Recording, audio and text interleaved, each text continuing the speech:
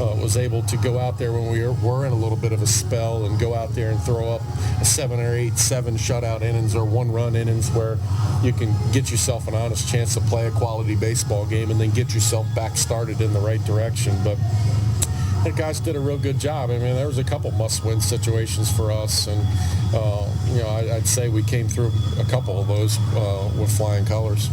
Goldeyes manager Rick Forney joining us on the Dugout Show. The Goldeyes play Game 1 of the first round of the playoffs tonight against the Lincoln Saltdogs at Shaw Park. I know you mentioned after the final game there on Monday, another kind of turning point down the stretch. You guys win 16 of your final 21 games. You noted that third game in Sioux City after you dropped the first 2. Yeah, well, you were there to see it. We were kind of in the middle of a very tough stretch for our club travel-wise. Just it started right before the All-Star break when we went to Kansas City for 3 days, and we played pretty good baseball in Kansas City. I think we won 2 of the 3 games and had a chance to win the initial game in that series, but didn't.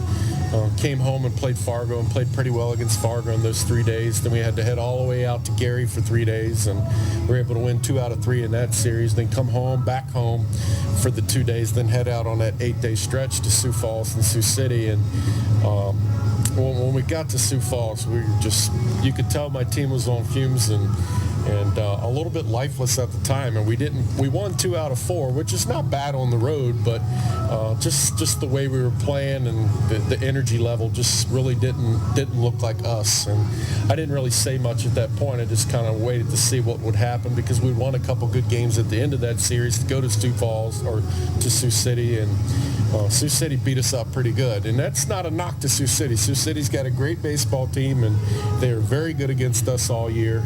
In fact, they're one of the only clubs that had a winning record against us this year, but they beat our pants off pretty good those first 2 nights in Sioux City. And just had a brief conversation in the clubhouse with the guys about what was at stake heading down the stretch and the importance of playing good baseball in August, because you have to, what you do in May, June, and July puts you in good position, but it doesn't guarantee you anything. You have to earn the right to get into postseason baseball, and just kind of reassured the guys that, this is not the way we're capable of playing. We're capable of much more, and went out and found a way to win the last 2 games in Sioux City, and then came home and it got hot at the right time. And we were still in a difficult stretch of our schedule because we had a lot of St. Paul coming up, and they were right on our heels. But the guys responded. Just had a great month of August, played good baseball down the stretch at home. So it's a lot of fun to watch this group. And you guys not only set a franchise record for wins, but also for road wins with 33. And that'll be key this series. One way or another is going to finish on the road. Yeah, for us, there's not a whole lot of difference as I watch my team home and on the road. Not for me. We play similar defense. We pitch similar, and offensively, for some reason, I think we're a little bit better at the top of the first instead of the bottom of the first. But I'm not uncomfortable playing on the road. The only thing that I am uncomfortable with is our record when we get off the bus, and it hasn't been real good this year. So for us, I felt like it would be more to our advantage to be able to stay at home since we finished here and start the playoffs here. You don't win 63 games without excelling in all areas, but one aspect that really deserves a lot of praise is your defense this year, infield, outfield, even your pitchers feeling their position this season. Yeah, we've been pretty good. Obviously we were, I think, second in the league in hitting this year, and I'm assuming we finished with a 300 team average. I didn't look to see exactly what it was, but offensively we were pretty good. Obviously, I think we were second in pitching this year. We're real good. I think we allowed the fewest amount of walks, had a great team strikeout to walk ratio. Really good in a lot of statistical areas like pitching with runners in scoring position, ERA, and batting average, and we did a lot of good things. But a lot of that pitching wise, the success we enjoyed comes from our defense, and I believe we finished top in the league in pitching, which it's not always easy. Sometimes you got to move your parts around a little bit based on days off and your schedule and injuries and things like that. But we built our team with a lot of versatility and as much speed as we possibly could, and it worked out. We're pretty solid. Obviously, we're strong in the middle of the field with Luis, Coon, and Bond and Reggie, but we're pretty good on the corners as well. And we did a great job of making the routine plays this year. We're pretty efficient turning double plays. Just pitchers, that wasn't. Sometimes that can be a weak link, is your pitchers not being real good at fielding their positions, and sometimes it can cost you multiple games over the course of the season. I can't really say that was the case this year, but all in all, defense has been fantastic.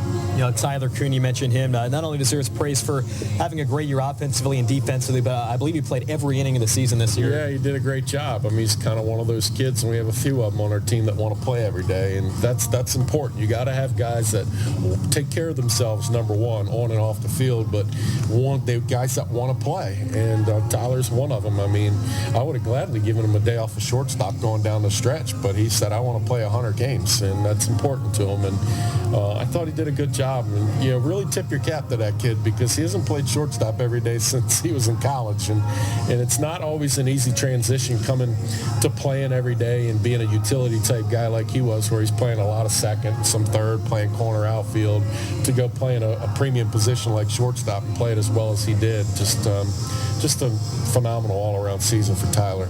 You take on a very good and hot club right now. The Lincoln Saltdogs overcame a 6-game deficit in the final month. You played them tough early on in the year, a lot of close games. Your kind of outlook on what you've seen from them? Well, they have a good team. They have some good starting pitching. They got a good closer that saved a lot of ball games and I believe set the record in our league. They got some power in their lineup. They got a little bit of sneaky speed, but it's really hard to tell for either one of us who might have an advantage or what area you can possibly exploit, because we haven't seen each other since the beginning of June. They've played some great baseball to get into the postseason. They've had a great month of August, but I think what it all is going to boil down to is who's starting pitching is going to step up. Obviously you're going to have to defend the field pretty well and not, try to be as close to mistake-free as you possibly can. And I think one of the big important parts of this series also is going to be matching up in the bullpen. Whose lefties are going to get their lefties out and whose righties are going to come in and get their righties out. You got to be pretty efficient in that area in the postseason. And for the most part, our guys have been pretty good in that area, so it's going to be pretty important heading down the stretch. And, timely hitting in the postseason is always important because you don't always see too many high-run, scoring games. So it's going to come down to, pitching and defense and finding that timely hit. You have 4 really number one caliber starters, but you've got your opening night starter on the mound here tonight, and a perfect guy to try and get this series off in the right foot. Yeah, he's going to be up against a pretty tough opponent in Vicenius, and Sal's, we've had Sal around for a while, and he competes as well as anybody, and we expect Sal to give us a good effort tonight. And one of the big things, his biggest chore tonight is try to find a way to stay in the game longer than Vicenius, number one. Number two, try to match him if you can. You don't necessarily have to outpitch him, just match him and keep us in the ball game till it's late and see whose bullpen's going to fold first. And I think Sal's the guy that can do that for us. All right, Rick, great job as always. Appreciate the time. Best of luck here in Game 1. All right, thanks, man. That was Winnipeg Goldeyes manager Rick Forney joining us on tonight's Dugout Show. The Goldeyes and Saltdogs right now getting announced to the line as they prepare for Game 1 of the 2014 American Association Division Series. We'll take a break and come back with a closer look at tonight's starting pitchers, Chris Salamita and Joe Vicenius, 2 very quality veteran starters. We'll have that coming up after this with On the Rubber on Jewel 101. What should we bring to the lake for dinner tonight? Something easy that we can throw in the cooler. Turkey. Granny's Poultry introduces their seasoned boneless turkey breast. Sounds good. Really good. Pick up a Granny's frozen seasoned boneless turkey breast from your neighborhood grocery store. Throw it in the cooler, and by the time you get to the lake, it's barbecue ready. Granny's Poultry, your local poultry farmer's own cooperative. To find a retailer or for simply delicious recipes, visit grannys.ca. Granny's, good-natured. Most days, you can predict what life's going to throw at you. He's 2 for 2 at bat so far today. But every once in a while... Strike! Oh, he did not see that coming. When life throws you a curveball, Ranger Insurance will protect what's important to you. Whether it's home, life, auto, or commercial, they have a plan that fits your needs. Ranger Insurance, putting relationships first. For the protection you deserve, visit rangerinsurance.ca. You have a mission. Make summer yours. Master the lawn, own the barbecue, and make the yard into your own private kingdom. And you'll find everything you need to complete this mission at Rona, your destination for all home improvement and renovation needs. Building materials, barbecues, lawnmowers, patio furniture. The only thing you need is imagination and a little know-how. And if you need help in that department, the experts at Rona are available to give you the best tips on your home improvement projects. Rona Home and Garden. What's your next project? Visit Rona.ca. Luxury, convenience, comfort. Have it all with Premier Executive Suites. For business travelers who are always on the move, Premier Executive Suites is your home away from home. You can relax in your comfortable living room, grab a midnight snack in your complete kitchen, and do that last-minute load of laundry with your handy in-suite washer and dryer. Book your extended stay in Winnipeg with Premier Executive Suites. Visit premiersuites.com to make your booking today. Take more of your life with you with Premier Executive Suites.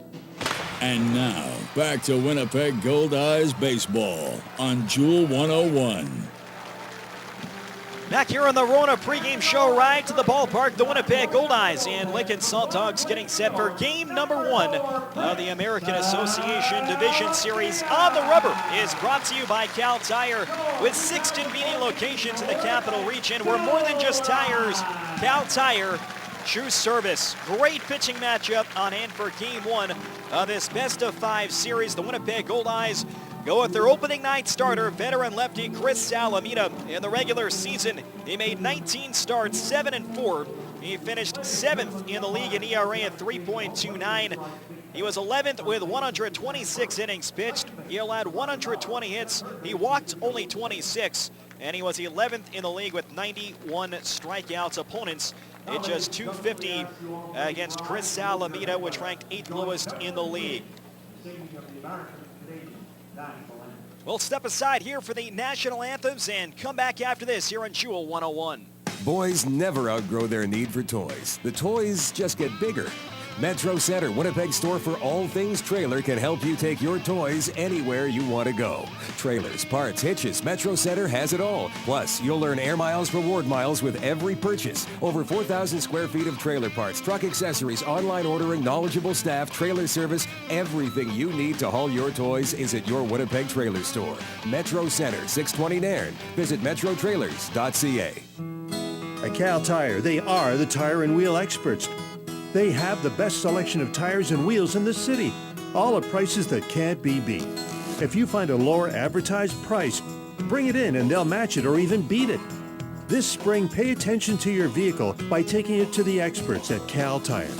It's time to talk to Cal at any one of their 5 convenient Winnipeg locations. And now, back to Winnipeg Goldeyes baseball on Jewel 101.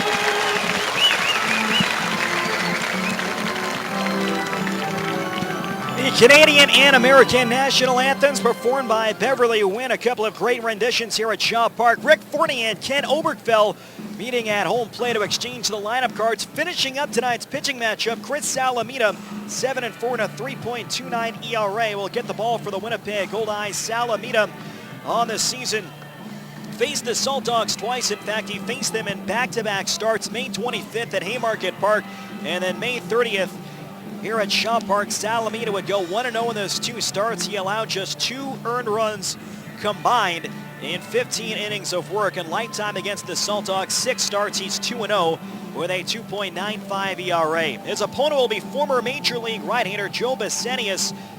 13 starts this year, 6-2. He finished 12th in the league in ERA at 3.46. 80 2/3 innings, 70 hits allowed, 29 walks, and despite missing some time, he had a stint in the Mexican League in the middle of the year. He's still ranked tied for third in the American Association with 100 strikeouts on the nose, and he had the third lowest opponent's batting average in the American Association at .230. Besenius faced Winnipeg on May 31st. That was here at Shaw Park, a ball game the Saltdogs would win 8-1. He fired 8 shutout innings, only gave up 3 hits. He walked 3 and struck out 7.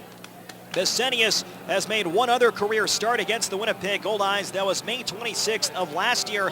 That was at Haymarket Park, and in that ball game, he allowed just 1 earned run on 3 hits in 7 innings, walked 1 and struck out 5. So Besenius, 2 career starts against Winnipeg. He's 2-0 in those starts with a 0.60 ERA. So Joe Besenius and Chris Salamita, neither have lost to the opposition.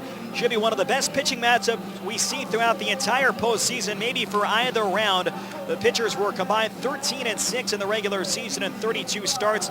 They were in the top 12 of the league in ERA. Both finished in the top 11 in strikeouts, and both were in the top 8 in terms of the lowest opponent's batting average in the league. So the two veteran pitchers, Chris Salamita, 30 years old from Watervliet, New York, a left-hander, will go for the Goldeyes. Salamita pitched games 2, both the Division Series and Championship Series against Fargo, Moretti, and Wichita, respectively, during the 2012 postseason. He will take on 31-year-old right-hander Joe Besenius, originally from Sioux City, Iowa. He's in his second year with the Lincoln Saltdogs. Besenius, a former major leaguer, spent part of 2007 with the Philadelphia Phillies and then part of 2010 with the Washington Nationals. A guy who has premium velocity, maybe the best fastball in the American Association from a starting pitcher, consistently 92 to 93 miles an hour. He'll feature a good cutter as well as a curveball. Chris Salamita, of course, works that 2-seamer and slider, mixing the changeup every now and then, and a guy who is not afraid to pitch inside, especially to right-handed batters. So have a great matchup in store. Game 1 of this best-of-5 series. The Winnipeg Goldeyes set a franchise record with 63 wins. They won the North Division by 15 games over the St. Paul Saints. Lincoln clinched on the second last day of the regular year, 54-46. They're in the postseason for the first time since 2010. That finished off a stretch in which the Saltdogs had made the playoffs 5 times in 6 years. Lincoln in 2010, they were actually swept by Reggie Abercrombie and the Sioux Falls Pheasants in 3 games, all of which were decided by a single run. The year before that, Lincoln won its first championship. They won 2 thrilling 5-game series. They beat Wichita in 5 games on the road in the Division Series, and then they beat Pensacola in the Championship Series, also in 5 games, and they won that, the decisive 5-game on the road at Pelican Park.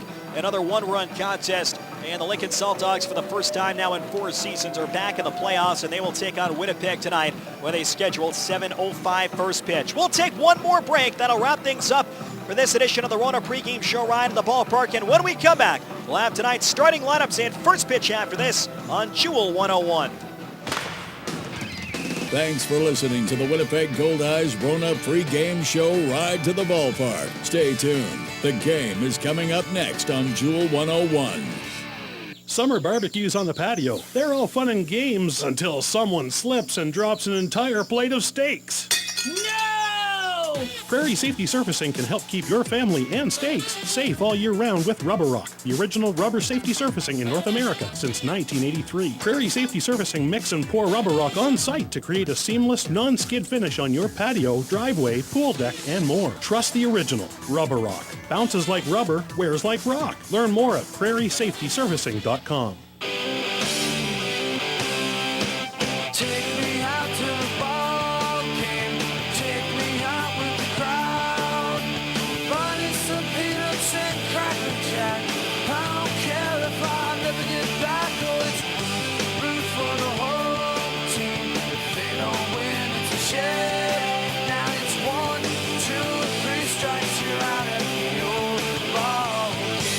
It's time for Winnipeg Goldeyes baseball on the crystal clear FM airwaves of Jewel 101. Now, let's go to the ballpark for tonight's game. Here's Steve Schuster. From Shaw Park in Winnipeg, Manitoba, you're listening to Goldeyes Baseball, presented by MTS on Jewel 101.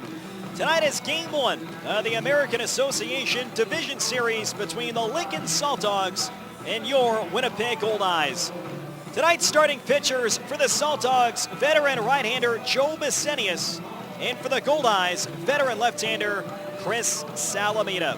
Well, the playoffs are upon us. The Goldeyes, winners of the American Association North, they had their spot clinched a little over 10 days ago, and now the Goldeyes will begin their quest for a second league championship in the last 3 seasons. Let's take a look at tonight's starting lineup for the Central Division champion Lincoln Saltdogs, managed by Ken Obergfell, who is in his 2nd season.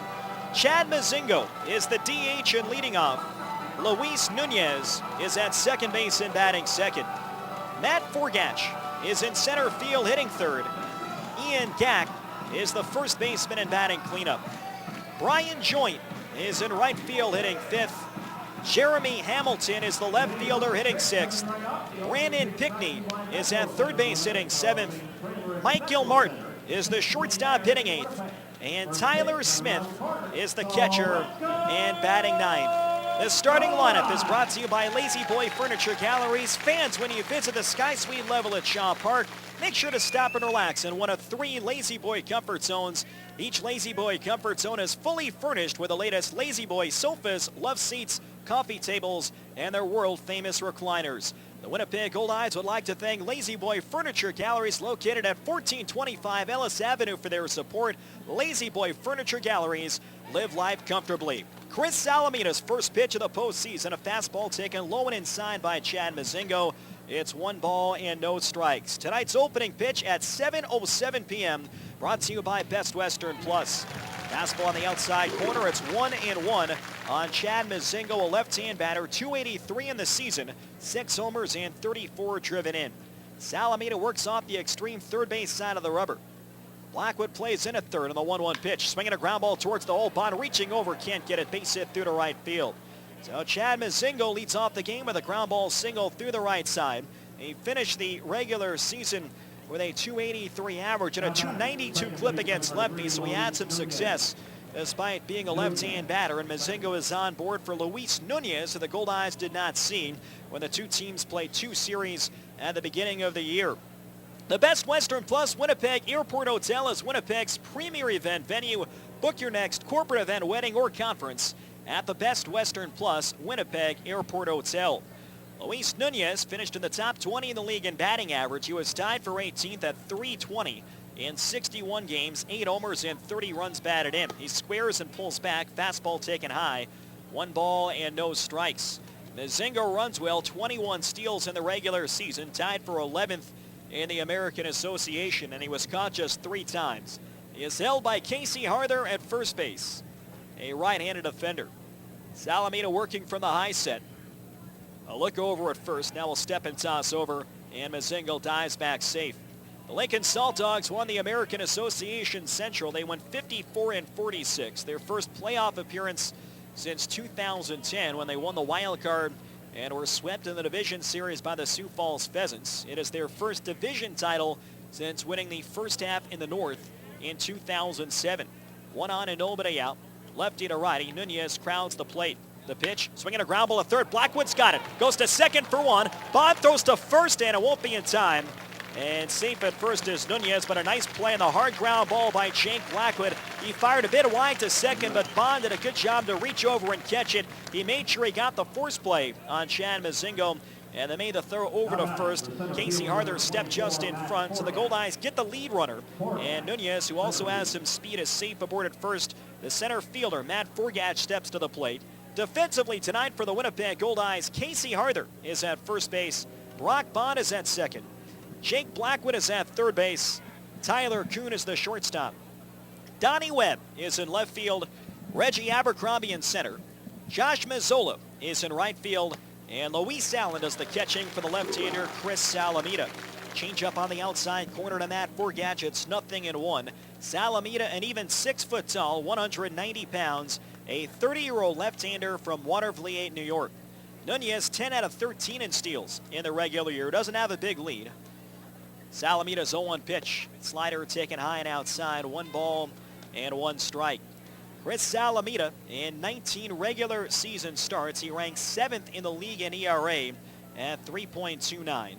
And in his 19 starts, he allowed 3 or fewer earned runs in 14 out of the 19, including 2 against Lincoln. A 1-1 pitch. Fastball runs outside. It's now 2 balls and 1 strike. Matt Forgatch, the center fielder, 253. 9 home runs and 42 runs batted in. He drove in 11 over his final 10 games. Saltdogs as a team had a very good finish to the year. Runner on first and 1 down. No score in the top of the first inning. Game 1 of the division series between Winnipeg and Lincoln.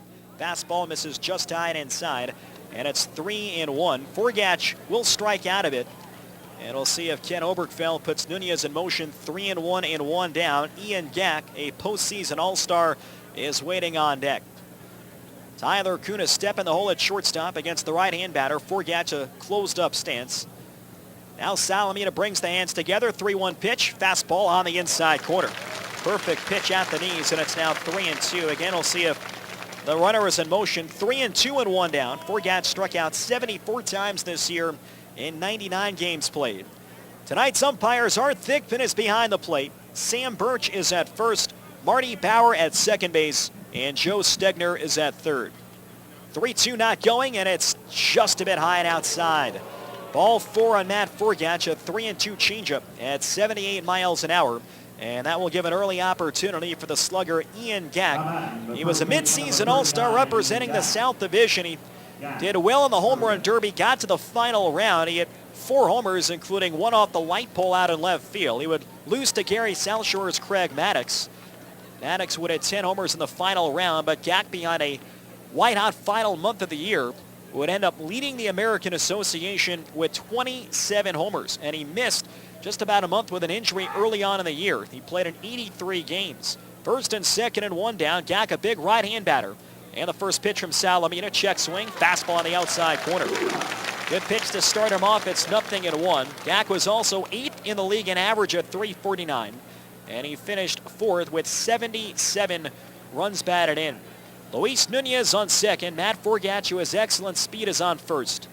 Infield set for 2. No score in the top half of the first. The outfield deep and a few steps to left. Salamita's ready. Looks back at second base. And the 0-1 pitch. Fastball, that one's just a bit high. It's 1 ball and 1 strike.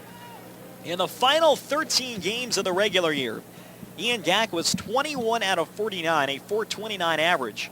And in those final 13 contests, he had 8 homers, 8 of his 27 for the season, and drove in 19.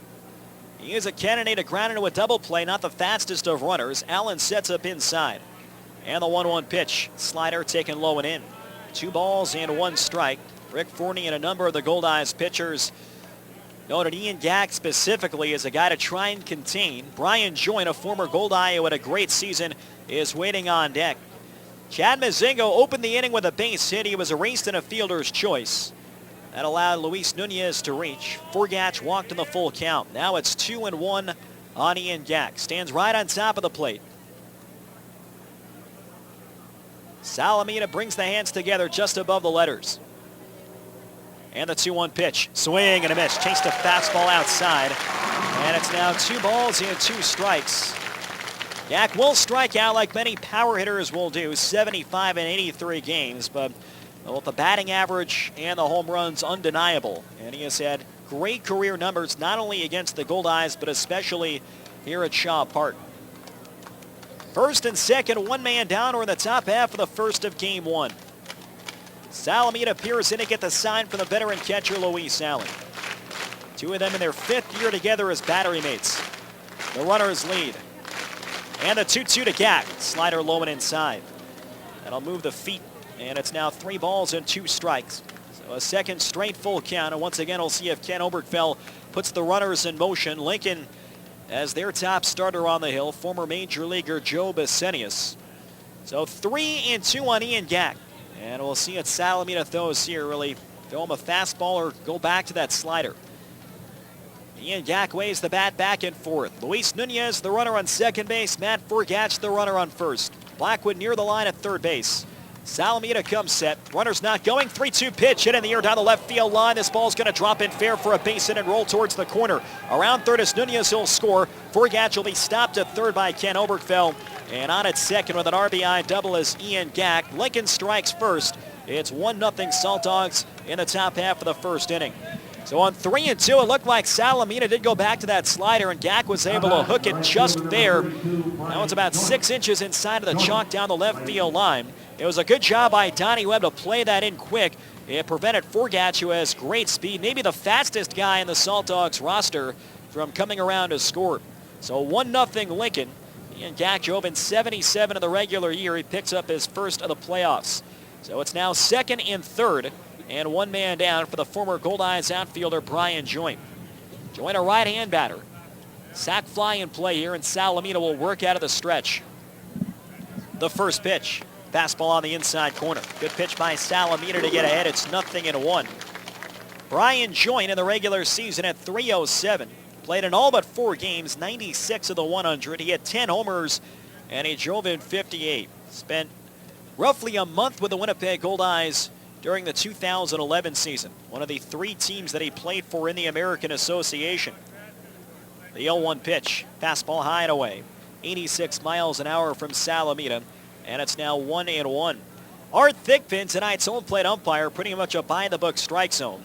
Over the last 3 years, he has averaged 1.74 strikeouts for every walk, and that's pretty much right in line with the 9-year historical league average of 1.78. The 1-1 pitch, check swing, fastball taken high and outside, 2-1. Jeremy Hamilton, who began the year with the Gary South Shore Railcats, but never actually suited up in a game for the Railcats, is waiting on deck. He's a left-hand batter. Matt Forgatch, excellent speed, is on third base. Ian Gack, a slower runner, is on second. One down in the top of the first, and the Saltdogs leading 1-0. The 2-1 pitch, high fly, shallow left, charging on Donnie Webb, reaching forward. It's in for a hit. Forgatch scores, throw to third base. Blackwood's tag on Gack is not in time. An RBI bloop single to left for Brian Joint. And Lincoln has a 2-0 lead in the top half of the first. Joint got jammed. It was a good pitch by Chris Salamita. It fell just in front of Donnie Webb. That allowed Forgatch to come in and score. Gack, and understandably so, he had to make sure that ball wasn't caught, so he was about halfway between second and third base. We mentioned Gack isn't the fastest of runners, so once Webb was able to grab the ball in the first bounce, he fired to third, and it looked like Blackwood had tagged him out. He was ruled safe by the third base umpire, Joe Stegner. Brian Joint with a bloop single, 2-0 in favor of Lincoln. And the Saltdogs have runners on the corners and one man down for Jeremy Hamilton. Hamilton, a left-hand batter. I mentioned he began this season with the Gary South Shore Railcats, but never actually got into a game for Gary South Shore. Salamita could get out of the inning on a double play. Brian Joint with pretty good speed on first, although he only attempted 3 steals in the regular year. The first pitch, Hamilton grounds one the other way. That's a fair ball inside the bag and down the left field line. Gack will score. Joint goes to second, and it's 3-0 Lincoln in the top half of the first. Another ball not hit particularly hard. Salamita came in, and Jeremy Hamilton was able to fight it off, and it was just fair inside third base. So 3 straight run-scoring base hits. And it's first and second and one man down, and the Saltdogs have an early 3-0 lead in support of their starting pitcher, Joe Basenius. Brandon Pickney, the veteran infielder, who is now with his 3rd American Association club this year, stepping up. Pickney, a right-hand batter, his combined numbers, .268, 7 homers, and 46 runs batted in 79 games this play. That's with a slightly open stance deep in the box. Here's the set from Salamita. Runners lead first and second and one down. The pitch, slider just outside. It's 1 ball and no strikes. Pickney began the year with the Grand Prairie Airhogs, the team that he spent all of last season with. In fact, he was a teammate of Ryan Pineda's with Grand Prairie in 2013 and helped the Airhogs win the South Division. The 1-0 pitch, high and outside of the fastball, and the count goes to 2-0. 3-0 Lincoln, top of the first. Brandon Pickney would then have a brief stint with the Amarillo Sox and is now with the Lincoln Saltdogs. For Lincoln, he had .248 in 28 games, drove in 14. On second is Brian Joint. Jeremy Hamilton on first with 1 out. Salamina's ready. And the 2-0 pitch. Swinging a high fly right center field. Long one for Abercrombie. Over to his right is Mazzola. Mazzola makes the catch in medium right center. And Pickney is retired for the second out. The runner's hold. Joint stays at second. Jeremy Hamilton stays over at first. Mike Gilmartin, the shortstop, now steps up. Gilmartin, a left-handed batter, has been a very solid player at the bottom of the lineup for Ken Obergfell. He had .262 in the regular season, hit 7 homers and drove in 37. He played a very solid shortstop. And he'll bat here with first and second and 2 outs. Saltdogs with RBI hits from Ian Gack, Brian Joint, and Jeremy Hamilton. The latter 2 aren't exactly hit hard, but they've gotten the job done early on. And just in case, Winnipeg will get Matt Jackson warming up inside of the bullpen. Here's the first pitch. Slider taken low and outside, and the count is 1 ball and no strikes. Mike Gilmartin in the regular year at .263 away from Haymarket Park at 4 of his 7 home runs. He had almost identical numbers at home, a .261 average, and the other 3 of his 7 long balls. He stands off the plate. Salamina looks back at second, and the 1-0 pitch. Slider. Little line drive over the reach of Tyler Coon. Base hit to left around third. Joint being waved to the plate. Here's a throw by Donnie Webb. Blackwood will cut it off. 2-out RBI single the other way for Mike Gilmartin, and it's now 4-0 Saltdogs in the top half of the first. Another ball not hit terribly hard. Gilmartin looked like he was caught out in front of a slider, but was able to slow the bat down enough and tap that one a shallow left field just beyond the reach of Coon. So Gilmartin comes through with a clutch 2-out hit, and the Saltdogs have put 4 on the board in the top of the first inning. So it's still first and second. Jeremy Hamilton is on second, Gilmartin on first, and Tyler Smith, the catcher, will be the 9th man up here on the top half of the first. Smith, the right-hand batter, share tie behind the plate with Chris Anderson. And the first pitch from Salamina. It's a fastball on the outside corner of the knees. No balls and 1 strike. Smith played in 50 games in the regular year. He had .231, 1 homer and 16 driven in. First and second, 2 outs. Lincoln with a 4-0 lead in the top of the first.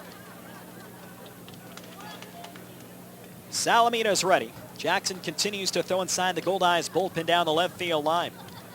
And the 0-1 pitch. Slider swinging a high bouncer, tough play towards second. Bond's got a wait, he fields, foot race to the bag, and he gets there just in front of Mike Gilmartin to end the inning.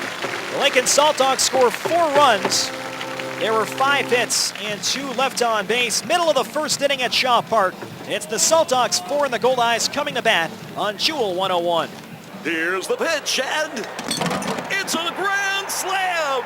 Here they come. Cans, juice boxes, glass and plastic bottles, into the bin! The Winnipeg Goldeyes and Recycle Everywhere want you to swing for the fences and recycle all your empty beverage containers. They're full of potential and have thousands of uses beyond the landfill. Step up to the plate and pitch your drink containers into a recycling bin. Whether you're at home, work, school, or the ballpark, remember to recycle everywhere. CIBC and the Winnipeg Goldeyes have partnered to fight cancer. On Sunday, October 5th, CIBC and Goldeyes employees, friends, and family will be running in communities across Canada for a future without breast cancer. Shaw Park, the home of the Winnipeg Goldeyes, will be your local run site for the Canadian Breast Cancer Foundation CIBC Run for the Cure. For more information, to register to run or make a donation, go to CIBC.com. Let's run for a future without breast cancer. Join in Sunday, October 5th at Shaw Park. And now, back to Winnipeg Goldeyes baseball on Jewel 101. 4-0 Lincoln. We get to the bottom half of the first inning of Game 1 here at Shaw Park. Let's take a look at tonight's starting lineup for the Central Division champion Winnipeg Goldeyes, managed by Rick Forney, who is in his 9th season. Brock Bond is the second baseman and leading off. Jake Blackwood is the third baseman and batting second. Tyler Coon is at shortstop hitting third. Casey Harther is the first baseman and batting cleanup. Reggie Abercrombie is in center field hitting fifth. Donnie Webb is the left fielder hitting sixth. Josh Mazzola is the right fielder batting seventh. Luis Allen is the catcher hitting eighth. And Ryan Pineda is the DH in batting ninth. On the mound tonight for the Lincoln Saltdogs, right-hander Joe Bissenia, 6-2 in 13 regular season starts. He ranked 12th in the league in ERA at 3.46. 80 2/3 innings, just qualified for the ERA leaders. He allowed 70 hits, walked 29, tied for third in the league with 100 strikeouts, and he had the third lowest opponent's batting average at 230. He will take on Bond, Blackwood, and Coon here in the bottom half of the first inning. 4-0 Lincoln in the first pitch. Fastball on the outside half of the knees, 91 miles an hour. It's no balls and 1 strike. Brock Bond joined the Winnipeg Goldeyes at the end of June.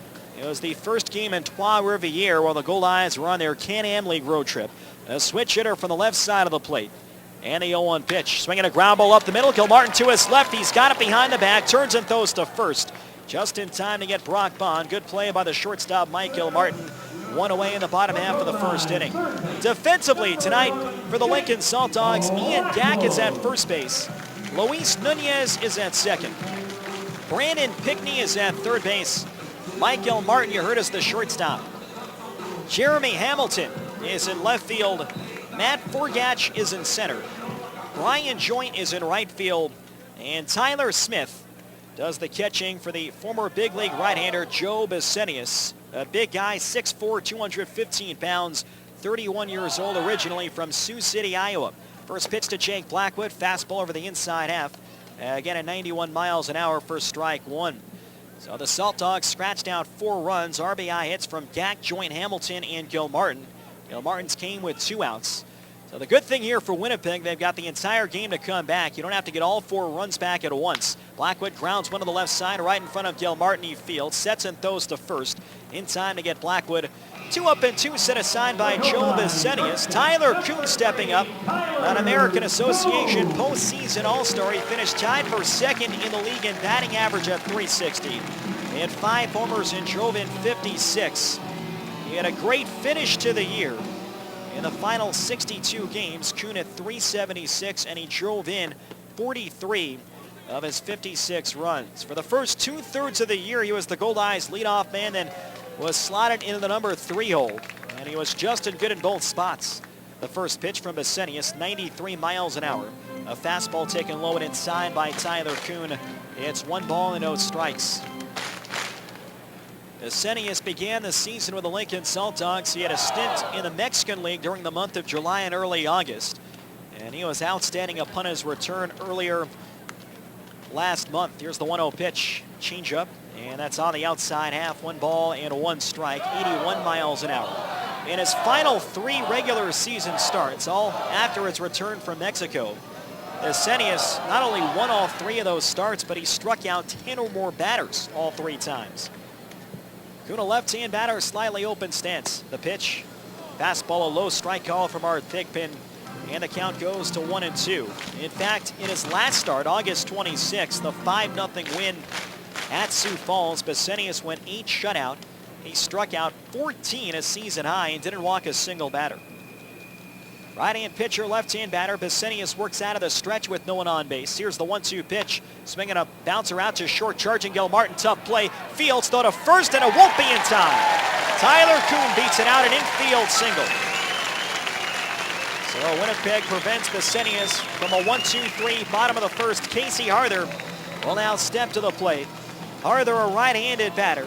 He tied with Tyler Coon for second in the league in batting average at .360. He had 13 homers, and he was tied for 7th with 72 runs batted in. And as far as run production goes, Harther had a great finish to the season.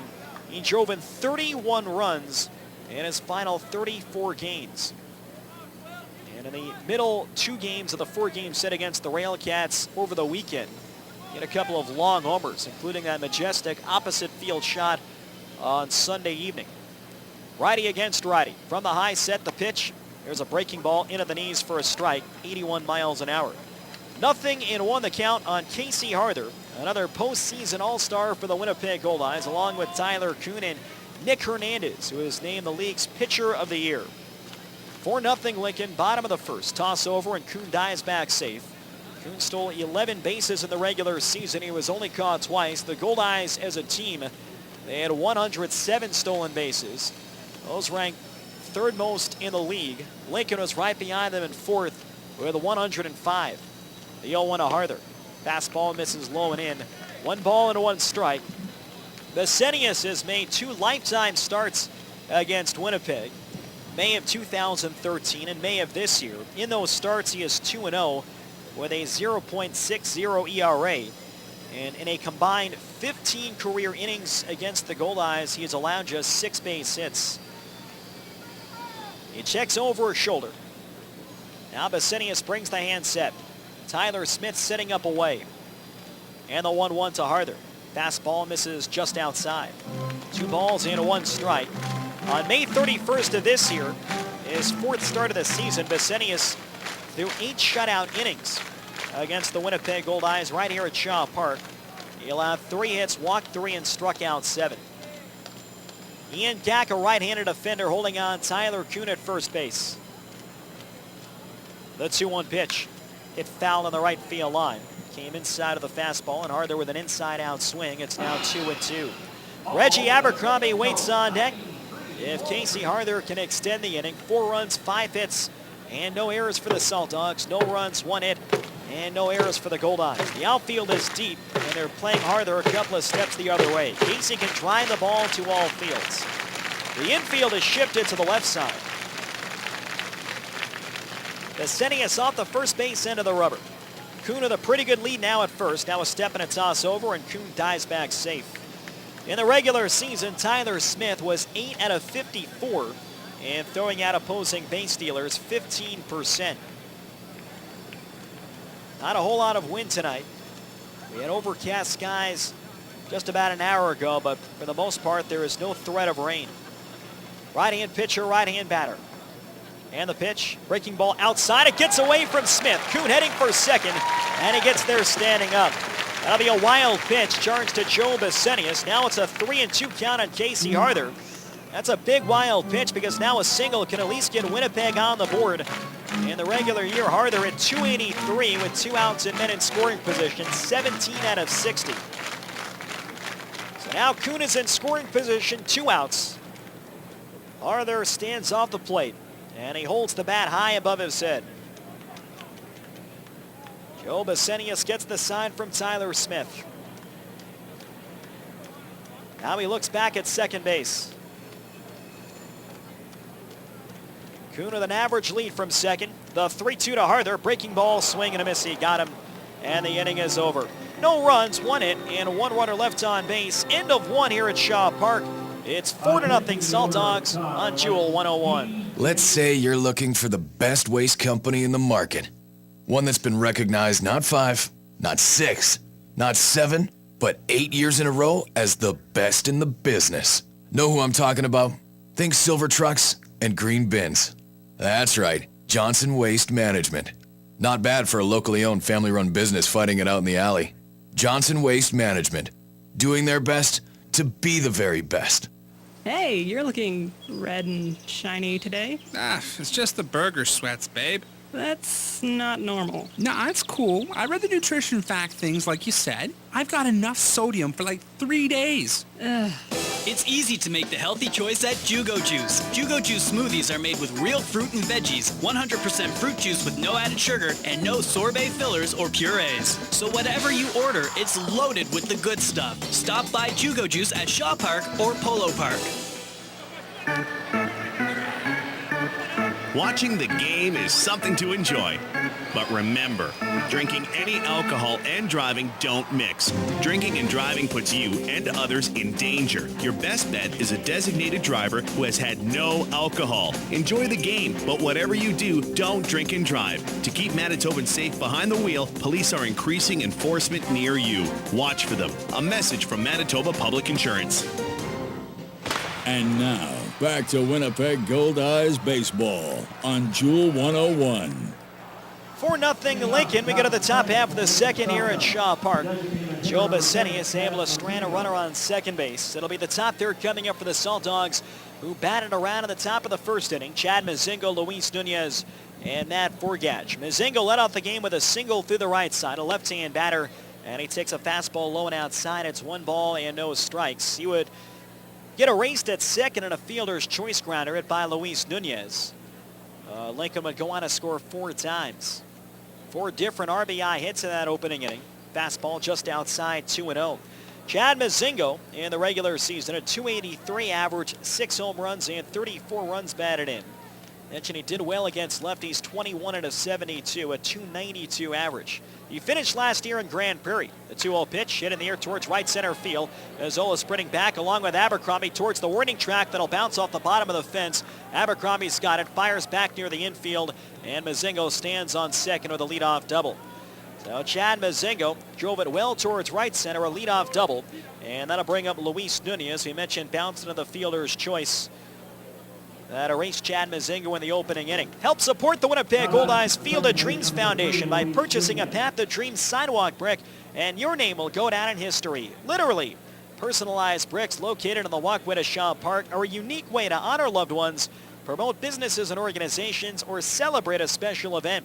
For more information on how to purchase your Path of Dreams sidewalk brick, call the Goldeyes office at 982-BASE. See if Nunez is asked to bunt here. The corners pinch in, Blackwood at third and Harther at first base. Not showing, bunt first pitch, and it's a slider over the inside half. 0-1.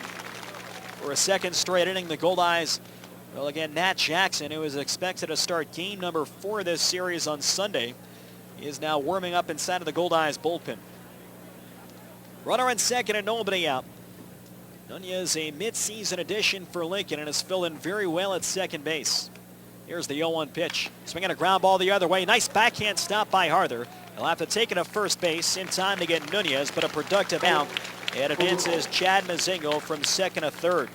So the Lincoln Saltdogs have a chance to scratch out another run on a deep fly ball. Matt Forgatch is stepping up. Forgatch drew a walk on a close 3-2 pitch in the top half of the first. Later came home on the bloop single to left field from Brian Joint. So Lincoln executing well here the first couple of innings, and down 4-0. The Goldeyes will tighten up the infield. It is all the way in at first and second, halfway at third base and shortstop.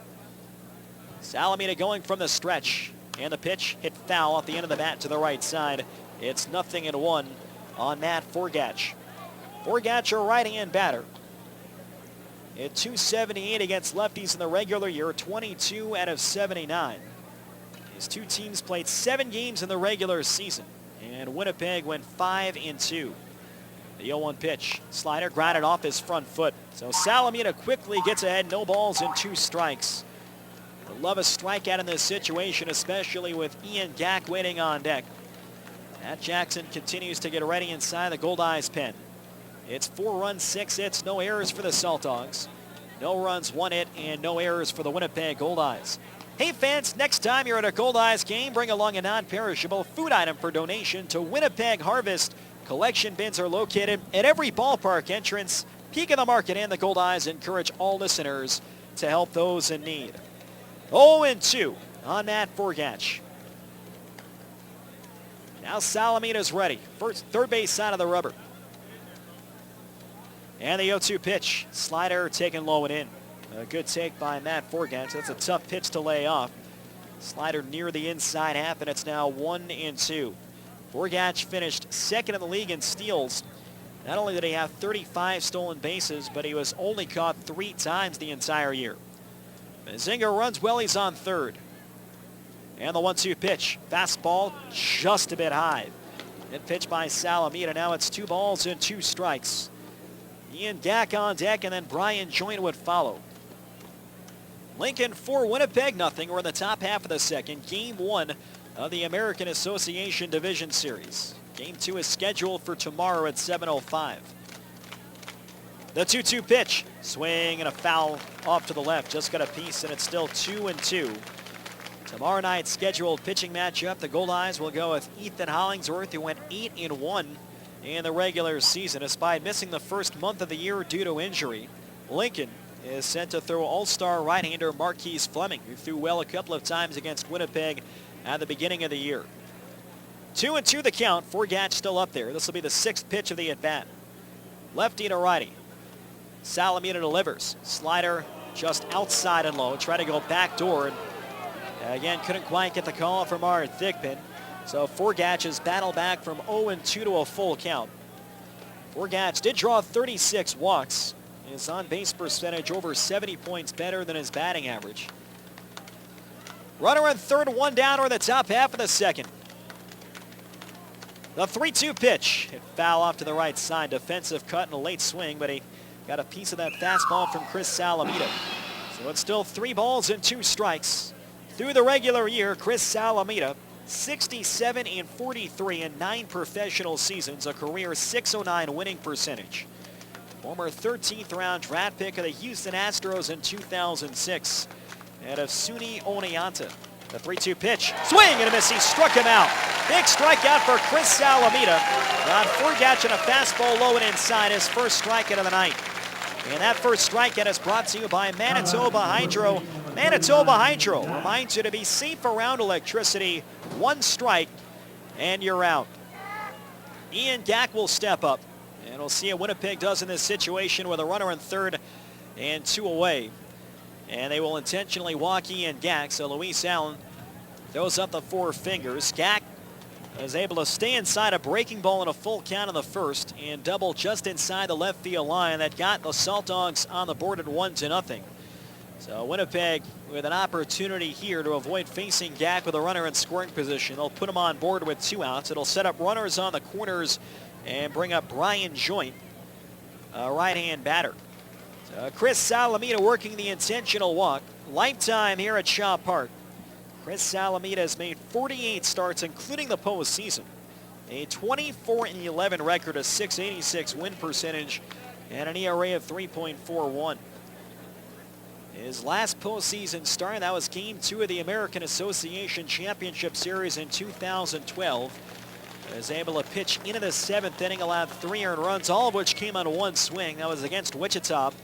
And the Goldeyes went on to win that contest 7-3 to take a 2-0 lead. The intentional walk is complete. So here's Brian Joint, who also drove in a run. He hit a little flare to medium left field that fell just in front of Donnie Webb. That drove in Matt Forgatch to make it 2-0. Chad Mazinga was on third base. Ian Gack on first following the intentional walk. Saltdogs 4, Goldeyes nothing in the top half of the second.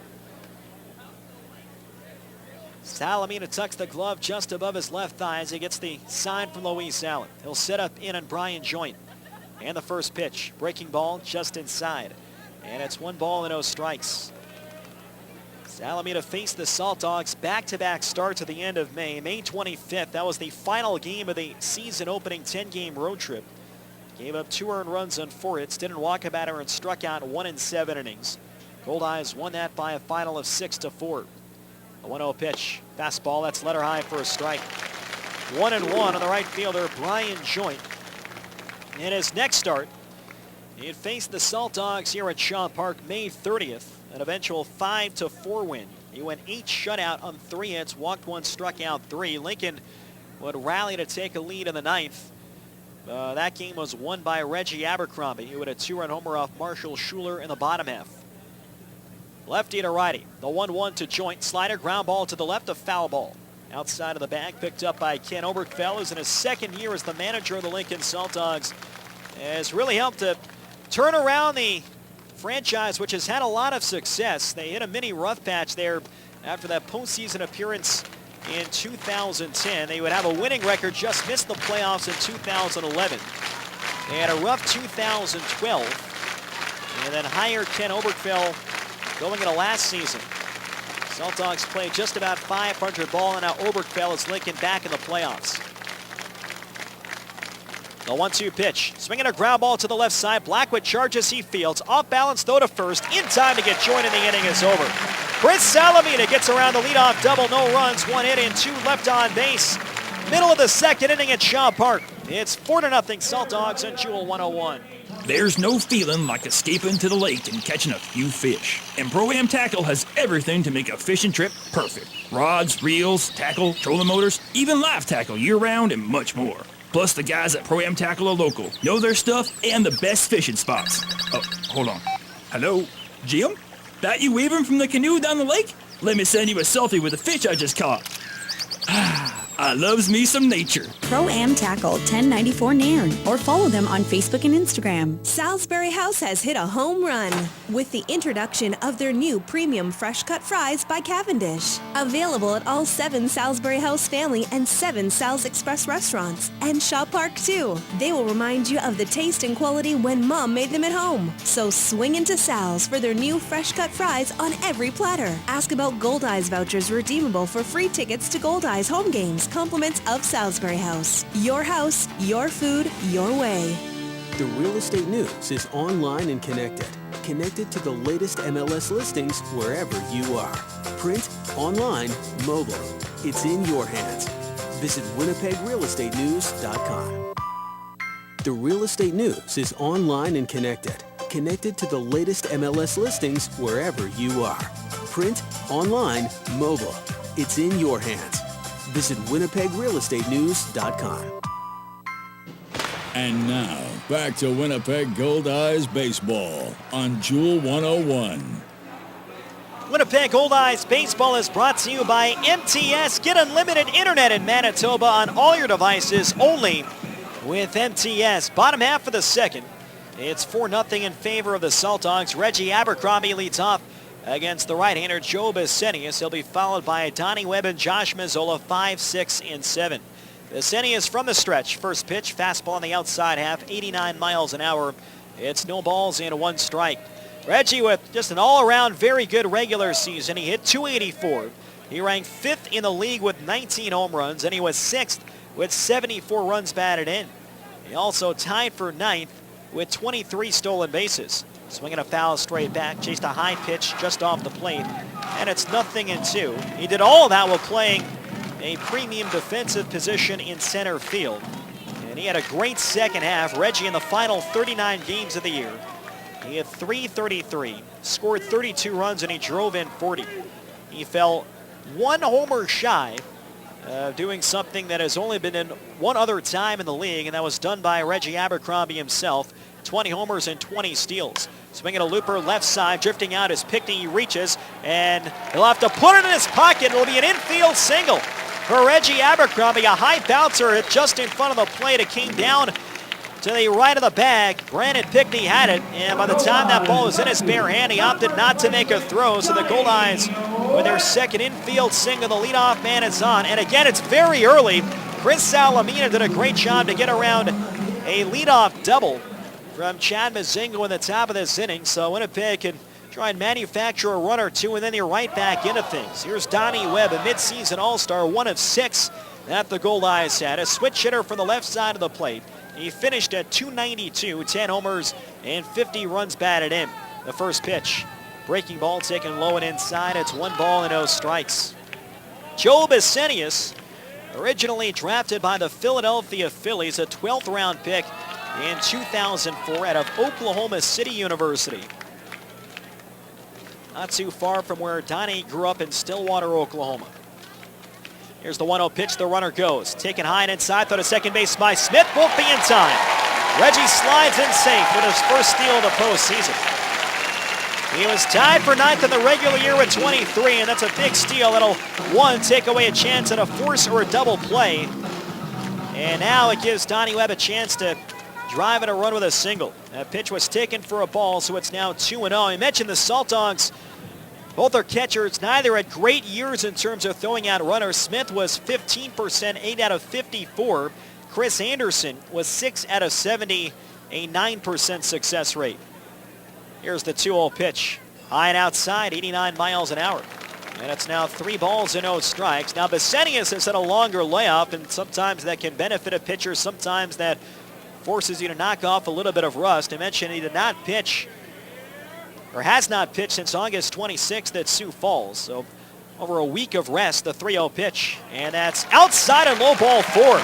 Close pitch on 3-0, and Donnie Webb draws the walk. And now the Goldeyes has something going here. First and second, nobody out. Josh Mazzola stepping to the plate. Mazzola, another guy who had a very good finish to the season. In fact, he ended the year on a 9-game hitting streak. Taking that further, the final 65 games, Mazzola hit .293, 14 homers, and he drove in 56. Tyler Smith just had a brief chat And Joe Bissenius. Bissenius began his career in the Phillies system, would eventually break into the majors with the Phillies in 2007. He made 2 appearances and did not give up a run in 2 innings. Then made his way to the Nationals organization and got to the majors with Washington in 2010. 5 appearances over 4 2/3, and he had 5 strikeouts. The first pitch to Josh Mazzola. Breaking ball way outside. Good block by Tyler Smith. And it's 1-0.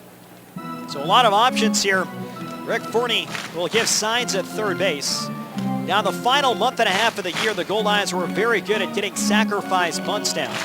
You've got a lot of speed in the base paths. Abercrombie in second, Webb on first. A double steal isn't out of the question. With the speed of Abercrombie and Webb, and Bissenius a little bit slow to the plate. He works off a high extended set.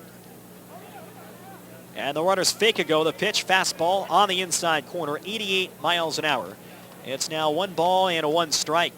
Abercrombie and Webb faked a couple of steps towards third and second, respectively. It's 4-0 Lincoln. We're in the bottom of the second, but Winnipeg with a threat against the 31-year-old right-hander. Joe Bissenius from Sioux City, Iowa, of course, home of the Explorers. Now Bissenius turns and looks at second. Luis Nunez came in, but was still a couple of steps away from the bag. Mazzola, of course, he's got the power to turn this into a 1-run game with 1 swing of the bat. The outfield plays him deep and a couple of steps to left. He finished tied for 11th in the American Association with 16 homers. And the 1-1. Fastball, letter high for a strike. Art Thigpen called that a strike. Mazzola unhappy. It's now 1-2. May or may not be a high strike, but Salamita has not gotten those pitches over the first couple of innings on the other side. Mazzola was also tied for 10th with 68 runs batted in this year. Right-hand hitter with a wide open stance. Runners lead first and second.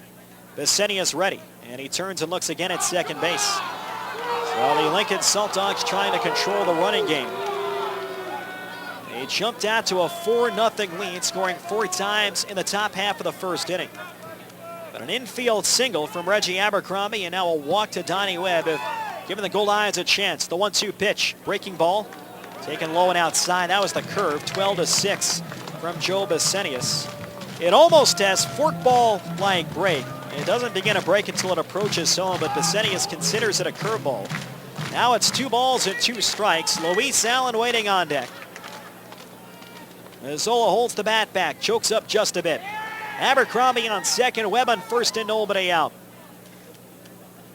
The 2-2 pitch, swinging a grounder foul behind the plate, and Mazzola splintered his bat. Most of it's in one piece, but a shard came off the barrel, so Mazzola will have to get a new stick from the dugout, and it's still 2 balls and 2 strikes.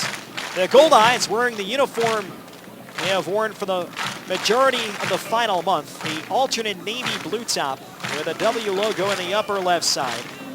White numbers, no names in the back. Home white pants with no trim and the navy blue caps. The Saltdogs are in their alternate red uniforms, gold trim down the middle. Saltdogs printed on the front side, navy blue numbers, no names in the back. Road gray pants with red trim and the all red caps. 2 on and no one down, 2-2 the count on Josh Mazzola. Now Bissenius comes set, and Mazzola will be granted time, so Bissenius trying to, again, control the running game, taking a few extra seconds in between pitches. Abercrombie on second, Webb on first. Both can fly. Now Bissenius is ready. Runners go, 2-2 pitch, swing and a miss, throw to third base. Abercrombie slides, and he's safe at third base. So the Goldeyes do pull off the double steal. But Reggie is second on this trip around the base paths for Donnie Webb, his first of the postseason. So Bissenius gets the strikeout on Mazzola, but now it's second and third and 1 down, so a single could cut the lead in half. Luis Allen, maybe the best contact hitter on the Goldeyes, will step to the plate. And the final day of the regular season. It was Monday night against the Railcats in the bottom of the ninth. He singled to right. That tied Max Poulin for the franchise record in base hits. It was Louis' 631st in his 6 years as a Winnipeg Goldeye. He had 289, 6 homers, and he drove in 50, struck out just 16 times. Abercrombie on third, Webb on second, one away. 4-0 Saltdogs in the bottom of the second. The first pitch. Breaking ball taken low and outside. It's 1-0. Allen, a .322 hitter in the regular season with runners in scoring position. And for Lincoln, a dangerous guy to be facing in this spot. Almost always finds a way to put the ball in play. Tyler Smith just had another quick shot with Joe Besenius on the mound. Ryan Pineda, the Goldeyes DH, is waiting on deck. Tyler Smith, a 26-year-old backstop. Joe Besenius, a 31-year-old right-hander. And some of the best stuff for a starting pitcher in the league. Righty against righty. The 1-0 to Allen. Fastball taken low and outside, and it's now 2 balls and no strikes. A couple of pitches have missed low and away. That last one not by a whole lot. So Allen ahead in the count. 24 walks against only 16 strikeouts. Second and third and one man down. Sac fly is still in order in this situation. Lincoln playing Allen to pull a few steps towards the left field line. Infield back and spread out. Besenius from the high extended set. 2-0 pitch. Fastball low and inside. 3-0. A walk would bring the tying run to the plate and Ryan Pineda. So Besenius kicks away some play from just in front of his landing spot on the Shaw Park mound. 20 degrees Celsius tonight, 68 Fahrenheit. Humidity at 69%. Cloudy skies. And winds at 8 kilometers per hour coming out of the northeast. Allen waves the bat back and forth. See if he gets a green light. 3-0. And time called for at the plate. Joe Besenius, he's gone out of the stretch even with nobody on. Working from the first base side of the rubber. Lincoln 4, Winnipeg 0. Bottom of the second. And the 3-0 pitch. Fastball. Low and outside, ball 4. Another walk for Joe Besenius. That'll load the bases with 1 down, and the tying run will bat here in the last of the second. Ryan Pineda, one of the 6 Goldeyes All-Stars stepping up. He had .274 in the regular season. 5 homers and 31 runs batted in. So Besenius, at times he can have problems with command. It's kind of a feast or famine deal with the walks. Besenius made 13 regular season starts. In 9 out of the 13, he walked 2 or fewer batters. But he has walked as many as 6 in a single start this year. Righty against righty. And the pitch. Breaking ball just missed low and outside, 1-0. Abercrombie on third, Donnie Webb on second, Luis Allen on first. Goldeyes with the bases full without a ball having left the infield. In fact, a ball hasn't left the infield yet over the first 8 batters that Besenius has faced. But here is Winnipeg with a chance to do some damage and cut into a 4-0 deficit on the bottom of the second. Saltdogs do have a chance at a double player to win the inning. Brandon Pickney at third is near the line against his former teammate. The pitch. Down low, 2-0. That's 6 in a row out of the zone. And Besenius has thrown a first pitch ball to the last 4 hitters here in the inning. Pineda, 5 homers in the regular year. A couple of long ones here at Shaw Park coming in the final month of the regular season. 4 runs, 6 hits, and no errors for the Saltdogs. No runs, 2 hits, and no errors for the Goldeyes. Abercrombie on third. Webb on second, Allen on first, and 1 man down. The 2-0 pitch. Fastball that's on the inside corner. 88 miles an hour. So after 6 straight out of the zone, Pineda was going to take at least 1 strike. He was among the team leaders in working the count during the regular year. He averaged 3.79 pitches per plate appearance. And he finished the year with 45% quality plate appearances. Here's the 2-1 from Besenius. Check swing. And that one catches the outside corner. So Besenius has fought back. 2 balls and 2 strikes with Brock Bond waiting on deck. Besenius laboring just a bit here in the bottom of the second. Bases are loaded and 1 down. Infield looks for a double play up the middle. That's Gilmartin at shortstop and Nunez at second base. The 2-2 pitch, swinging a dribbler to the right side. It's going to be a fair ball, Gak Field. Steps on first in time to retire Pineda. Abercrombie scores from third, and that cuts the lead of 4-1. Ryan Pineda with a slow roller just inside the first base bag. Brings in Abercrombie from third, and the Goldeyes will get at least one run here in the bottom half of the second. Webb goes to third base, and Allen goes to second. And now Brock Bond steps up. Brock Bond, who like Luis Allen, did such a great job at putting the ball in play. 50 walks, tied for 9th in the year despite not joining the Goldeyes until late June. He struck out just 21 times. And at .326 overall, 15th best in the American Association. So an RBI ground out for Ryan Pineda, second and third and 2 outs. Bond, a switch hitter from the left side of the plate. Grounded a shortstop in the opening inning. Swinging a high fly towards the gap in left center field. Moving over Forgatch to his right. Forgatch reaches up and makes the catch. Bond hit that well the other way, but Forgatch has good speed. He runs down the line drive to left center. The Goldeyes get 1 run. There was 1 hit and 2 left on base, and at the end of 2 innings here at Shaw Park, it's 4-1 Saltdogs on Jewel 101. While there is no known cure for ALS, there is hope. The ALS Society of Manitoba supports families affected by ALS. Their client services coordinator works with your family to determine your needs, and the Brummett-Feasby ALS House provides 24-hour care designed to specifically meet the needs of people living with ALS, because hope is important in the lives of those affected by ALS. The ALS Society of Manitoba, they help their people every way they can. Visit alsmb.ca. This is Goldeyes Baseball on 100.7 CFJL, Jewel 101, Winnipeg. The Winnipeg Goldeyes make dreams come true by providing live baseball experiences to charities, nonprofit groups, and inner-city programs. Now with the Goldeyes Community Zone, even more memories are available to be made. For group tickets, contact the Goldeyes at 982-BASE. These seats are made possible through generous donations from the Community Zone partners. So from the Winnipeg Goldeyes and Community Zone recipients, thank you Manitoba Liquor and Lotteries, BFI Canada, Boeing Canada Operations, Labatt Manitoba, John Henry Creations, and Murray Chevrolet. We all love to save. Save time, save gas, save space.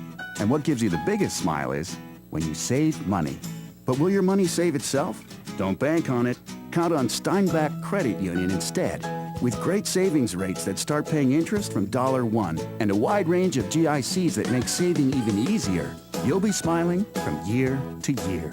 Want to save? Talk to SCU, because we're taking care of the world's most important money, yours.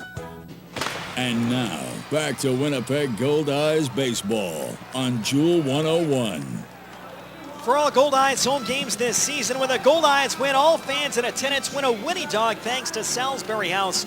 If the Goldeyes win tonight, you can take your game ticket to any of the 7 Sal's Express locations to receive a free Winnie Dog with a purchase of fries. The offer is valid for 7 days following the win, courtesy of Salisbury House. 1 offer per ticket, per person, per visit, not valid at Shaw Park. So 4-1 now in favor of Lincoln. The Goldeyes scratching out a run in the RBI ground out from Ryan Pineda in the bottom half of the second.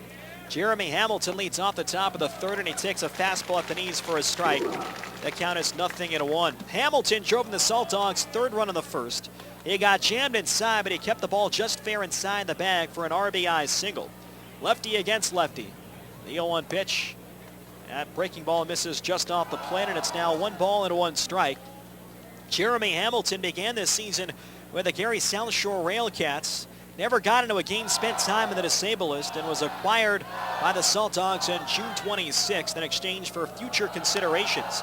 He swings and pops one up foul the other way. It's now 1 ball and 2 strikes. In the regular year, Jeremy Hamilton played 76 games. He had 245, 1 homer, and he drove in 33. 4-1 Lincoln in the top half of the third, game 1 of this best-of-5 series. Goldeyes in the playoffs for the first time since 2012. Lincoln for the first time since 2010. 1-2 pitch, slider just outside and low. So it's 2 balls and 2 strikes.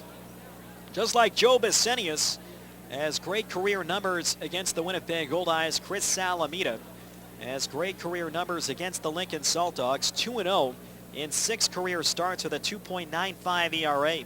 2-2 pitch, swing and a miss, got him on a slider. Chased it down and outside for Chris Salamita, his second strikeout. He gets the leadoff man for the first time in the ball game. 4 runs, 6 hits, and no errors for the Saltdogs. 1 run, 2 hits, and no errors for the Goldeyes. The in-game line score is brought to you by Culligan Water. Better water, pure and simple. Culligan Water has been locally owned and operated since 1956, serving Winnipeg and the surrounding areas. Contact them at drinkculligan.com. Brandon Pickney at the plate. Salamita going from the windup. Here's the first pitch. Fastball on the outside half, and the count is 0-1. Salamita among the league leaders in a number of categories. 7th in ERA at 3.29. 11th in innings pitched and an even 126. 11th in strikeouts with 91. The 0-1. Fastball, that one's just outside. 1 ball and 1 strike. He had the 8th lowest opponent's batting average in the league at 250.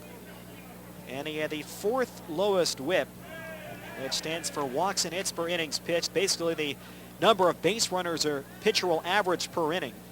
The 1-1 slider. That one catches the outside corner. Good backdoor breaking ball from Chris Salamita. And it's now 1-2.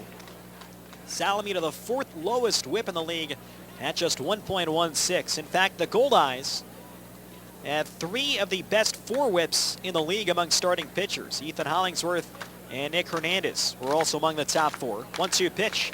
Fastball that fouled the other way. And it's still 1 ball and 2 strikes on Brandon Pickney. He had 343 combined against lefties this year, 12 out of 35. Those were his total numbers for the Grand Prairie Airhogs, Amarillo Sox, and Lincoln Saltdogs. Winnipeg down by 3 in the top half of the 3rd. Salamita gets the sign from Allen.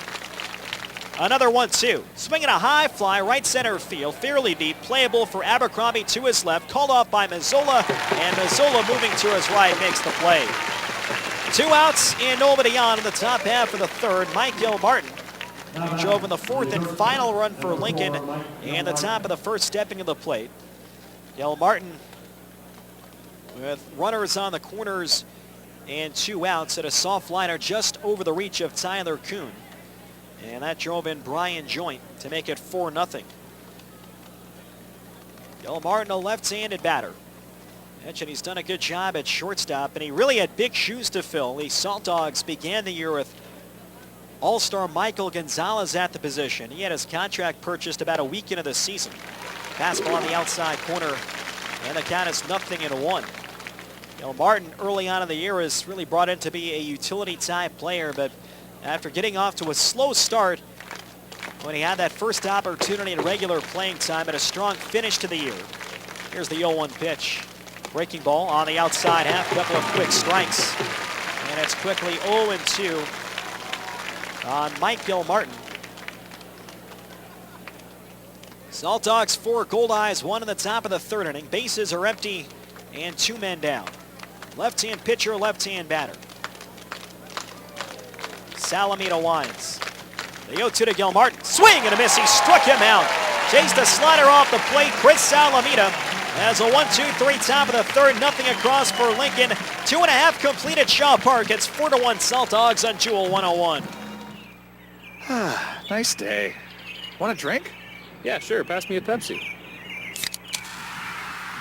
Whoa. Do you hear that? Open your Pepsi.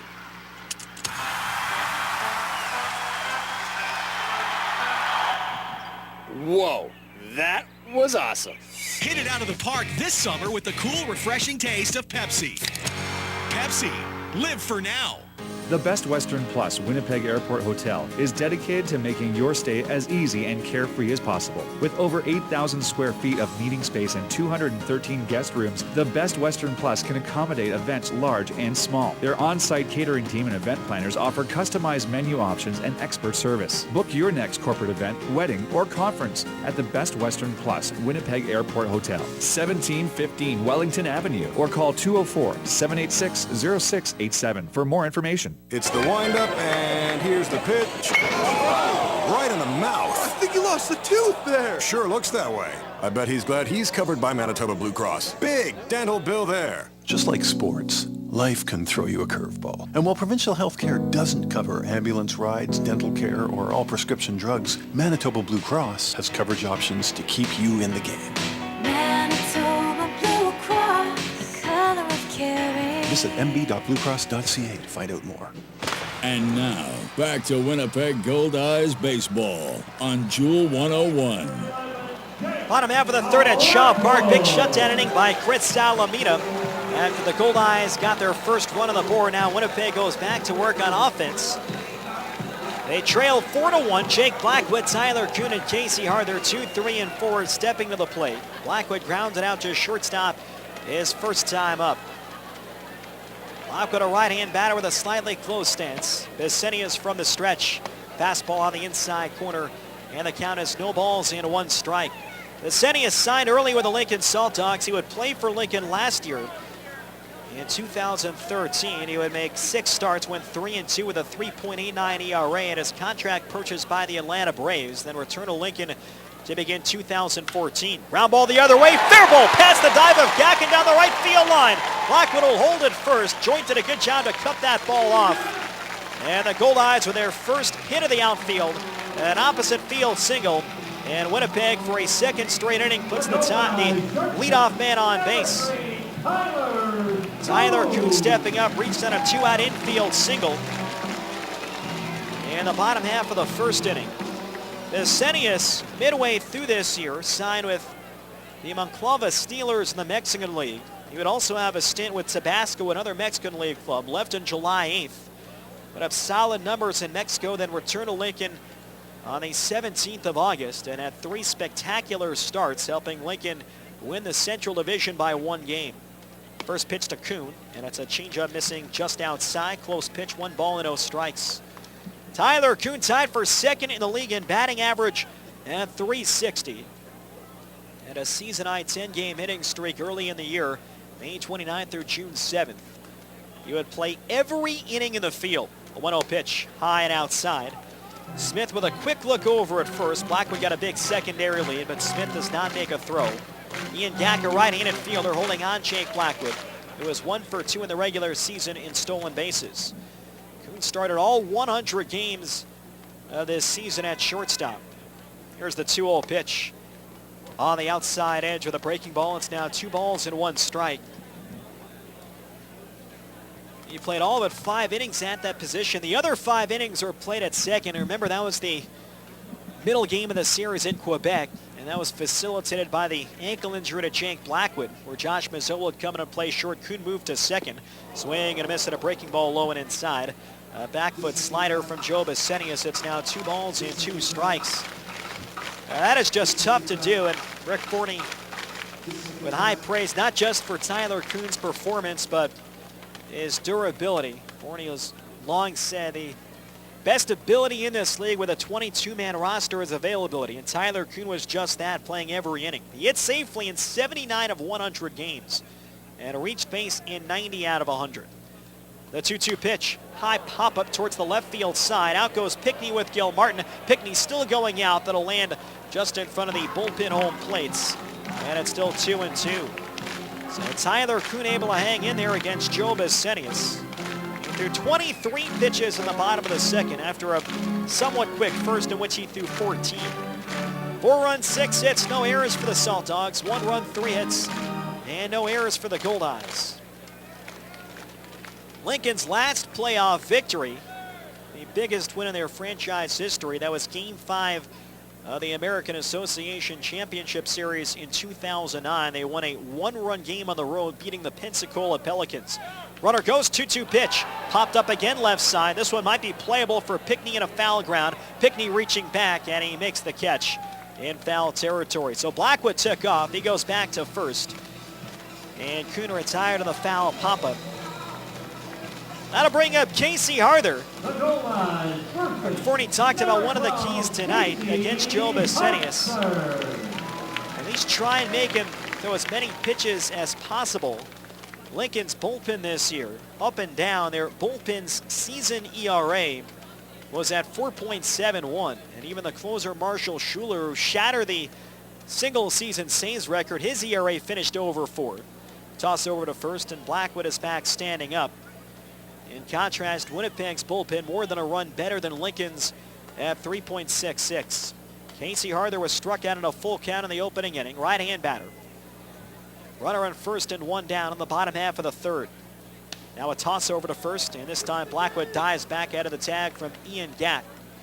Lincoln scored 4 times in the top of the first. Since then, Chris Salamita has settled down. Winnipeg scratched one out in the bottom half of the second on a ground ball from Ryan Pineda. The pitch, fastball over the inside half, 87 miles an hour.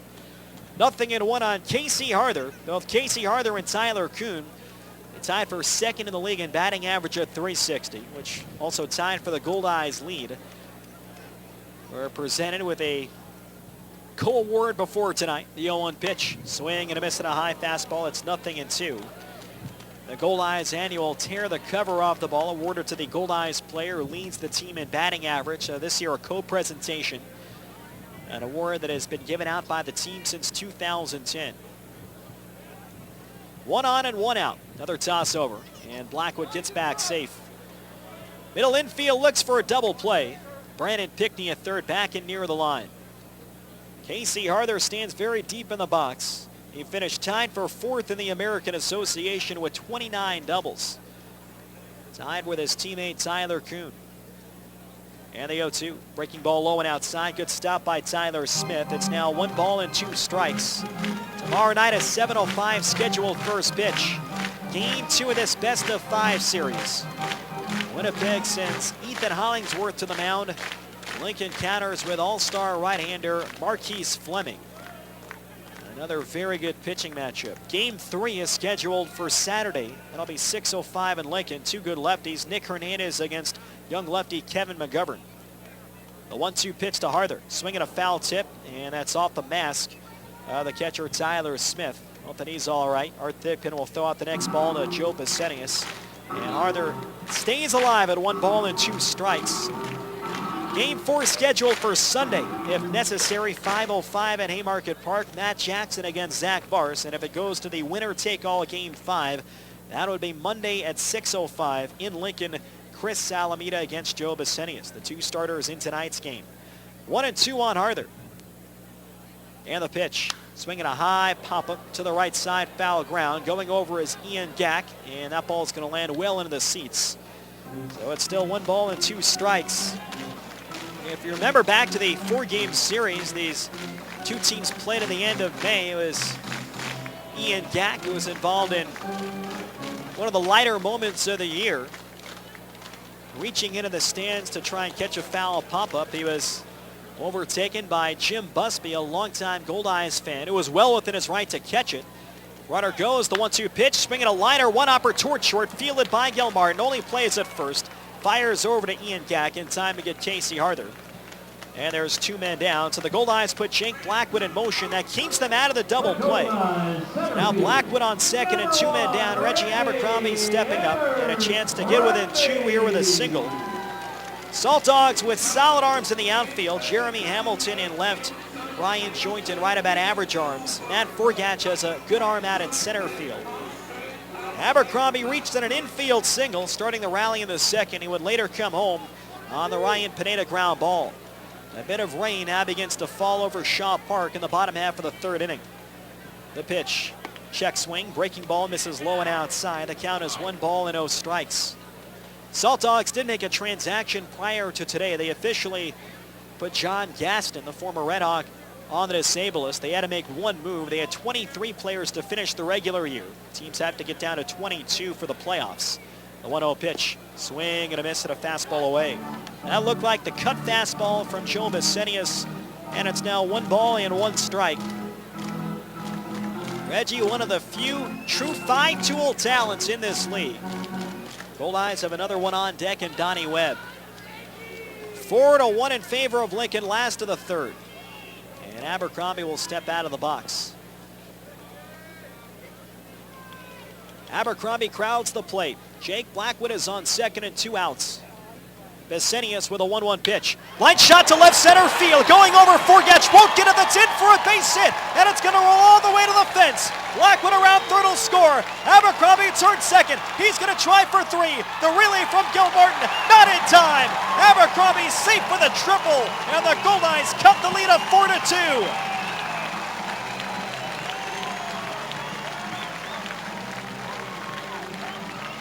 Reggie Abercrombie comes through with a huge two-out base hit. A line shot towards the gap in left center field, and it bounced by Matt Forgatch. It gets the Goldeyes within 2 runs, so Reggie now 2 for 2 in game 1 of this series. Donnie Webb will step up, and he represents the tying run at the plate. Webb drew a 4-pitch walk his first time up, and now just a single could pull the Winnipeg Goldeyes within 1 run. Donnie Webb drove in 50 runs in the regular season, one of 6 Goldeyes to get to the 50 RBI plateau. They had another, Jake Blackwood, who just missed at 49. Abercrombie just able to beat that relay from the shortstop Michael Martin, so Abercrombie's on 3rd and 2 outs. Vicenius out of the stretch. And the first pitch to Webb. Fastball high and inside, 92 miles an hour. It's 1 ball and no strikes. The hardest pitch we've seen from Vicenius, 93. That was in the bottom of the first. He has mostly sat 87 to 90 with the heater on the Shaw Park radar gun. The 1-0 pitch. And Webb, it's a high fly, pretty deep right field. Back goes Joint, onto the warning track, back near the wall, and it is gone!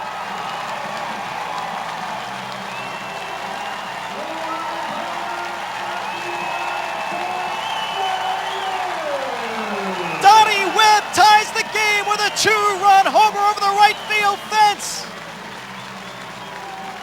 And it's now 4-4 in the bottom half of the 3rd. Abercrombie and Webb come up with back-to-back 2-out RBI hits. And the Winnipeg Goldeyes down 4-0 early have rallied to tie it against Joe Vicenius. Webb got under it just a bit, and in the falling rain here at Shaw Park, it just cleared the wall to the right of the scoreboard in right center field. And here's Josh Mazzola. So 2 enormous hits from 2 of the more experienced Goldeyes players. The first pitch to Mazzola. Fastball high and away. It's 1 ball and no strikes. The triple from Abercrombie, and now Donnie Webb electrifies the crowd with the Goldeyes' first postseason home run. 2 outs, nobody on base, and a brand new game at 4-4. Here's the 1-0 pitch. And a high fly deep but foul down the left field line. Mazzola turns on an 89-mile-an-hour fastball. That hooked well foul. It's 1 ball and 1 strike. That home run from Donnie Webb is brought to you by Home Run Sports. We've got you covered from prospect to pro.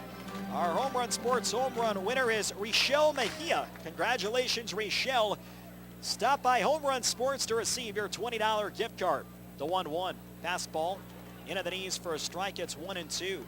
Goldeyes fans can enter to win all season long by visiting Home Run Sports, located on Bishop Grannon, 1 block west of La Jamodier. Home Run Sports. Get ready for your game. 1-2 on Mazzola. Vicenius delivers. Breaking ball grounded over the mound. That's going to be a tough play. Nunez fields behind the bag. Off balance throw just in time to get Mazzola. Nice play by Nunez. The inning is over, but not before the Goldeyes tie.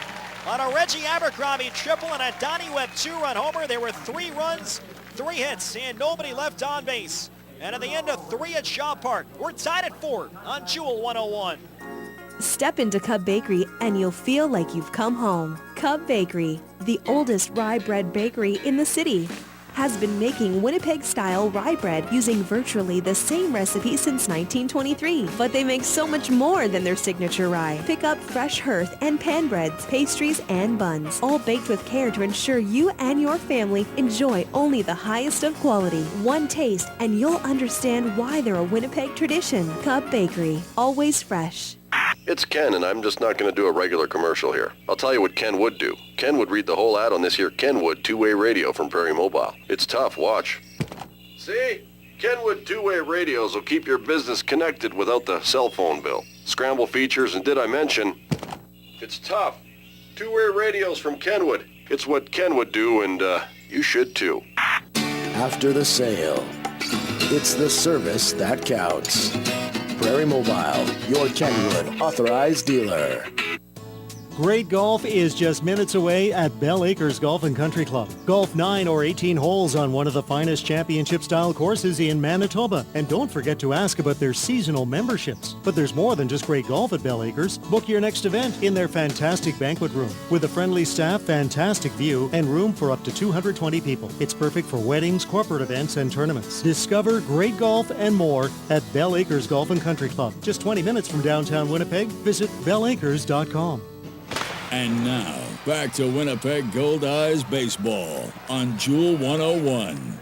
The Winnipeg Goldeyes are hosting Game 2 of the American Association Division Series tomorrow night here at Shaw Park. 7, 11, 16, 18, and $22 playoff tickets are on sale now by calling 1-855-GOLDEYE, visiting Ticketmaster.ca, or visiting any Ticketmaster location, including the box office at Shaw Park. Be a part of all the action as the Goldeyes look to capture another American Association Championship. Brand new game. We go to the top of the fourth inning. A huge rally, all coming with 2 outs. A triple from Reggie Abercrombie and a 2-run homer from Donnie Webb. The score is 4-4 in the first pitch to Tyler Smith from Chris Salamita. A fastball at the knees for a strike. It's 0-1. Smith, Mazingo, and Nunez 9-1-2. Salamita goes to the windup. And the 0-1 pitch. Slider on the inside half. No balls and 2 strikes. Tyler Smith made the final out in the Saltdogs' 4-run top of the first, hitting into a fielder's choice. A right-handed batter. Turned 26 in the early part of July. He was 4 out of 31 in the regular season against left-hand pitching. Here's the 0-2. Swing and a miss. Got him on a slider. Chased a breaking ball low and outside. Strikeout number 4 for Chris Salamita. 1 out in the top of the fourth. Back to the top of the order for Chad Mazingo. The out-of-town scoreboard is brought to you by Manitoba Blue Cross, the color of caring. In the other division series, Game 1 between the Wichita Wingnuts and the Laredo Lemurs. Wichita won the South. The Lemurs were the wild card. Game 1 at Unitrade Stadium in Laredo, Texas. They are in the bottom half of the third, and the Lemurs are out to a 1-0 lead. Chad Mazingo 2 for 2 out of the leadoff spot, a single and a long double. A left-hand batter holds the bat way over the plate. And Salamita's first pitch. Fastball just outside. It's 1 ball and 0 strikes. Wichita heavily favored in that division series down south. They set a league record with 73 wins, and they won 15 of 19 against the Lemurs in the regular season. Fastball on the inside corner, 1 ball and 1 strike. But right now it's the Lemurs who have a 1-0 lead in the bottom half of the third. They will host Game 2 tomorrow. Games 3, 4, and 5 would be in Wichita. Breaking ball, swinging a high bouncer towards second. Bond backhands, throws to first, and plenty of time to get Mazingo. So Mazingo is retired for the first time tonight. 2 outs and nobody on for Luis Nunez. Goldeyes able to steal momentum back. They scratched out the run in the bottom half of the second. Salamita then responded with a 1-2-3 inning. And Basetti has had a chance to get around the leadoff single from Blackwood in the third, but Reggie with a huge at-bat, that triple to left center field, which at least got Winnipeg within 2 runs. And then on a 1-0 count, Donnie Webb got just enough on that pitch inside to hit it over the right center field wall. Nunez 0 for 2. He reached in a fielder's choice and scored in the first. Grounded out to first base in the second. Breaking ball on the outside corner. 0-1. Over the last couple of innings, the command for Salamita of that breaking ball has it a bit more sharper. Then he has a right-hand batter who crowds the plate. He had 404 against lefties in the regular year, 19 out of 47. The pitch, swinging a ground ball towards the hole. Coon slides, backhands, and it takes a bat hop off his glove. We had some rain in the last inning. That one coming off the infield dirt. So it's either Coon who really got down that sliding play in the hole over the final couple of months. Went into the slide to a knee, and it took a bat hop off his glove. They will charge Coon with an error. So that'll put a runner on first and 2 men down, and it brings Matt Forgatch to the plate. Forgatch 0 for 1. He drew a walk in the opening inning and scored. And then Salamita on a full count struck him out swinging in the top half of the second. Salamita has struck out 4, and he has walked 2 over 3 2/3 innings. One of the walks was an intentional walk. Nunez runs well a short lead at first. He was 10 for 13 in the regular year in steals. And the first pitch, a changeup over the outside corner for a strike. It's 0-1. We talked about Salamita. with the 8th lowest opponent's batting average in the league at .250. He did equally well really against lefties and righties. Here's the set from Salamita. And the 0-1 pitch, slider way outside, 1 ball and 1 strike. Lefties hit just .233 against Chris Salamita. Righties, though, hit just .256. And he is facing a right-hand batter here in Matt Forgach. Lincoln, for the most part, a right-hand heavy lineup. They have 3 lefties, Mazingo, Hamilton, and Gil Martin. Gaston, we mentioned, was put on the disabled list for this series as a left-hand batter, but he is unavailable. Here's the toss over to first base, and Nunez back with that attack from Casey Harder. Lincoln also has a lefty on the bench, their utility man Eddie Young, who did real well against the Goldeyes at the beginning of this season.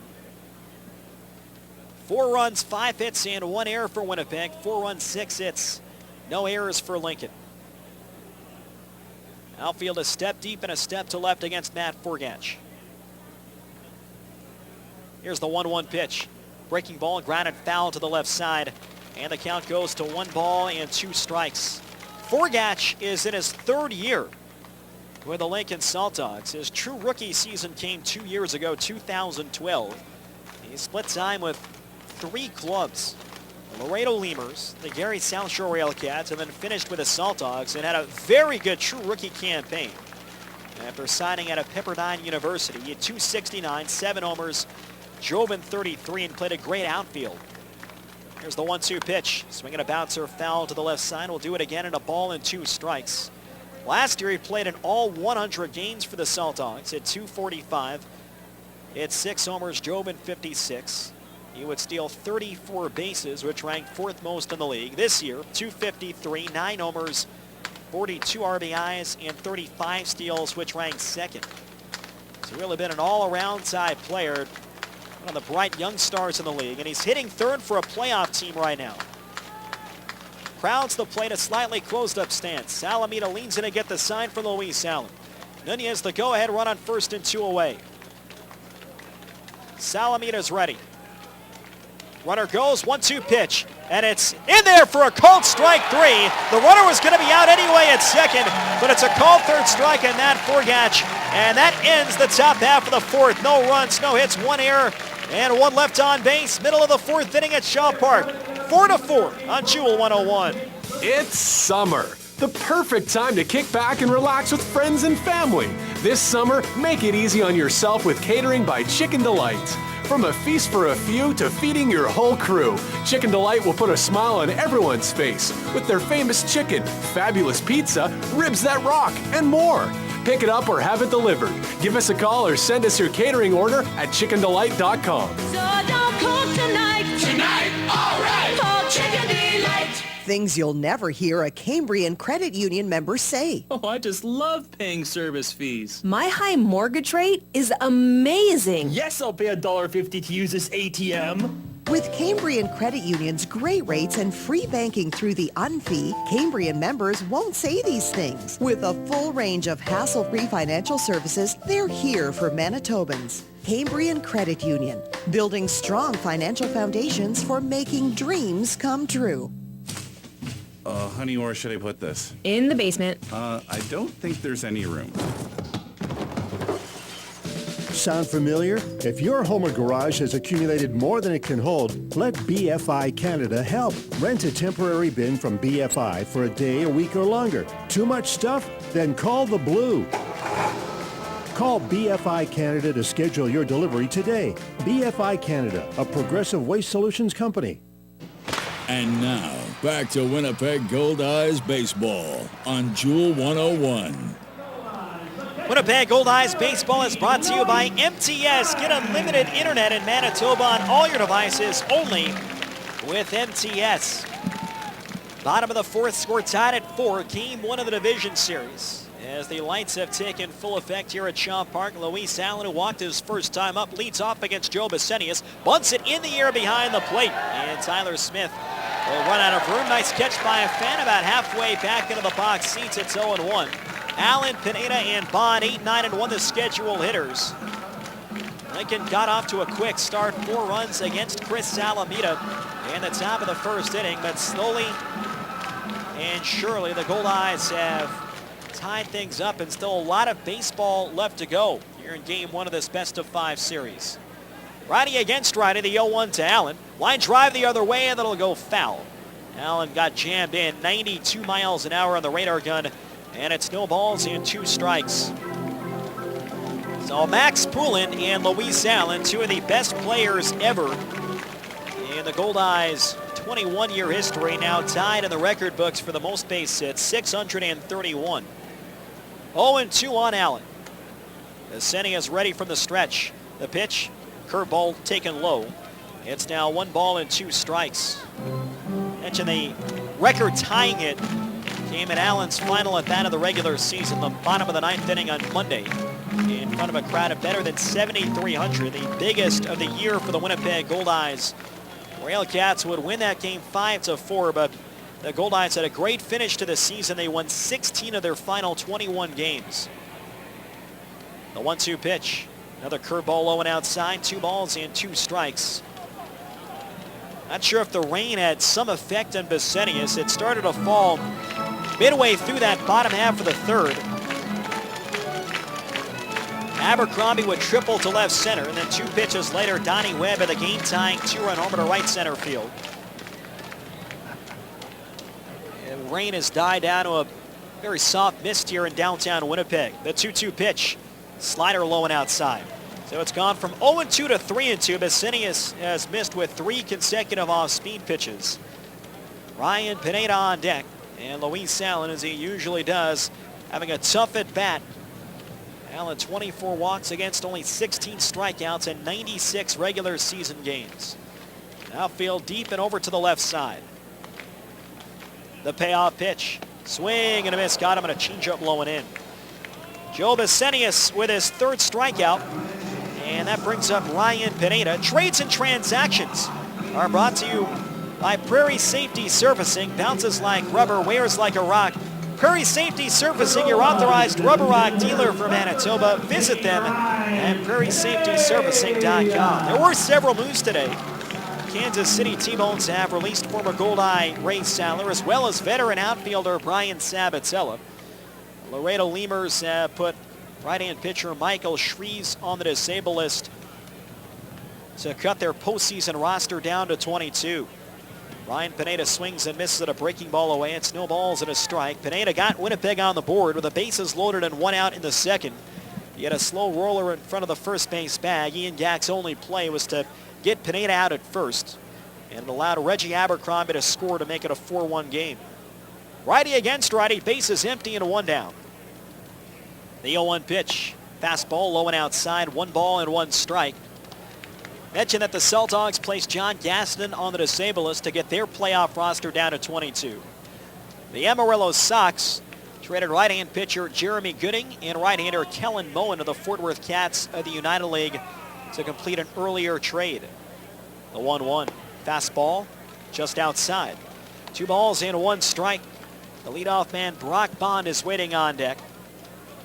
Yesterday, the Amarillo Sox traded Andres Rodriguez, Joe White, last year's Rookie of the Year, and future considerations to the Fort Worth Cats of the United League to complete another previous trade. Fastball, called strike of the letters, and it's now 2-2 on Ryan Pineda. The St. Paul Saints let go of right-hand pitcher Mike Meelan. The T-Bones dealt lefty Chris Regas, an all-star, to the Long Island Ducks of the Atlantic League in exchange for future considerations. The Fargo-Moorhead Redhawks traded Joe Harris to the York Revolution of the Atlantic League for futures. 2-2 to Pineda. Swing and a miss. Got him in a fastball inside at 91 miles an hour. 2 outs and nobody on. Viceni has struck out back-to-back hitters here in the 4th. And it's back to the top of the order for Brock Bond. The Redhawks also traded veteran infielder C.J. Rutherford to the Long Island Ducks, another Atlantic League club, in exchange for a player to be named later. Wichita activated Tim Brown from the disabled list. He is making the Game 1 start tonight on Laredo. And they have put left-hand pitcher Frank Del Valle and infielder Taylor Oldham on the DL. Brock Bond 0 for 2, a switch hitter left-handed. Takes a fastball inside. It's 1 ball and 0 strikes. And the Sioux City Explorers traded former Major League outfielder Rene Tassoni to the Sugarland Skeeters of the Atlantic League in exchange for a player to be named. 4-4 in the bottom half of the fourth inning. Vicenius delivers. Bond takes a breaking ball low and in. It's 2 balls and no strikes. Bond grounded out to shortstop, leading off the bottom of the first. Michael Martin made a great play ranging up the middle, and then Matt Forgatch had a good running play to take away an extra base hit on a line drive to left center in the bottom half of the second. Bond led the league in on-base percentage at .448 in the regular season. 50 walks and only 21 strikeouts. The 2-0 pitch. Fastball. This is just inside. That one at 95 miles an hour. And that sets a new game high for Joe Vicenius, the hard-throwing right-hander in his second year with the Saltdogs. A few years ago, he signed with the Sioux City Explorers, his hometown club in Iowa. Was with them in spring training before his contract was purchased by the Chicago White Sox. Smith setting up in the 3-0 to Bond. Fastball right down the middle. And it's 3 balls and 1 strike. In 11 minor league seasons, Vicenius 52 and 45, 13 saves and a 4.22 ERA. And he has averaged 8.6 strikeouts per 9 innings. The 3-1 hit in the air towards left center. Charging in is Hamilton, still coming on. Dives, can't get it. It's off his glove for a hit. Bond is on his way to second. Here's the throw by Forgatch. It won't be in time. And Bond hustles to second base with a 2-out double. Bond with an inside-out swing, hit that to left center field, and Jeremy Hamilton, with not a ton of wind, is playing a couple steps deep, and in the end that may have cost him as he charged him in a diving attempt across the wet outfield grass. So now the go-ahead runner's in scoring position for Jake Blackwood, who had a hard-hit single fair inside the first base line in the bottom of the third. He would later score in the triple from Reggie Abercrombie. So the Goldeyes in position to take their first lead with a single. Winnipeg 4, Lincoln 4 in the bottom of the fourth. Bond with good speed on second base. Again, Hamilton playing deep and left. He's only a couple steps in front of the warning track. More conventional here with the right-hand batting Blackwood at the plate. He had 10 regular season homers. He takes a fastball high and in at 91 miles an hour. It's 1 ball and no strikes. Jake finished 17th in the league in batting at .321. Another guy with just a great second half. He had .392 in the final 39 games of the year and scored 32 runs during that stretch. So each team now with 4 runs and 6 hits. Winnipeg has committed the lone error, which did not lead to any unearned runs. On getting a big lead off second with 2 outs. Here's the 1-0 pitch to Blackwood. Fastball high and inside, 90 miles an hour for ball 2. Blackwood also, really no surprise when you look at what he did over the final 39 games of the year with .392 average. Obviously a lot of contact to hit at such a high clip. He struck out just 10 times in his final 108 at-bats of the season. The 2-0. Swinging a tapper to the right. Yak moving over. He fields. He'll take it to first base himself. In time to retire Blackwood. The inning is over. No runs, 1 hit, and 1 left on base. And at the end of 4 innings at Shaw Park, we're tied at 4 on Jewel 101. Support your own, the Goldeyes. And Fort Garry Brewing. Located right here in Winnipeg, Fort Garry Brewing is Manitoba's #1 brewery, crafting a full spectrum of delicious beers and ales, including the award-winning Fort Garry Dark and the fan-favorite Fort Garry Pale, both of which are available at Shaw Park, so cheer on the home team. Fort Garry Brewing, Manitoba made, Manitoba's own. I've always been active, but when I started putting on weight and feeling tired and even avoiding family activities, no one could tell me what was wrong. I was concerned. A friend suggested I see his chiropractor. She developed a plan that involved changes in what I was eating, lifestyle, exercise, and spinal health. Seeing me more active, the rest of my family have started their own plan. Thanks to my chiropractor for making my life better. Manitoba Chiropractors, making life better. Princess Auto is for the real men. Men who like to get their hands dirty. Men who like to work from the ground up and use the best tools and equipment for the job. Real do-it-yourself men who know an air filter from a fuel pump. Men who walk into Princess Auto and feel like a kid in a candy store. Princess Auto, everything a man needs to get the job done right. A unique world of equipment, tools, and more. Visit PrincessAuto.com for sales, specials, and more. And now, back to Winnipeg Goldeyes baseball on Jewel 101. Top of the fifth inning at Shaw Park. A 4-4 game in the middle third coming up for the Lincoln Saltdogs. Ian Gack, Brian Joint, and Jeremy Hamilton against left-hander Chris Salamita trying to settle in here during the middle innings. Salamita at 76 pitches over 4. Joe Besenius is at 79 over 4 innings. The Goldeyes over the last 3 have done a good job to drive up Besenius' pitch count and at least try and get him out of the game around the 6th or 7th. Ian Gack, an RBI double that got Lincoln on the board in the bottom of the first. He would later score on a base hit from Jeremy Hamilton. He was intentionally walked with a runner on 3rd and 2 outs in the top half of the second. Gack led the league with 27 home runs. The pitch, fastball low and outside, 1 ball and 0 strikes. And it's tied for the 3rd most ever in the American Association. The league record 30. Done by C.J. Ziegler of Wichita last year. The 2nd most also done last year. That was 29 by Tim Pahuta of Sioux Falls. The 1-0 just inside of the slider, and it's now 2 balls and 0 strikes. Both surpassed Brandon Singh's mark of 27 set during the 2010 season. Last time Lincoln was in the postseason, and now Gack has matched Brandon Singh with 27 this year. But what makes it more impressive for Ian Gack is that he missed 17 games on the schedule with a hand injury. The 2-0 pitch, fastball on the outside corner at the knees. A rare white call tonight from Art Thickman. It's now 2 balls and a strike. 27 homers, impressive enough, but to do it in just 83 games, it's even that more impressive for the All-Star DH Ian Gack, tonight playing over at first. He led the league in slugging percentage in addition to homers, .679. Salamita's 2-1. Swing and a miss. Had him way in front of a slider. And it's 2 balls and 2 strikes, as he has done throughout this season. Salamita, as he delivered that ball to the plate, he held his leg up for an extra split second, and that may have thrown off the timing of Ian Gack.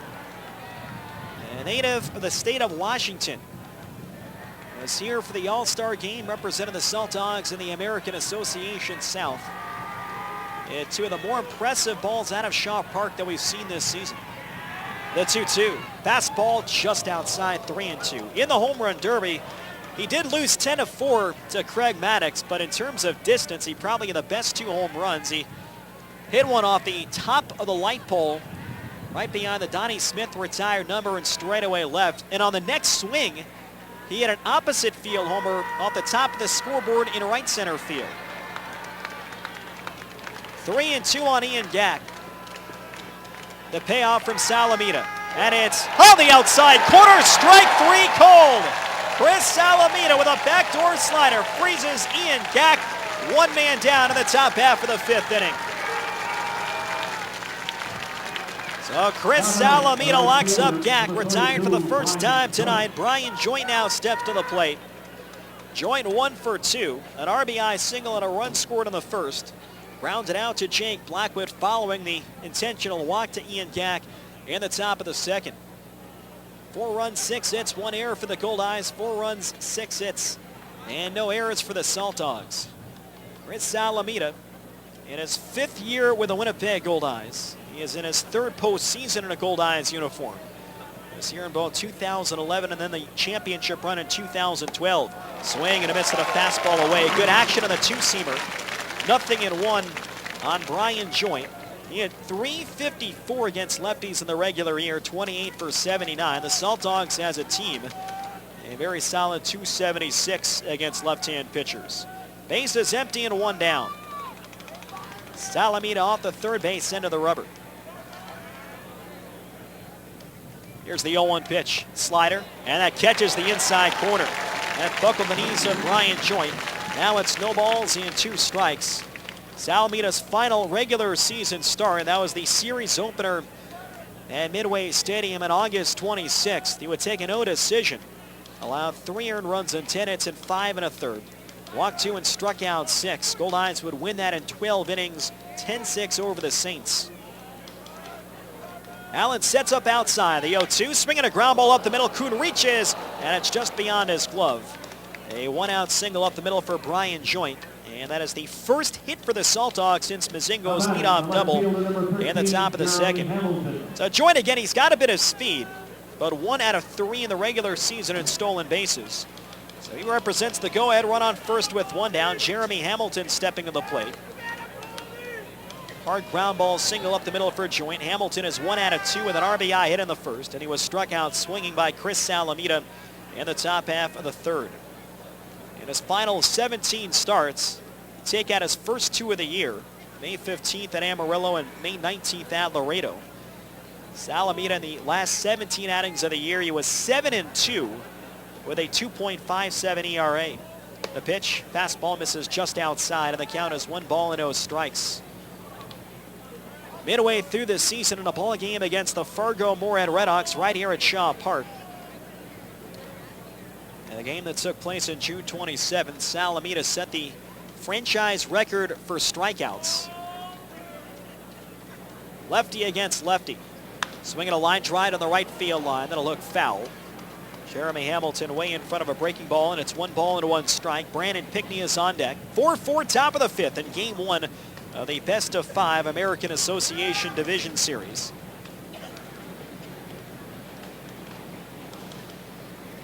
Salamita just a few wins behind Ace Walker for the most in franchise history in that category. Earlier this year, he also surpassed Rafael Gross for the 2nd spot in franchise wins. Allen setting up off the plate away. Now a toss over to first, and Joint is back standing up with that attack. Salamita would get to the AA level twice in the Astros organization, 2008 and 2009, or the Texas League's Corpus Christi Hooks. Signed with Winnipeg in 2010, twice has won double-digit games in a single year. And was a huge part of the championship run in 2012. Another toss to first, good move, and Joint is able to get back safe. He pitched Game 2 of the Division Series in Fargo. That was at Newman Outdoor Field. Helped the Goldeyes take a 2-0 series lead. And then he would do the same, earning the victory Game 2 of the championship series. That was here at Shaw Park against the Wingnuts. And that set the Goldeyes up for the historic sweep, the only team that has ever gone 6-0 in the American Association playoffs. The 1-1 to Hamilton, swinging a bouncer foul to the right side. It was out in front, and he got on top of that slider. Now it's 1-2. Jeremy Hamilton, 76 games in the regular year. He did all right against lefties, 14 for 56, a .250 average. In fact, that was slightly better than what he hit against righties, .244, despite being a left-handed batter. The go-ahead run on first, and Brian Joint. Casey Harther is holding him on. The outfield is shading Hamilton a few steps the other way. Salamita brings the hands to a high set. He checks on first. Now the 1-2. Slider outside, 77 miles an hour. 2 balls and 2 strikes on the left fielder, Jeremy Hamilton. Brandon Pickney, the veteran infielder, is waiting on deck. Hamilton in his 6th year of professional baseball. A former high-round draft pick. The Phillies took him in the 5th round in 2008 out of Wright State University. And outside call for at the plate, and Hamilton will step out of the box. During his time at Wright State, finished in 08 where he had .410 and was named the Horizon League's Player of the Year. He played with Josh Harrison, who has burst on the scene this year as a key member of the Pittsburgh Pirates offense. Hamilton originally from Cincinnati, Ohio. Luis Allen goes out to the mound as a quick talk with Chris Salamita about what to throw here on the 2-2 count to Jeremy Hamilton. Last year, Jeremy Hamilton in the Frontier League at .286 for the Florence Freedom. Played briefly for the Winnipeg Goldeyes in 2010, appeared in 30 games. A look over at first base. Salamita ready in the 2-2 pitch. Popped up foul over towards the stands. And he'll do it again at 2 balls and 2 strikes. Hamilton, a lifetime .249 hitter, a very strong .346 career on base percentage. And a guy that typically will put the ball in play. He struck out just 37 times this year in 76 contests. Join inching away from the bag over at first. Middle infield hoping for 2. Coon at shortstop and Bond at second base. The 2-2 pitch. Hit in the air towards the left field line. Charging over Webb, reaching out. It's going to drop in fair for a base hit.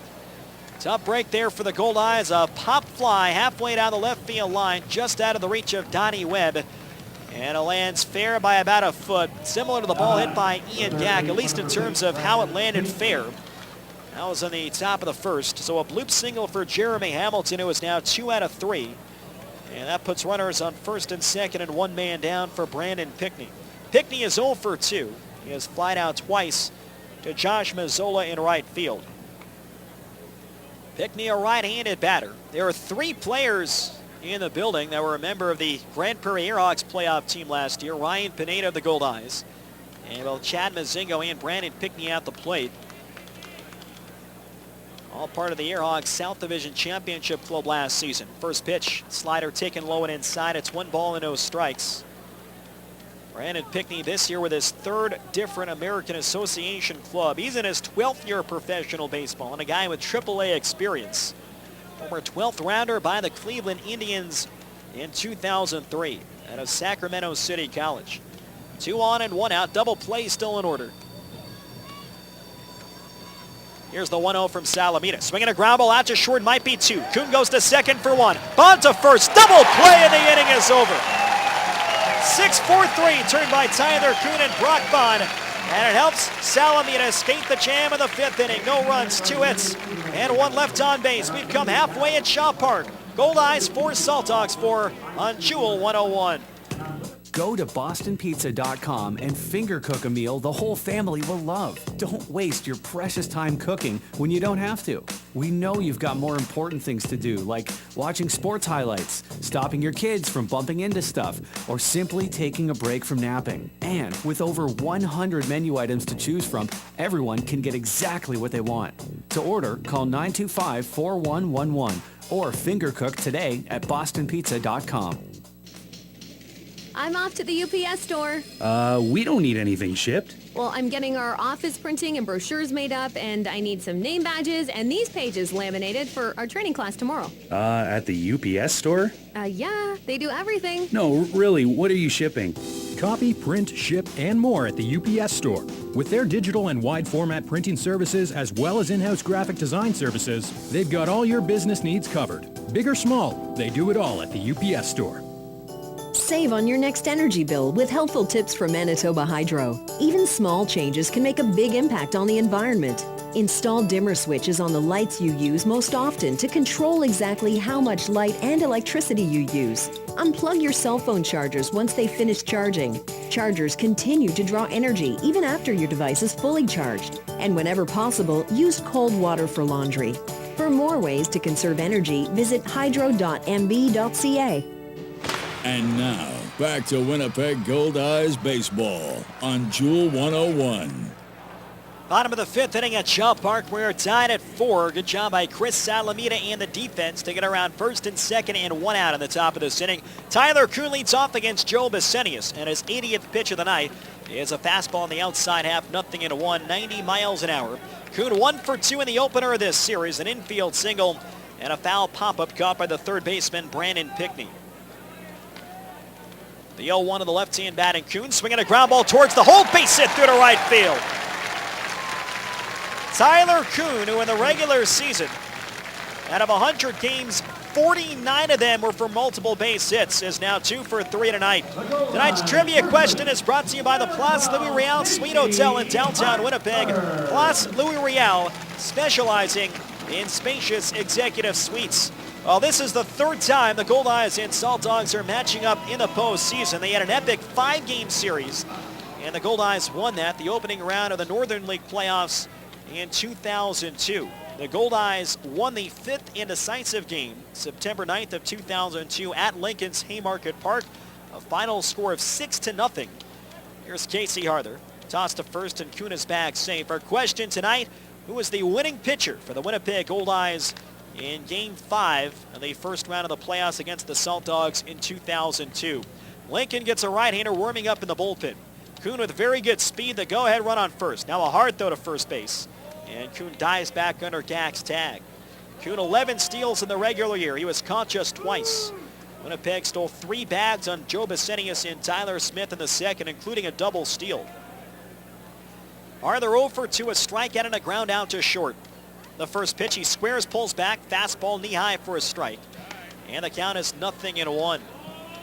Joe Bissenius in his 13 regular season starts, he allowed 2 or fewer earned runs in 8 out of the 13. In 4 other ones, he allowed 4+ earned runs. Here's the set from the righty. And the 0-1 pitch. Runner goes, pitch taken low, throw to second base. Coon slides, and he is out at second base. Tyler Smith, with one of the best throws he has made throughout this season, gets Tyler Coon by a step at second. It'll go down 2-4 in the caught stealing. Luis Nunez lays down the tag. That pitch was taken a bit low by Arthur. So now it's 1 ball and a 1 strike. Now bases empty, 1 away. Casey Arthur, a .360 hitter in the regular year, tied for second in the league, and he ranked tied for 7th with 72 runs batted in. Goldeyes are the only team to have 2 players with 70 or more runs batted in this year. Swing and a miss at a cutter, and it's 1 ball and 2 strikes on Casey Arthur. Arthur is one of the Goldeyes' 6 midseason All-Stars. He started at first base for the North, and just a couple days ago was named an American Association postseason All-Star. Reggie Abercrombie waits on deck. And the 1-2 to Arthur. Breaking ball low and outside, knocked down by Smith. It's now 2 balls and 2 strikes. So not a ton of middle ground. In none of the starts did Bissenius allow exactly 3 earned runs. It was either 2 or less or 4 or more this season. And tonight, he has allowed 4 earned runs so far in 4 1/3 innings. Outfield playing Arthur a couple of steps the other way. And the 2-2 pitch. High fly ball right side in a foul ground. Ian Gack drifting out onto the foul warning track, and this will land several rows back. It's still 2-2. On the road this year, Bissenius made 9 of his 13 starts with the Saltdogs. He was 4-1 with a 2.52 ERA. It's 4 runs, 7 hits, 1 error for the Goldeyes, 4 runs, 8 hits, and no errors for the Saltdogs. Overall, Winnipeg is trying to win a 7th consecutive postseason game going back to 2012. 2-2 on Casey Arthur. Smith setting up outside. And the pitch. Pop-up foul off the hands to the right. Smith this time with a mask off. Looks over by the screen. And that will land in the deep part of the box seats. It's still 2-2. During his time in the major leagues, Bissenius a total of 7 appearances over 6 2/3 innings. Retired several very prominent major leaguers, including Ryan Howard of the Philadelphia Phillies, Giancarlo, then he was known as Mike Stanton of the Miami Marlins, and he also retired Chipper Jones during his time in the majors. Another 2-2. Hit foul again on the right side, so Casey hangs in. A tough 88-mile-an-hour fastball on the hands. Arthur will see an 8th pitch coming up from Joe Bissenius. The count still 2 balls and 2 strikes. Bissenius has struck out 4 tonight. He has walked 2. Winnipeg and Lincoln tied at 4 in their 3rd ever postseason matchup. The Goldeyes have won each of the first 2. Bissenius brings the hand set. The 2-2 to Arthur. High and inside. Popped up the mid of Tyler Smith. That fastball at 91 miles an hour. And Casey has worked the count full. And 3 balls and 2 strikes. So Bissenius is now at 89 pitches over 4 1/3. And will exceed 90 before the end of this inning. The righty that was warming up is stopped throwing inside the right field bullpen. 3-2 on Casey Arthur. Here's the 9th pitch from Bissenius. Breaking ball, just low, ball 4. A well-earned walk for Casey Arthur, a close 3-2 cutter. It missed just below the knees, and Bissenius has walked his 3rd. So the go-ahead run is back on first. And Reggie Abercrombie, who's got one of the biggest hits tonight, steps to the plate. Donnie Webb tied it with a 2-run homer, but it was Reggie's triple right before that with 2 outs that cut the lead of 4-2. Lined one to left center field that bounced by Matt Forgatch and drove in Jake Blackwood. Now Abercrombie has another opportunity. Casey Harther is on first, held by Ian Gack with one down. Vesenius comes set. And the first pitch. Swing and a miss at a high fastball. 92 miles an hour. Big cut by Reggie. And it's no balls and one strike. There is a very interesting note, by the way, with Donnie Webb waiting on deck. Left-hand batters this season at just 209 against Joe Vesenius. That home run hit by Donnie Webb, the first home run that Vesenius has given up to a left-hand batter all season. The other 7 he gave up were all to righties. Time call for the plate, and Reggie will step out. Abercrombie has scored twice. He had an infield single in the second, stole both second and third. And then a triple driving home a run, then scored on the Webb homer in the bottom half of the third inning. 1 on and 1 out. 0-1 on Abercrombie. And the pitch. Swinging a high fly off the end of the bat to center. Charging in is Forgat, still coming on. It drops in for a hit. Around second is Harther. Harther gets to third base. And the Goldeyes have runners on the corners with only one man down. Reggie took a full cut and came off the end of his bat. And with Forgat playing deep to respect Abercrombie's power, that lands in front of the speedy center fielder. And that is great base running by Casey Harther. Forgat's trying to fake him out, but Casey was able to pick up Rick Forney and goes first to third on that ball that lands in shallow center field. So Abercrombie is now 3 for 3 in game 1. And a deep fly ball could give the Goldeyes their first lead. And Abercrombie a base running threat on first. So here's Donnie Webb with a game-tying 2-run homer to right center field in the bottom half of the third inning. The switch hitter left-handed. Vesenius comes set. And the first pitch. Fastball high and outside, 90 miles an hour. It's 1 ball and no strikes. Donnie had 10 regular season home runs. And now has his first in the playoffs. At a 19-game hitting streak from August 2nd through the 22nd. That was the longest by a Goldeyes player this year. Outfield plays him a couple steps to left. 4-4, bottom half of the 5th inning. And the 1-0 pitch. Fastball low and inside at 89 miles an hour. So now the count is 2-0. 94 pitches for Joe Vesenius over 4 1/3 innings pitched. Vesenius went to the back of the mound, cleared some dirt away from the bottom of his spike. Casey Harther is on third. The go-ahead run. Reggie Abercrombie is at first. It'll be interesting to see if Smith would throw down a second if Abercrombie took off. He's got a big lead. Vesenius from the high set. He goes. 2-0 pitch taken inside. Smith fires to second, and it's cut off by Gilmartin. Stepped in front of the bag. Reggie has 3 steals tonight, and he is safe at second base. Now it's 3-0 on Donnie Webb as that pitch was low and in. Smith made a wide throw to second, and Gilmartin essentially gave Reggie the bag uncontested as that throw was heading towards center field. He cut in front and reached to his left to prevent that from going into the outfield. So no advance by Harther in third. That takes away a chance at a double play. Gack plays in at first base. Second and third, 1 out, bottom of the 5th. And Vesenius steps back, wants another set of signs from Tyler Smith. See if Webb gets a green light. The 3-0 pitch. Inside ball 4, the bases are loaded. So Vesenius, who now might get to 100 pitches in the 5th inning. In a bases loaded jam, and Josh Mazzola, who had a great second half, steps to the plate. Tonight he is 0 for 2, was struck out swinging in the second.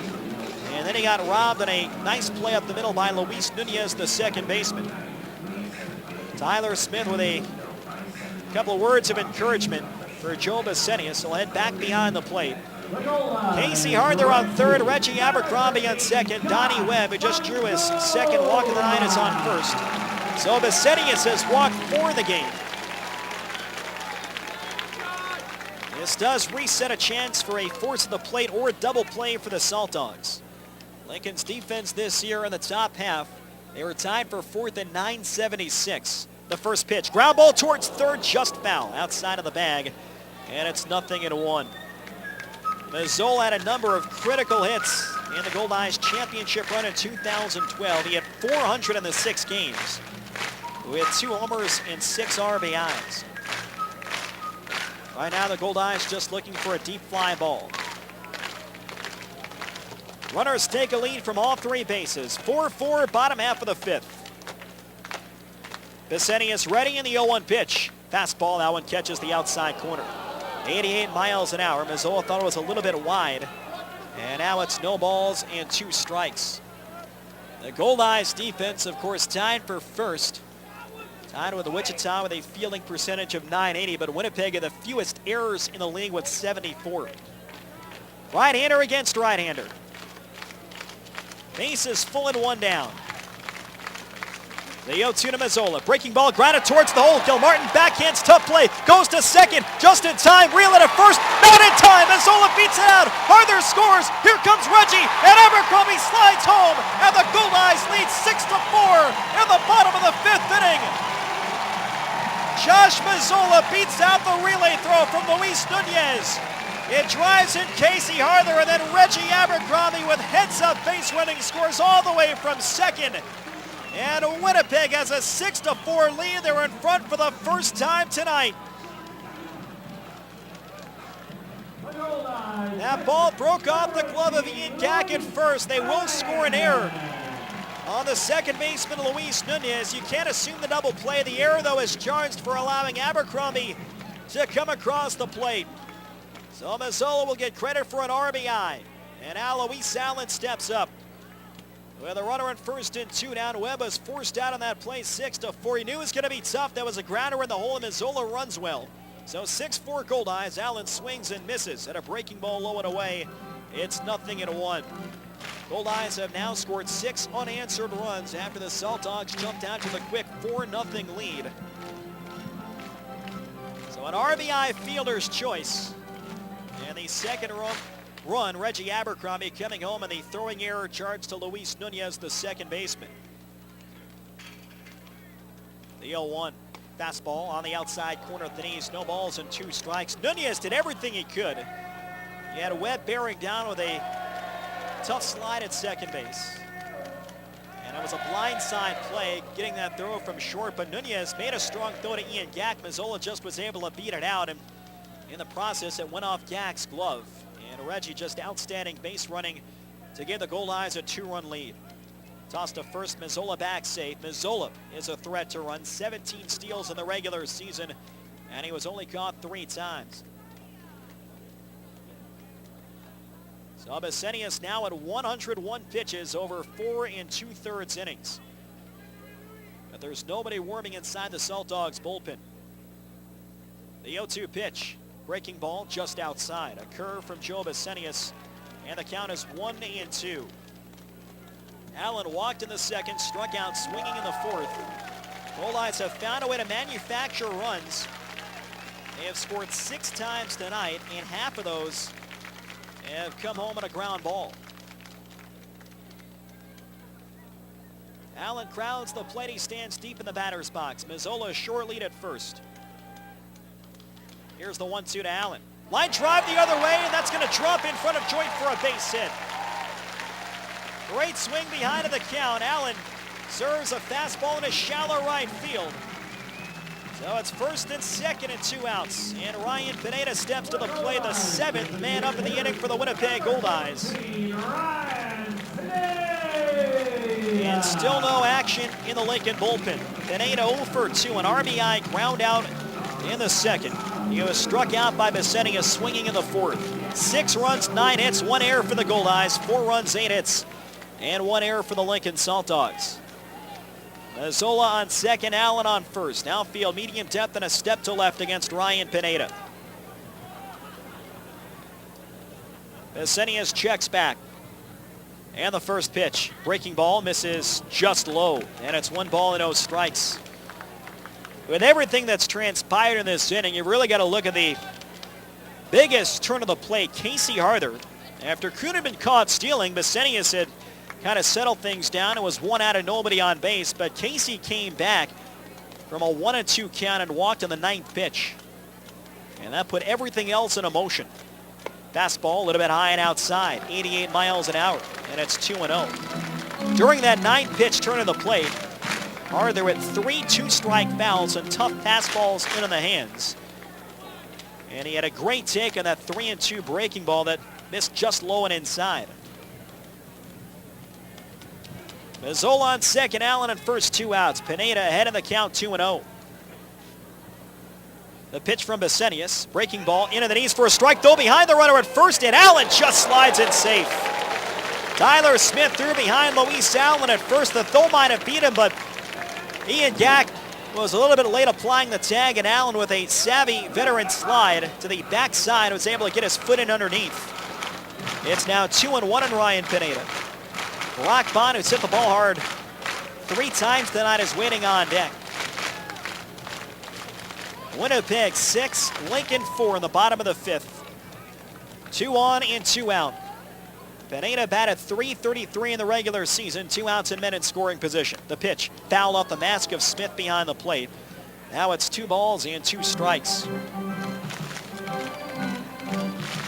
He has been extremely clutch in those situations the last 2 years. This year, 8 for 24, .333. Last year, 16 out of 44, .364. With the Grand Prairie Earhogs and the Fargo-Moorhead Redhawks. Looking for another big 2-out hit here. He drove in 31 in the regular season. Josh Mazzola, the runner on second base. Luis Allen, the runner on first. 6-4 Winnipeg, bottom half of the 5th. Now Besenius comes set. And the 2-2 pitch. Check swing, fastball high and away. And Pineda was able to lay off. Now it's 3-2. And the runners will get the automatic start. Mazzola on second, Allen on first. Besenius, he threw a breaking ball 3-2 to Harther earlier in the inning. That was with nobody on. See what he throws here. Right now, the run scored by Reggie Abercrombie is on her, and that could change depending on how the rest of the inning will play out.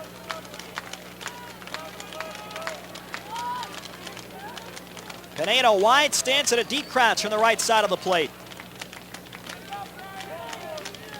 Besenius brings the hand set. Runners go. 3-2 pitch, swing and a miss. Got him on a breaking ball, and the inning is over. But Winnipeg takes its first lead of the night. There were 2 runs, 2 hits, 1 error, and 2 left on base. Into 5 at Shaw Park. It is 6-4 Goldeyes on Jewel 101.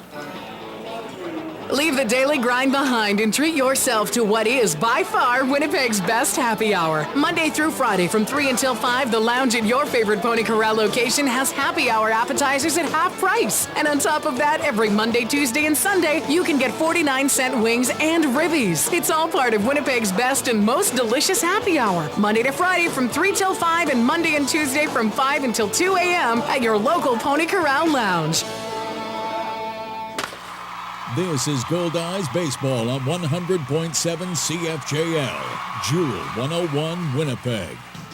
When's the last time your bank gave you a great big kiss when you walked through the door?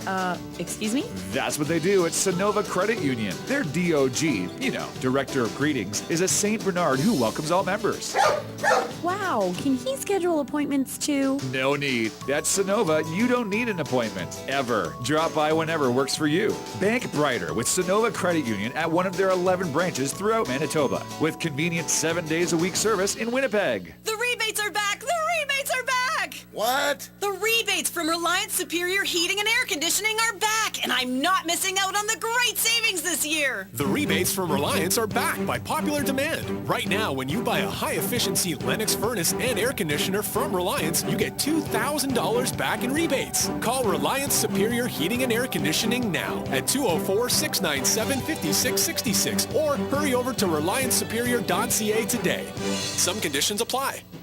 And now, back to Winnipeg Goldeyes Baseball on Jewel 101. We have a winner for tonight's trivia question, brought to you by the Place Louis Riel Suite Hotel in downtown Winnipeg. Congratulations to Kurt Schmidtke of St. Vital, who knew that Bobby Madrich, one of the all-time great pitchers in Goldeyes history, was the winning pitcher, Game 5, in the first round of the 2002 Northern League playoffs. A 6-0 victory at Lincoln's Haymarket Park. Madrich got the win, and the Goldeyes will defeat the Saltdogs 3-2. 6-4 Winnipeg. Winnipeg scratching out a couple of runs on the Josh Mazzola fielder's choice in the bottom of the 5th, and on the ensuing throwing error charge to Luis Nunez, Reggie Abercrombie came across. That will be an unearned run charge to Joe Basenius, who, by the way, is now at 109 pitches through 5, but there was still nobody warming up for the Saltdogs in the bullpen. So Chris Salamita with a lead for the first time tonight. First pitch to Mike Gilmartin leading off. Fastball at the knees for a strike, 0-1. So congratulations to Kurt Schmidtke of St. Vital. He won a Goldeyes prize pack. Expect a call from the Goldeyes office sometime later this week. Gilmartin's 1 for 2 with an RBI single and a strikeout. And the 0-1. Slider hit in the air, fouled on the left field side. That'll head towards the box seats. And the count is 0-2. Mike Gilmartin, Tyler Smith, and Chad Mazingo 8-9-1. The Saltdogs trimming their roster down to the required 22 players for the postseason. Put John Gaston on the disabled list, so they have 2 players on the bench. And those are catcher Chris Anderson and utility infielder Eddie Young. Anderson a right-hand bat. Young is a left-hand bat. Salamita's 0-2 pitch. Outside and high with a breaking ball, and it's now 1 ball and 2 strikes. Lincoln has 11 position players and 11 pitchers, so with the Saltdogs going into a 4-man rotation, they have 7 available relief pitchers, including starter Nick Green, who is not scheduled to start in this 5-game series. The 1-2 to Gilmartin, swinging a ground ball up the middle. Bond to his right, reaches over, he's got it, turns throws to first just in time to get Gilmartin, showing off good hustle.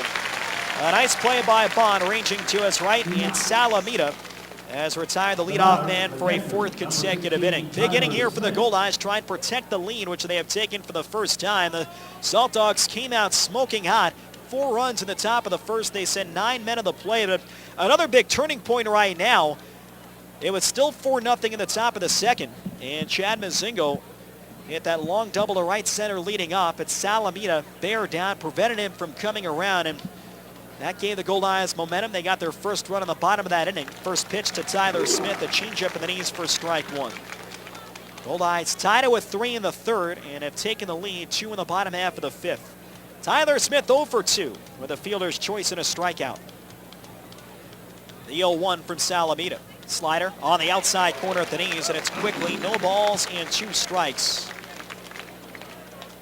Chris Salamita in tonight's ball game, he has struck out 6 batters, and he has issued 2 walks. 1 was intentional. That was to Ian Gack in the second. Left-hand pitcher, right-hand batter. Here's the 0-2 to Tyler Smith. Swing and a miss. He got him on a back foot slider. Luis Allen hangs on and gets the 3rd strike call from Art Thigpen. 7 strikeouts for Chris Salamita in game 1. And Tyler Smith has struck out for a 2nd time tonight. Back to the top of the order for Chad Mazingo. He's 2 for 3, led off the game with a single. Mentioned the long double, he hit a right center field in the 2nd. In the 4th, he grounds it out to Brock Bond at second base. Mazingo, a left-handed batter, had a real good season. He could play all 3 outfield positions. Tonight he is slotted in as the Saltdogs' designated hitter.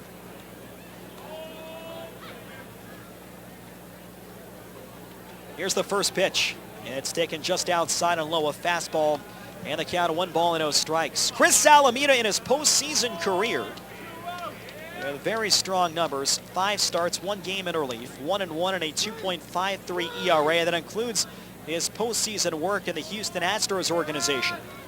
The 1-0. Breaking ball, hit in the air to right center field. Mazzola moving in. Josh Mazzola camping under it. Over to his right, makes the catch, and Chris Salamita has a huge shutdown top half of the 6th inning. No runs, no hits, and nobody left on base. Middle of the 6th in downtown Winnipeg. It's the Goldeyes 6 and the Saltdogs 4 on Jewel 101. You had a long night, and you're hardly awake. You need breakfast, but it's 11 o'clock. Does that even matter? Why eat somewhere that tells you you can't have what you want when you want it?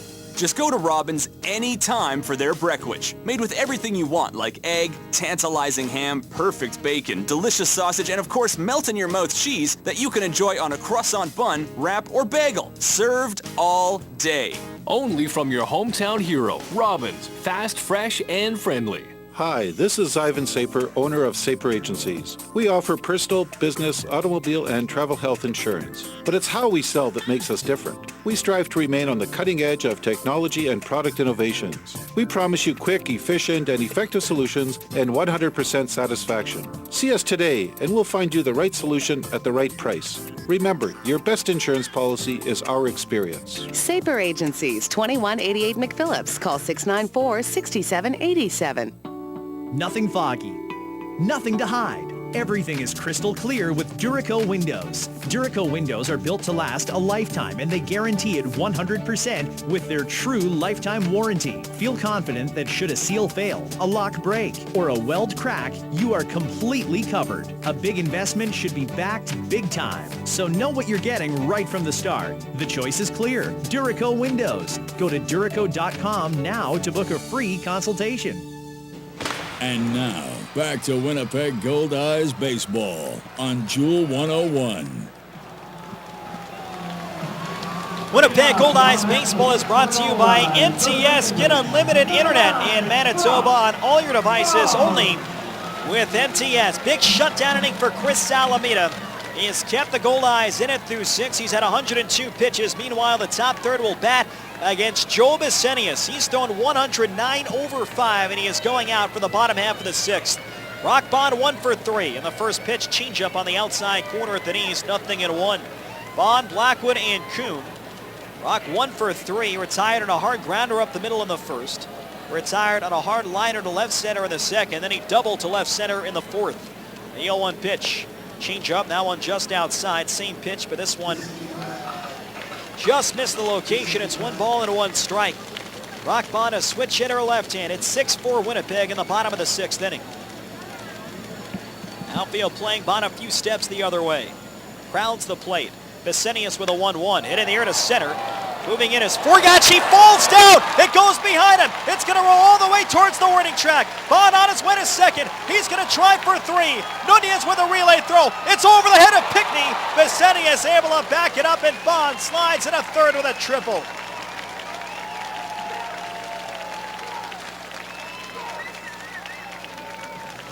Second triple of the night for the Winnipeg Goldeyes. Joe Bissenius did a good job to field his position. He just saved Bond from coming home. A drive out to center. Forgatch started in, and it looked like he had misjudged it. He tried to stop and then draw back, but in the process, he fell on the wet grass. The ball went behind him, going all the way to the warning track. Bond was able to slide it ahead of the relay from Luis Nunez, the second baseman. That went over the head of Brandon Pickney, but Bissenius with a leaping catch stopped that ball from going into the Goldeyes dugout. So it's Bond on third and nobody out, and the Saltdogs are forced to bring the infield in. Here's Jake Blackwood, 1 for 3 with a single and a run scored. Blackwood, a right-hand batter. Bond with plenty speed is scoring a deep fly ball. Here's the first pitch. Breaking ball in the outside corner for a strike, 0-1. Reggie Abercrombie's 3 stolen bases tonight are a new Goldeyes single-game postseason record. A previous high was 2, and that was done by Devin Smith in 2007.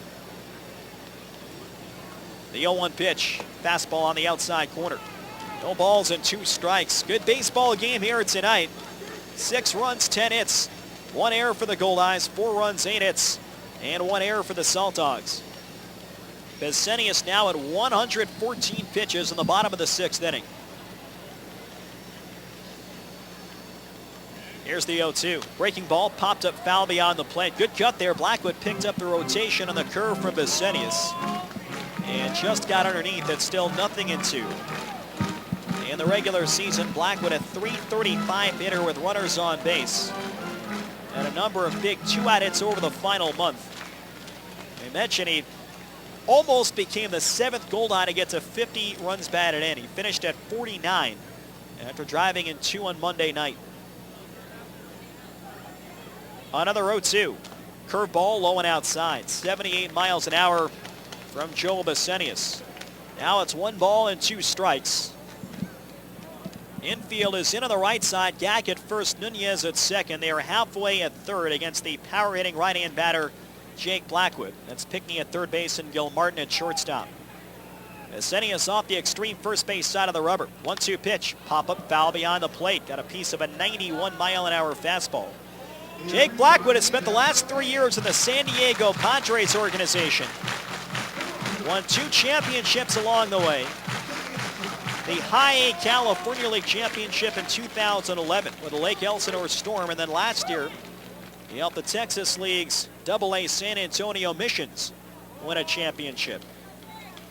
Bond on third and nobody out, bottom of the 6th, the 1-2. Hit in the air, foul the other way. Another good cut. So Besenius battling here with Jake Blackwood, approaching 120 pitches now. And really for the first time in a couple of innings, Lincoln has true warm-up action in the bullpen. And somebody up in the 3rd. And now they have a righty warming up down the right field line. Blackwood a slightly close stance. Another 1-2 pitch. Swing and a miss. Got him in a curveball down low. Smith applies the tag. And for Joe Besenius, that's his 6th strikeout in the ball game. Goldeyes still have a chance at a sacrifice fly as Tyler Coon steps to the plate. Coon is 2 for 3. Started all 100 games, played every single inning this year.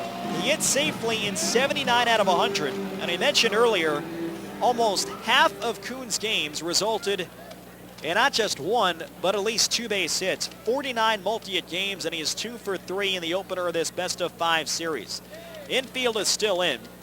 And the first pitch to Coon. Swinging a high pop-up foul the other way. 90-mile-an-hour fastball into the hands. And the count is no balls and 1 strike.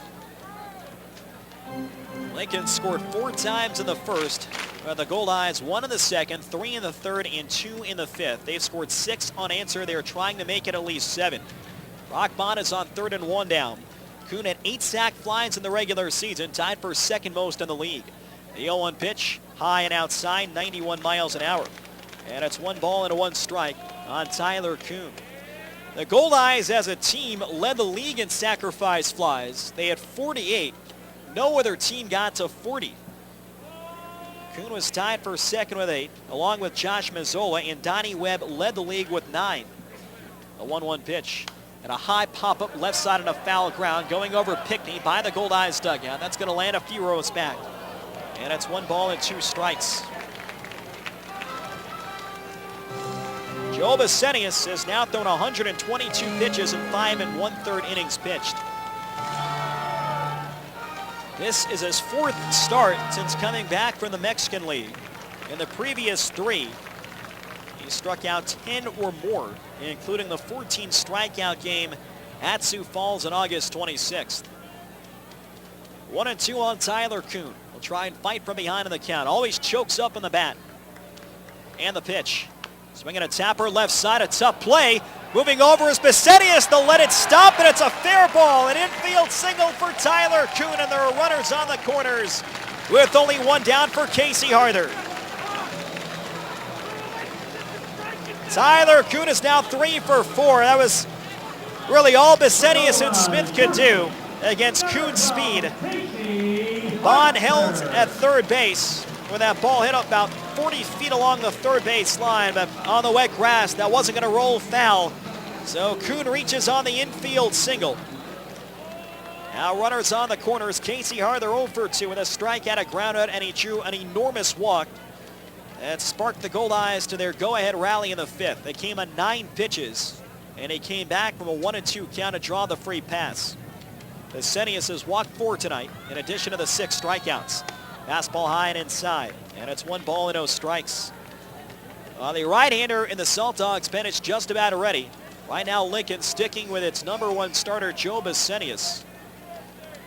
Besenius was in line to pitch on Sunday evening against Sioux City. Had that game mattered, but with the Goldeyes beating the Railcats here at Shaw Park and Lincoln getting rained out, here's the 1-0 pitch. Swinging a high pop-up, shallow right. Out goes Nunez, the second baseman. In comes Brian Joint towards the line. Joint makes the catch. Bond tags. They'll come down the line. Throw coming in. Overshot the cutoff man Cack, but it's caught by Smith, the catcher. So the runners hold. Harther retired, and that'll bring up Reggie Abercrombie, who's done a little bit of everything tonight. 3 for 3. 2 singles, an RBI triple, 3 runs scored, and he has set a Goldeyes postseason single game record with 3 stolen bases. Abercrombie can bust things open here with 1 swing of the bat. So the Goldeyes beating the Railcats on Sunday, which basically clinched the division for the Lincoln Saltdogs. Lincoln would get rained out at Haymarket Park. There was no need to pitch Besenius in the doubleheader on Monday. And now Ken Obergfell, the manager, is going to walk out towards the mound. And I believe Kyle Yunkin, the trainer, has also come out of the Saltdogs dugout. So some cause for concern. We hope that everything is all right with Joel Besenius. It is Ken Obergfell and the trainer Kyle Yunkin taking a look at the 31-year-old right-hander. And we'll see if Obergfell sticks with Besenius or goes to the bullpen. They will stick with Joel Besenius. So not sure if they picked something up in the delivery and maybe saw that Besenius was favoring one part of his body over the other. The velocity's been there throughout the night. He's hit 91 a couple of times, even over 120 pitches here in the 6th inning. So Reggie Abercrombie digs in. Besenius, the 2 teams he played for this year in the Mexican League, Monclova and Tabasco. It was Tabasco earlier this year where Reggie Abercrombie had begun in the Mexican League before signing with the Winnipeg Goldeyes. Toss over to first. Coon, a base running threat, dives back. Coon was caught stealing by Tyler Smith. He made a very good throw in the top of the 5th inning. I mentioned that Smith had a bit of trouble throwing out runners this year. 15%, 8 for 54, but he made a good throw on Coon a couple of innings ago. Righty against righty, and the pitch. Swinging a high pop-up foul to the right side. 90 miles an hour in the fastball, and the count is no balls and 1 strike. It is very impressive that Besenius has maintained the velocity into the 6th inning. He's over 120 pitches. And the Shaw Park radar gun, if you're familiar with the Goldeyes, typically a mile to 3 miles an hour slow. And that last one, 90 to Reggie Abercrombie. It's 0-1 on the former Major League center fielder. Facing the former Major League right-hander Joel Besenius. The 0-1, fastball high and inside. That one was at 87. And it's 1 ball and 1 strike. 6 runs, 11 hits, 1 error for Winnipeg. 4 runs, 8 hits, and 1 error for Lincoln. Brock Bond is on third, led off the inning with a triple. Besenius trying to pin in there. Coon is on first. He reached with the infield single. 1-1 on Reggie Abercrombie.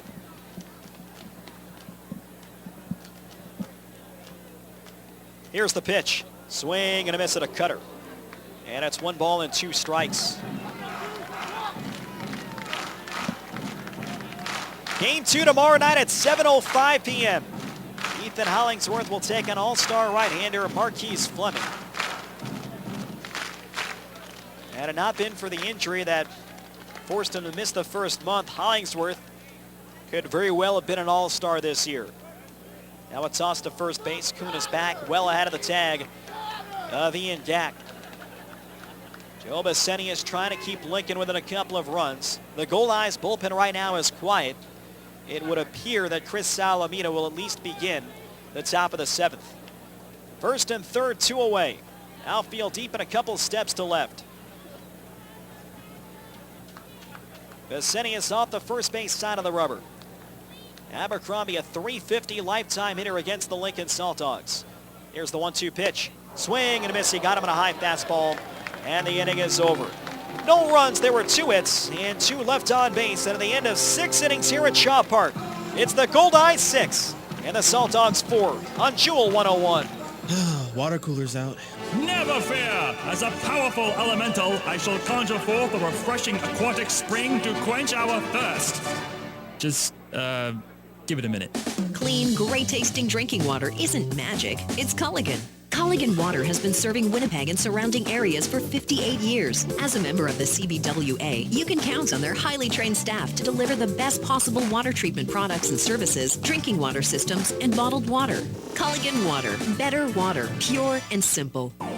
The Fairmont Winnipeg is the city's only luxury hotel with 340 luxuriously appointed rooms, 19,000 square feet of stylish function space, and 12 meeting rooms. At the Fairmont, quality, comfort, and convenience come standard, and its central location makes it perfect for your next corporate meeting or family staycation. Travel easily to the RBC Convention Center through the Underground Concourse, or visit the nearby Canadian Museum of Human Rights. Located in the heart of the city, the Fairmont Winnipeg continues to be the hotel of choice for the discerning traveler. It's a quiet evening at the lake. You can hear the birds singing before bed. The gentle waves. It doesn't get any better than this. Unless you add Archangel Fireworks to your night. Having a birthday? Amp it up with fireworks. Family reunion? Nothing says we missed you like a crackling peony exploding in the sky. Typical Wednesday? You guessed it. You need Archangel Fireworks. 104 Pembina Highway. And now, back to Winnipeg Goldeyes baseball on Jewel 101. Top of the 7th inning here at Shaw Park, 6-4 in favor of the Winnipeg Goldeyes. Joe Messenius with some clutch pitching. Brock Bond led off the bottom of the 6th with a triple, and he was able to pin him there without crossing the plate. So now the Saltdogs will have their big bats coming up. Luis Nunez, Matt Forgach, and Ian Gack, 2, 3, and 4 against Chris Salamina. 102 pitches over 6 innings tonight. He has settled in since giving up 4 in the top of the first. Nunez officially 0 for 3 with a run scored. A right-handed batter, Salamina winds, and the first pitch. Breaking ball on the outside corner, it's 0-1. Nunez reached on a fielder's choice, scored in the opening inning, grounded to first base in the second, and reached on an error charged to Tyler Coon that did not lead to an unearned run in the top half of the 4th inning. Left-hand pitcher, right-hand batter. And the 0-1. Breaking ball misses high and outside. 1 ball and 1 strike. The out-of-town scoreboard is brought to you by Manitoba Blue Cross, the color of caring. In the other American Association Division Series, they are tied at 2. The Lemurs and the Wingnuts in the bottom of the 7th. Laredo just tied it on a home run from Travis Denker. The 1-1 pitch. Change up just high and outside. It's 2 balls and 1 strike. Joe Messenius through 6 has thrown 129 pitches. It would be hard-pressed to believe he would go back out for the 7th, and Lincoln has had a righty warming up for quite some time now. Right now, the Goldeyes bullpen is quiet. 6-4 Winnipeg here at Shaw Park. 2-1 on Nunez. And the pitch. Swing and a bouncer, foul straight down. Out on top of a breaking ball at 76 miles an hour. So the count goes to 2-2. This year at home, Salamina made 9 starts. A 4-0 record with a 1.76 ERA. He has put the team on his back on multiple occasions in big starts. And 2 that really stand out resulted in 9 inning complete games. Salamina led the league in that category. He had 4 total complete games. 2-2 on Nunez. And time called for at the play. Nunez steps out. The July 27th game at Gary South Shore going into the All-Star break. The Goldeyes at the time were only a couple of games in front of the Saints in the North. And Salamina threw a 4-hit complete game shutout in the rubber match of that 3-game series. Goldeyes won 12-0. The 2-2. Fouled straight back. Got a piece of a fastball away, and it's still 2 balls and 2 strikes. Another huge game was also against the Railcats. That was here at Shaw Park, July 13th. He would take a no decision, but the Goldeyes behind 8 1/3 innings without giving up an earned run. On the back of Chris Salamina would win 4-2 in extras on the Reggie Abercrombie walk-off homer. That halted the season-high 5-game losing streak. And then on August 10th against Wichita here at Shaw Park, after the Goldeyes had lost the first 3 games of a 4-game series against the Wingnuts, Salamina stepped up on the Sunday afternoon. He threw a 9-inning complete game, allowed 1 earned run and 5 hits, and the Goldeyes avoided the 4-game sweep of the 5-1 victory. The lefty winds in the 2-2 to Nunez. Swinging a broken bat, grounded to the left. It's grounded a hop by Blackwood, fires across to first in time to get Nunez by a couple of steps. Salamita jamming Nunez inside. A soft grounder out to third. One out and nobody on. And for Chris Salamita, he has now retired the leadoff man in 5 consecutive innings. And that is something the Goldeyes as a team excelled at throughout this year. Their pitching staff by far and the best batting average in the league against the leadoff man. Here's Matt Forgatch, 0 for 2, a walk and a run scored. Since then, he has struck out twice. Salamita's first pitch. Breaking ball, chopped towards third. Reaching his Blackwood, and it's just off his glove. Forgatch will be safe at first with an infield single. Good attempt by Jake Blackwood. He timed his leap well, jumped up as that ball was coming down, and it just kind of rolled off the very end of his glove. So Forgatch is on board, and that will bring up Ian Gack, who will represent the tying run. Ian Gack had tied this with a 1 swing, an RBI double, and a run scored in the first. He was intentionally walked in the second, and he took a called third strike leading off the top of the 5th. Against the Goldeyes pitching staff, the leadoff hitter hit just .248 against Winnipeg in the regular season. The next closest club was the Saltdogs, tonight's opponent. Leadoff batter at .261, 13 points higher. Gack, the league leader with 27 home runs, the league leader with a .679 slugging percentage. Salamita delivers, swing and a foul tip, held by Luis Allen. It's 0-1. A well-located fastball away. Talked about it throughout this year with Chris Salamita. It looks so good for a right-handed batter, but it has just enough movement as it approaches home plate, tailing away, and it misses the fat part of the bat. Gack did hit a couple of homers against Chris Salamita. Those were at Haymarket Park in the ball game on May 25th. They were both solo shots, tossed to first, and Forgatch gets back safe. He's a threat to run, finished second in the league in steals with 35, and he was only caught 3 times. That ranked him 3rd in the league with a 92% success rate. 1 on and 1 out. Salamita could get through this inning in a double play. Blackwood covers the line at third base. The outfield is deep and a step to left. Gack crowds the plate. And the 0-1 pitch. Swinging a ground ball, foul. That one opposite of the stands. And hope that everyone's all right. And it looks like everyone was able to avoid getting hit hard by that foul ball in the second row. I believe it actually may have hit one of the vendors. And it's 0-2 on Ian Gack. So Salamita ahead with Brian Joyne waiting on deck. 6 runs, 11 hits, 1 error for the Goldeyes, 4 runs, 9 hits, and 1 error for the Saltdogs. Salamita with a big-time performance, trying to get through the 7th inning. Bullpen is still quiet right now for the Winnipeg Goldeyes. Lefty to righty, and time called for it. Gack will step out of the box. Gack did strike out 75 times in the regular year.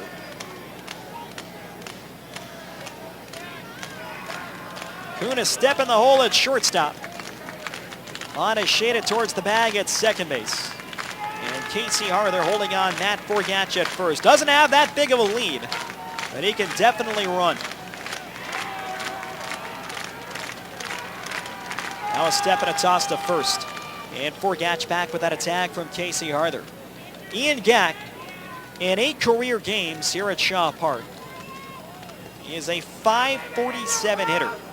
17 for 31, 4 homers in those 8 games, and 13 RBIs. And had that great showing in the home run derby at the end of July. 1 on and 1 out. We're in the top of the 7th. Goldeyes lead by 2 runs. The 0-2 to Gack. Swing and a foul straight back. Just got a piece of that slider. Good pitch by Salamita. So Gack hangs in at 0-2. Brian Joyne, a right-hand batter, is waiting on deck. Gack in his 2nd year with the Lincoln Saltdogs. Missed time last year due to a hand injury, but still at 18 homers in just 60 games played. Also had 63 runs batted in. So in back-to-back years, Gack, despite missing significant time, has finished in the top 10 in the American Association in long balls. And this year, he tied for the 3rd most ever in a single season. Toss to first base. And this time, Forgatch is back standing up. Gack on the DL this year, June 6th through June 28th. Born in Seattle, Washington. Former 26th round draft pick by the Texas Rangers in 2003. He was a high school pick, Edmonds Woodway High School in Edmonds, Washington. Began his pro career at the age of just 17 years old. The 0-2. Fastball high and outside. That had some nasty movement to it. It was just high. And the count 1 ball and 2 strikes. Again, that two-seamer right as it gets to the plate. Veers away from the righties, would veer in on the left-hand bat. Against the lefties, you can also throw it back door. Tying run at the plate. Chris Salamita off the third base side of the rubber. He checks on first. Now the 1-2 pitch. Swing and a miss. He struck him out. Chris Salamita strikes out Ian Gack on a 92-mile-an-hour fastball away. His 8th strikeout here in Game 1. And there's 2 outs in the top of the 7th. That may go down as the biggest strikeout of tonight's game for Chris Salamita. He gets Gack for a 2nd time tonight. So here is Brian Joint, 2 for 3 against his former club. He has good power numbers all time at Shaw Park. He's been playing here in some form going back to 2010 when he had a good year for the Kansas City T-Bones and helped them get to the Northern League Championship Series. 29 lifetime games in Shaw Park, a .216 average, but 6 homers and 21 runs batted in. The first pitch, breaking ball, misses just low. Good pitch from Salamita. It's 1 ball and no strikes. Brian Joint has been around this league for a number of years now, played for 3 clubs, including the Goldeyes in 2011. Started that year with the Kansas City T-Bones. Winnipeg signed him on June 22nd. He was then traded to the El Paso Diablos for a big relief pitcher, John Plefka. A 1-0 pitch, breaking ball, that's on the outside corner. So the count is 1 ball and 1 strike. Joint represents the tying run at good power numbers as well. Not quite as good as Ian Gack, but he had 10 homers this season. And it was an even split, 5 at home and 5 on the road. Goldeyes 6, Saltdogs 4 in the top of the 7th. Outfield plays him a step to left. Runner goes, they've got him picked off. Harther will throw to second base, and it gets away from Tyler Coon. It'll roll in a shallow left. And Matt Forgatch will hold at second base. So Matt Forgatch took off at first movement. Chris Salamita stepped and threw over. And it looks like it'll actually be a balk here on Chris Salamita, so the throw in the end there from Casey Harther didn't matter, and Salamita just getting confirmation from Sam Burtz, the first base umpire. And Rick Forney looks like he wanted an explanation as well. Salamita threw over. Forgatch had taken off. Harther made the throw. It broke off the glove of Tyler Coon, but it appears that Salamita has been charged with a balk, so Forgatch would have had second base anyway. So a runner at second and 2 men down. Allen and Salamita had a quick chat between the mound and home plate. 1 ball and 1 strike to count on Brian Joint, a .354 hitter against left-hand pitching in the regular season. Jeremy Hamilton is on deck if Joint can extend the top of the 7th. Forgatch plenty of speed to scoring a base hit to the outfield, especially with 2 men away. Salamita leans in. He's got the sign for Luis Allen. Now brings the hands together. The 1-1 pitch. Fastball right down the middle. And it's 1 ball and 2 strikes. Another good two-seamer from Chris Salamita. Earlier in this inning, in 92 miles an hour in the 3rd strike to Ian Gack. Joint was 17 of 55. A very good .309 average with 2 outs and men in scoring position this season. Got a chance to make it a 1-run game with a single. Lefty and a righty. Joint crowds the plate. Salamita looks back. The 1-2 pitch inside almost hit him. And Luis Allen, a good job to reach forward and prevent that from clipping the front of Brian Joint's uniform. Now it's 2-2. For the first time tonight, I should say the first time since the second inning, the Goldeyes get action in the bullpen. Taylor Sewitt, the sidearm righty, is getting loose. Matt Jackson had warmed up a couple times early when Lincoln had a 4-run first, but Salamita has settled in since then. 2-2 on Brian Joint. He struck out 79 times in 96 games in the regular season. Goldeyes 6, Saltdogs 4. We're in the top half of the 7th.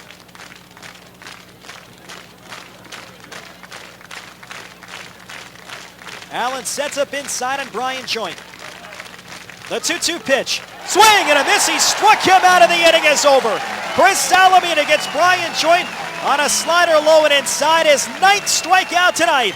No runs, 1 hit, and 1 runner left on base. Time to stretch at Shaw Park. It's 6-4 Goldeyes on Jewel 101.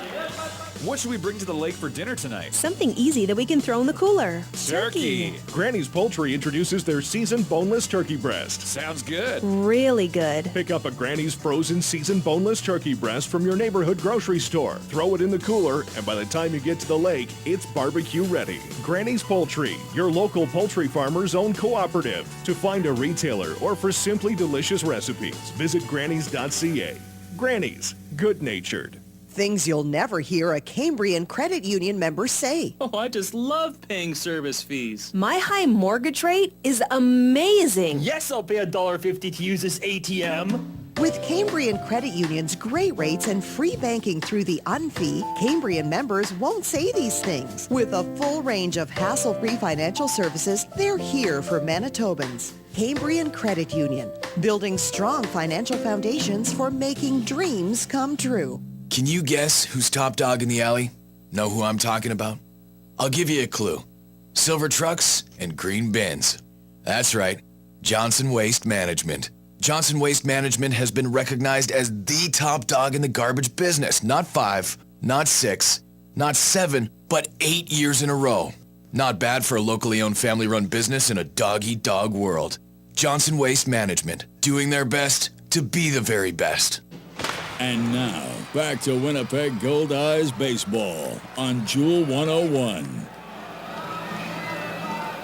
Couple of big strikeouts for Chris Salamita. He has fanned 9 over 7 strong tonight. Goldeyes have a 6-4 lead going into the bottom half of the 7th. And right-hander Johnny Montoya will take over for Lincoln starter Joe Bissenius, who threw 129 pitches over 6 innings. He kept the Saltdogs in it, but surrendered an early 4-0 lead. The Goldeyes slowly but surely chipped away that 4-0 deficit, and right now Bissenius is on the hook. He allows 6 runs, 5 of which were earned on 11 base hits. Bissenius, he walked 4 and struck out 7. Now Johnny Montoya, who spent some time this year with the Fargo-Moorhead Redhawks, will take over in the bottom of the 7th. They'll face 6, 7, and 8. Donnie Webb, Josh Mazzola, and Luis Allen. Webb, a switch hitter from the left side. He's got a huge homer tonight, a 2-run shot with 2 outs in the 3rd. That tie the game against Joe Bissenius. Pitching change brought to you by Johnson Waste Management. Call 452-0909. First pitch, a fastball, 88 miles an hour, high and outside. It's 1 ball and no strikes.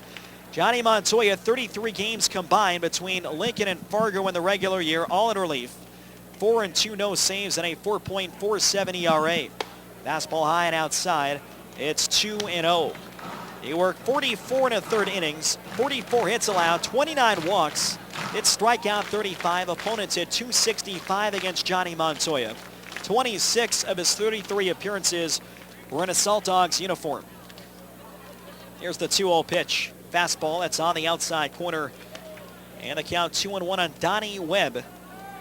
Webb in his other 2 trips to the plate has drawn a walk. He also has a stolen base. Goldeyes with a couple other postseason single game records tonight. Here's the 2-1. Swinging a pop-up foul over the screen and just to our left. And the count is 2 balls and 2 strikes. Reggie Abercrombie with 3 steals himself. That's an individual postseason single game record. The Goldeyes with 2 triples in the game. Brock Bond and Reggie Abercrombie. That is a team postseason single game record. 6-4 Goldeyes in the bottom half of the 7th. And the 2-2 pitch. High and outside of the fastball. This one at 89 miles an hour. Montoya was released by the Redhawks on June 18th and then quickly signed by the Saltdogs 2 days later. Originally from Caracas, Venezuela. Not a big guy, 5'10", 190 pounds. He turned 28 at the end of August, but he has very good stuff. So a full count on Donnie Webb. Now the payoff pitch. High ball 4, and Webb has walked for a 3rd time tonight. That's 5 of the game on offense for the Goldeyes. And we'll see if Webb is in motion. Donnie Webb, 32 steals, 3rd most in the American Association in the regular season. Mazzola stepping up. He gave the Goldeyes the lead. Came up with the bases full and 1 out in the 5th. He had a ground ball in the hole at shortstop. The Saltdogs couldn't turn the double play. Mazzola beat out the relay at first. That made it 5-4. And on the ensuing throwing error from second baseman Luis Nunez, Reggie was able to come around as well. Mazzola squares and he pulls back. And it's a fastball just outside. 1 ball and no strikes. Johnny Montoya from Caracas. He emigrated, though, to the United States during his youth. Grew up in Miami, Florida. Went to Sunset High School. Began his professional career in 2010 in the Independent United League. Slider taken low and outside. Good backhand stop by Tyler Smith. And the count is now 2 balls and no strikes. Donnie Webb on first and nobody out. Josh Mazzola, who finished the year on a 9-game hitting streak and drove in 56 runs in his final 65 games.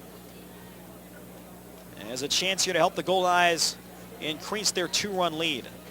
Right-hand batter, open stance. Pickney way in at third base. Swinging a foul straight back. And the count is 2 balls and a strike. So ahead of the count, 2-0. Mazzola turned loose. And had a good swing in that fastball from Johnny Montoya. Montoya last season was with the Kansas City T-Bones very briefly. Finished the year with the Washington Wild Things of the Frontier League. His combined numbers in 2013, a 6.07 ERA in 35 games with 13 saves. Right-hand pitcher, right-hand batter. And the 2-1. And a high fly ball, deep center field. Back goes Forgatch. In front of the track, he's there. Forgatch makes the catch. That'll send Donnie Webb back to first. Good swing there by Josh Mazzola. Got under it just a bit. And there's 1 man down in the home 7th inning. Luis Allen stepping to the plate. Allen's been on base twice. A single, a strikeout, and a walk.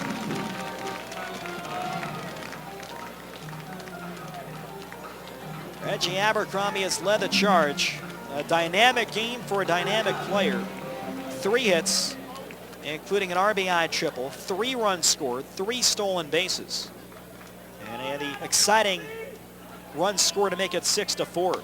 Fastball misses outside, 1 ball and no strikes. Luis Allen, along with tonight's starter Chris Salamita and Josh Mazzola and Kobe Downing, the 4 remaining holdovers from the Goldeyes 2012 championship team. There are a number of more players that were first-year Goldeyes in 2013. Tossed to first, and Webb is back out of Ian Gagg's tag. And many of them, guys like Casey Harther, Brennan Lafferty, Chris Kissick, it's extra special for those guys to get to the postseason this year. In Winnipeg right now in the postseason opener, they lead. The runner goes, swing and a miss. Throw to second base. Webb slides, and the throw won't be in time. A breaking ball low and outside. Allen swung and missed. And Donnie Webb with his 2nd steal tonight. And overall his 34th in 2014. So it's now 1-1 count and a runner in scoring position. That takes away the chance at a double play. Webb beat the throw, is wide to the left of second base anyway. From the catcher Tyler Smith. Breaking ball that's on the inside corner at 78 miles an hour. Now it's 1 ball and 2 strikes. Brennan Lafferty has begun to throw again in the Goldeyes pen. Salamita's gotten better and better as this game has moved on. He's had 119 pitches.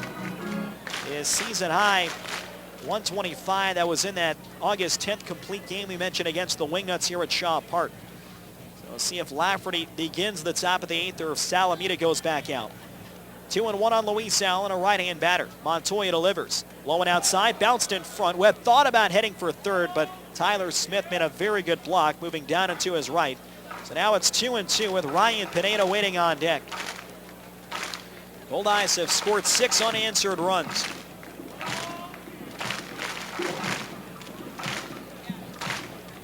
Donnie Webb can fly. He's the runner on second with 1 out.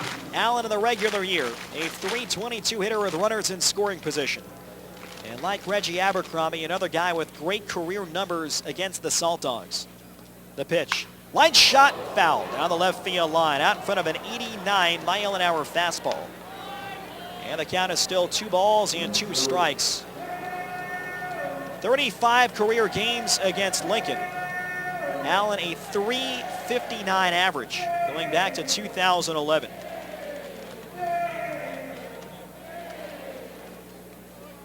Allen waves the bat back and forth. Now Montoya comes to a high set. Another 2-2 pitch. Fastball high and away. Good eye by Luis Allen, and it's 3 balls and 2 strikes. Goldeyes 6, Saltdogs 4. We're in the bottom of the 7th in game 1. Jeremy Hamilton, a left-hand batter, is set to lead off the 8th. Mike Gilmartin due up 30 is also a left-hand bat. The payoff to Allen. Breaking ball line deep down the left field line. Going over Hamilton by the corner. Reaches out. And Hamilton makes the catch as he crosses in a foul ground. That'll send Donnie Webb back to second. That was a great swing by Allen. A tough breaking ball low and in. Allen kept his hands inside the ball and he hit that well in the left field line. Jeremy Hamilton with the best play by a Saltdogs outfielder tonight. Takes away an extra base hit. He ended up crossing into foul territory, but third base umpire Joe Stegner ruling that ball was initially touched in fair ground. So now there's 2 away, and the nice running grab by Jeremy Hamilton. Ryan Pineda steps up, 0 for 3 with an RBI ground out. Montoya looks back at second. Webb with a huge lead. The pitch, it fouled the other way. Breaking ball at 74 miles an hour. It's 0-1. Montoya in his career 5 professional seasons, 16 and 18 with a 4.61 ERA. 13 career saves, all of which came last season. He has averaged 7 strikeouts per 9 innings. He has averaged 5.2 walks. After graduating from Sunset High School in Miami, went on to play college ball at Freed-Hardeman University in Tennessee. He turns and looks at Donnie Webb on second. Ryan Pineda drove in the first Goldeyes run, a bases-loaded ground out on a slow roller in front of first base in the bottom of the 2nd. And the Goldeyes have been running ever since the 0-1. Line shot down the right field line. That'll slice into the seats. And it goes to 0-2. Game 2 scheduled for tomorrow night. 7:05, Ethan Hollingsworth taking on all-star righty Marquise Fleming. Friday set to be a travel day. Saturday, 2 great lefties at Haymarket Park. It'll be Nick Hernandez against left-hander Kevin McGovern. If it goes to a game 4, that's Sunday at 5. Matt Jackson against Zach Barson. If we go to a game 5, that'll be Monday at 6 in Lincoln. And it'll be a rematch, Chris Salamita and Joe Basenius. The 0-2. Breaking ball, just a bit low. Good eye by Ryan Pineda. 1 ball and 2 strikes. The steal by Webb in this inning for the Winnipeg Goldeyes. It ties a postseason record. It is their 5th tonight. And thanks to Goldeyes Media Relations Assistant Zach Peters, who has been able to return after starting school back up yesterday. The 1-2 pitch, check swing, and they say he went around for strike 3. Smith digs it out, sets up in fair ground, throws to first. That'll complete the strikeout, and the inning is over. No runs, no hits, and 1 left on base. Through 7 at Shaw Park in game 1. It's 6-4 Goldeyes on Jewel 101. Cheers to the NSA slow pitch team whose uniforms are not uniform at all. Cheers to the times where more prep goes into playing after the game than playing in it. Cheers to the team who carries the cooler to the bench first and then maybe goes back to the van for the bats, balls, and gloves. Cheers from the Bud family, Budweiser, Bud Light, and Bud Light Lime. Proud sponsors of your Winnipeg Goldeyes and every NSA slow pitch team in Winnipeg. Go get 'em! This is Goldeyes Baseball on 100.7 CFJL, Jewel 101, Winnipeg. Most days, you can predict what life's going to throw at you. He's 2 for 2 at bat so far today. But every once in a while... Strike! Oh, he did not see that coming. When life throws you a curveball, Ranger Insurance will protect what's important to you. Whether it's home, life, auto, or commercial, they have a plan that fits your needs. Ranger Insurance, putting relationships first. For the protection you deserve, visit rangerinsurance.ca. Summer is the season for long family road trips. Are we there yet? And if you want to make it there, it's time to go to Cal Tire. Whether you come in for a tire rotation, an alignment, or even a basic oil service, all your visits come with a free mechanical inspection. Get your vehicle ready for high temperatures and heavy use. Talk to Cal at any one of 5 convenient Winnipeg locations. And now, back to Winnipeg Goldeyes Baseball on Jewel 101. Goldeyes this week is brought to you by Boston Pizza. After the game, you can have any of our more than 100 delicious Boston Pizza menu items delivered to your door. Call 925-4111 or do some finger cooking at bostonpizza.com. Jeremy Hamilton at the plate, 6-4 Winnipeg, top of the 8th inning. Brendan Lafferty continues to stay loose inside the Goldeyes bullpen. Hamilton, a left-hand batter, 2 for 3. First pitch, he lifts it in the air to center field. Abercrombie a couple steps to his right. Abercrombie there makes the catch, one man down. On the 120th pitch of the night from Chris Salamita, Jeremy Hamilton flies out to center field. Brandon Pickney stepping up. Pickney is 0 for 3, 2 flyouts to right. And he grounded into the key double play that ended the top half of the 5th. And in the bottom half of that inning, Winnipeg would take the lead by scoring 2 runs. Salamita has bear down. He has now retired the leadoff hitter in the last 6 and has bounced back extremely well after the Saltdogs got to him for 4 in the top of the 1st inning. Here's the first pitch. Fastball on the outside corner, 0-1. So once again, the Goldeyes opening night starter with a big-time performance, battled adversity early, but was able to settle in, and he has given the Goldeyes the chance to move in front, and they have done that. The 0-1. Fastball just inside, 1 ball and 1 strike. Lefty on deck and Mike Gilmar, another pitcher warming in the Saltdogs pen. It is lefty Trey Barham, the only lefty reliever. Connor Spink has been on the DL for a few weeks.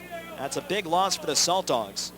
Here's the 1-1 pitch. Breaking ball swing and a miss. Huge cut by Pickney. He was out in front.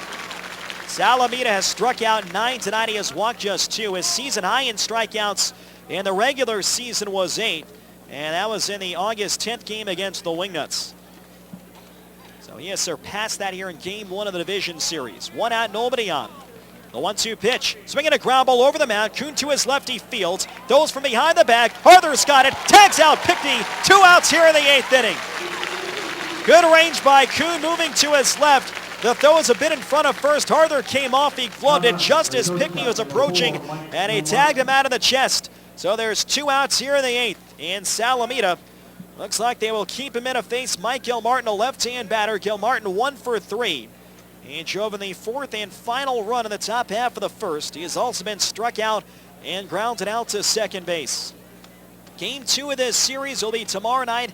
Tickets are on sale now. A 7:05 scheduled first pitch. Another guaranteed game at Shaw Park. First pitch, swinging a chopper right side, just foul. Outside the bag, and it's 0-1. 7, 11, 16, 18, and $22 playoff tickets are on sale now by calling 1-855-GOLDEYE, visiting Ticketmaster.ca, or visiting any Ticketmaster location, including the box office at Shaw Park. Be a part of all the action as the Goldeyes look to capture another American Association championship. 2 outs, nobody on. Lefty against lefty. Salamita's 0-1 to Gilmartin. Slider low and outside, 1 ball and 1 strike. You get to this point of the year and things like pitch counts don't mean as much as they do in the regular year. It's a matter of how you feel going out, playing the hot hand. And right now, Chris Salamita is one of the hottest hands on the field for the Winnipeg Goldeyes. Here's the 1-1. Fastball fouled straight back. Good movement on the two-seamer, and it goes to 1 ball and 2 strikes. You can clearly see the movement on the two-seam fastball tonight from Chris Salamita. Generally, from our vantage point up in the press box, it's more of a subtle movement, but Salamita getting a good 2 or 3 inches in on lefties, away from righties, just as that ball gets to the hitting zone.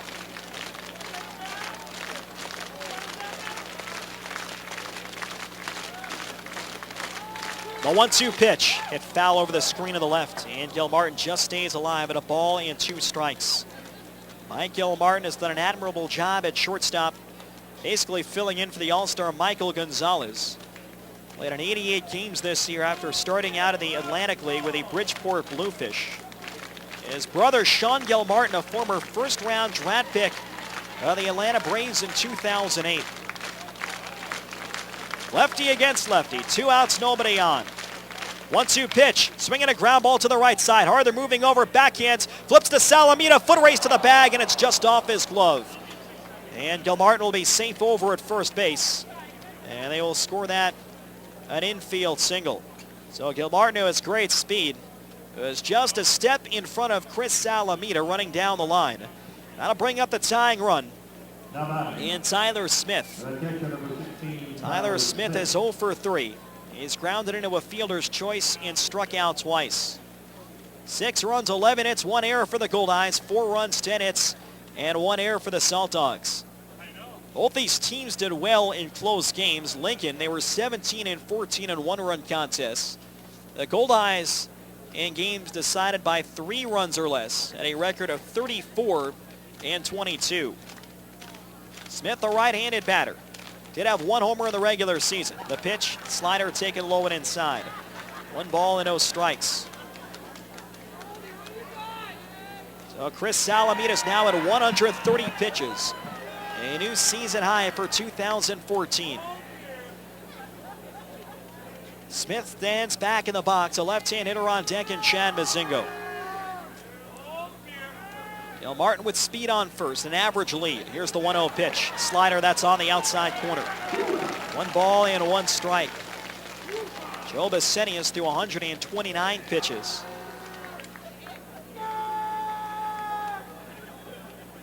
Thirty of those came during the bottom half of the 5th, in which the Goldeyes took the lead. Besenius was done after 6 complete.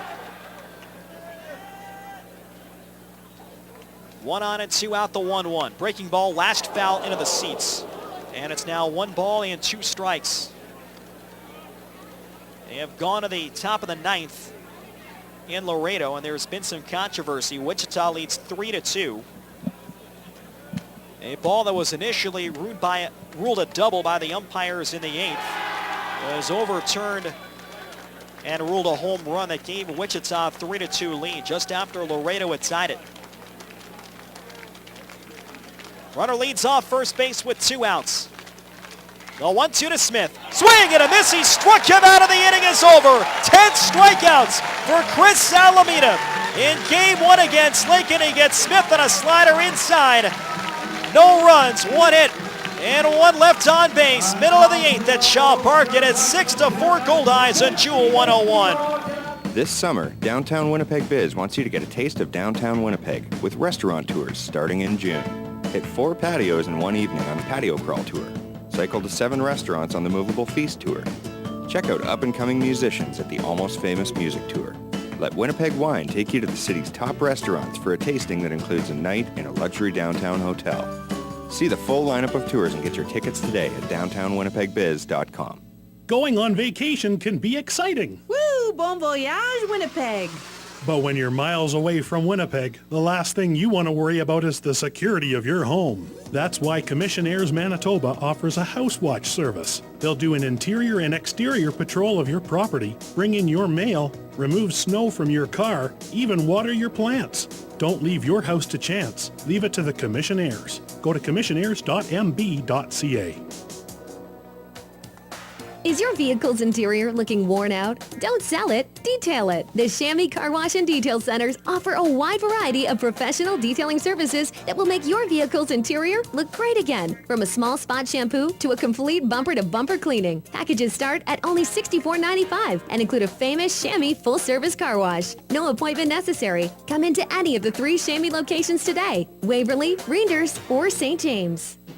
And now, back to Winnipeg Goldeyes baseball on Jewel 101. Bottom of the 8th inning here at Shaw Park. Chris Salamini, you can't say enough about the Goldeyes' #1 starting pitcher. He just struck out Tyler Smith. His 10th strikeout in 8 innings. He's had 133 pitches, and Brendan Lafferty has now sat down. It's not out of the question, at least looking at the bullpen, that Salamina could at least start the 9th with Chad Mazingo, a left-hand batter, set to lead things off. Meanwhile, Lincoln will bring on its second reliever of the game, big lefty Trey Barham. Will take over for Johnny Montoya, who worked a scoreless 7th. Montoya, 1 inning, no runs, no hits, 1 walk in, 1 strikeout through 21 pitches, and got around a leadoff walk to Donnie Webb. Pitching changes brought to you by Johnson Waste Management. Call 452-0909. Trey Barham in the regular year, 37 games, all out of the bullpen. 3-1, no saves, a 4.78 ERA. 43 1/3 innings pitched, 44 hits, 20 walks, 34 strikeouts. Opponents at 265 against left-hander Trey Barham. An even 6 foot, 225 pounds, a 28-year-old left-hander. And the first pitch on the way to Brock Bond, a fastball on the inside half for a strike. It's 0-1. Barham originally from Norfolk, Virginia, lives in Portsmouth, Virginia in the offseason. Lefty to righty, and the pitch. Breaking ball low and inside, 1 ball and 1 strike. Brock Bond 2 out of 4. A double, a triple, a line out to center, and a sharp grounder up the middle in which he was retired. Brendan Lafferty had been warming up. We're at the bottom of the 7th and early on in the top of the 8th inning, but Chris Salamita got around the 2-out infield hit from Michael Martin. He is well beyond his regular season high in pitches thrown, the 1-1.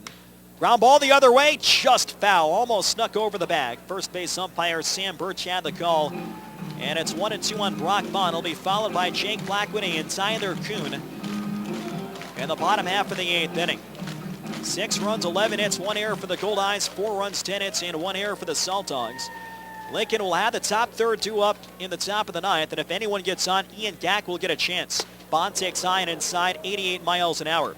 And it's 2 balls and 2 strikes. You mentioned that Trey Barham is the only available left-hander in the Lincoln Saltdogs bullpen. Connor Spink, who has been one of the best lefties in the league over the last 3 years, unfortunately has been on the DL since August 21st. Bond swings and fouls it off to the right side. It's still 2 balls and 2 strikes. Barham, in his 7th year of professional baseball, has been as high as AAA. Drafted by the Oakland Athletics in 2008, a 25th round pick out of the Virginia Military Institute. And a very good 4-year career in college, went 22-7 with a 3.74 ERA. From the high set, here's the 2-2 pitch. Line foul off the screen behind the plate. And it's still 2-2 with Jake Blackwood on deck. In high school, he played at Greenbrier Christian Academy in Chesapeake, Virginia. And he was a former high school teammate of Atlanta Braves outfielder B.J. Upton, and also former Goldeyes closer Dexter Carter. Another 2-2, swing and a miss, got him on a high changeup at 81 miles an hour. So there's 1 man down here in the 8th inning. Winnipeg Goldeyes baseball is brought to you by MTS. Get unlimited internet in Manitoba on all your devices, only with MTS. Jake Blackwood, a 1 out of 4 with a run scored tonight. Everyone in the Goldeyes lineup has done something productive. They either have a hit, a run scored, or an RBI. Throughout the entire regular year, winning a franchise best 63 games, Goldeyes got contributions up and down the lineup. First pitch, a backdoor slider for a strike. It's 0-1. And that trend has continued in a Game 1 of the division series. Now Brendan Lafferty does start to throw again down the left field line. The 0-1 of Blackwood, way inside of the fastball. Had to move his feet, and it's 1 ball and 1 strike. Tyler Coon on deck. Goldeyes have led since scratching out 2 runs on a Josh Mazzola fielder's choice in the bottom of the 5th inning. The big inning was the 3rd. Winnipeg down 4-1 at the time, facing Joe Vicenius. Scored 3 runs, all with 2 outs. The 1-1 pitch, low and inside, 2 balls and a strike. Reggie Abercrombie in the big triple, and then Donnie Webb, the first left-hand batter to homer against Joe Vicenius this season. Hitting from the left side of the plate, a 2-run shot just over the right center field wall. So 2-1 on Jake Blackwood. In the regular season, Blackwood was outstanding against lefties, 23 for 62, a .371 average. The Goldeyes dominated left-hand pitching in general. They were 15-5 when facing a left-hand starter, and collectively they hit .340 against any type of left-hand pitcher. 2-1 on Blackwood. Swinging a high fly ball deep left center field. Forgatch on the run, still going back. He got turned around, can't get it. It's over his glove and bouncing towards the center field fence. Blackwood pulls in a second with a double, and the Goldeyes have a runner on second with only 1 out for Tyler Coon. Jake Blackwood hammers one over the head of Matt Forgatch. Forgatch, who runs as well as anyone in the league. If you went over his head, you know you hit the ball hard. And the Goldeyes come up with their 5th extra base hit tonight. They have 2 doubles, 2 triples, and a homer. Tyler Coon, who is 3 for 4 with 3 singles, steps up. A left-hand batter, Blackwood on second, 1 away. Barham delivers. Fastball. Low and outside, 1 ball and no strikes. One of the big reasons the Goldeyes were so successful against lefties this year, the guys who in other lineups typically might not do as well against lefties did very well. A 1-0 pitch, fastball outside, 2-0. Usually switch hitters, at least in terms of average, won't do as well from the right side of the plate when facing a lefty. And left-hand batters generally are not as good against lefties, but Tyler Coon, a left-hand batter, at .481 against lefties in the regular season. The 2-0 pitch hit in the air to left field. Back a step is Jeremy Hamilton. In front of the warning track, makes the catch, and Blackwood holds at second. 2 men down in the bottom half of the 8th inning. Coon at .41 against lefties despite being a left-hand batter, and the 2 switch hitters. Brock Bond, he had .333 against lefties, while Donnie Webb hit .368. Everyone else a right-hand batter, and as you'd imagine, righties did better against lefties than right-hand pitching throughout the regular season. So the Goldeyes, a .340 team average. And they've got Blackwood on second and 2 men down. Casey Harther at the plate. He hit .471 against lefties in the regular year, 32 for 68. It's 6-4 Goldeyes in the bottom half of the 8th, trying to take a 1-games-to-none lead in the best-of-5 series. The first pitch, fastball, misses just outside, 1-0. So Chris Salamita at a season-high 133 pitches. Put everything out on the line here tonight. Has a chance to get a win as Lafferty is ready to go for the top half of the 9th.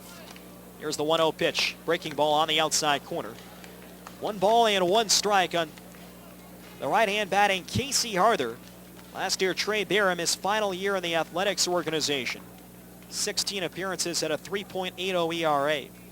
The 1-1. High and outside with a changeup. 80 miles an hour from Barham. It's now 2-1. He got to AAA briefly in 2012. And the Sacramento River Cats in the AAA Pacific Coast League. Blackwood on second, getting a healthy lead with 2 outs. The 2-1 pitch. Swing and a miss. Good breaking ball behind in the count from the left-hander Trey Barham. It's now 2 balls and 2 strikes.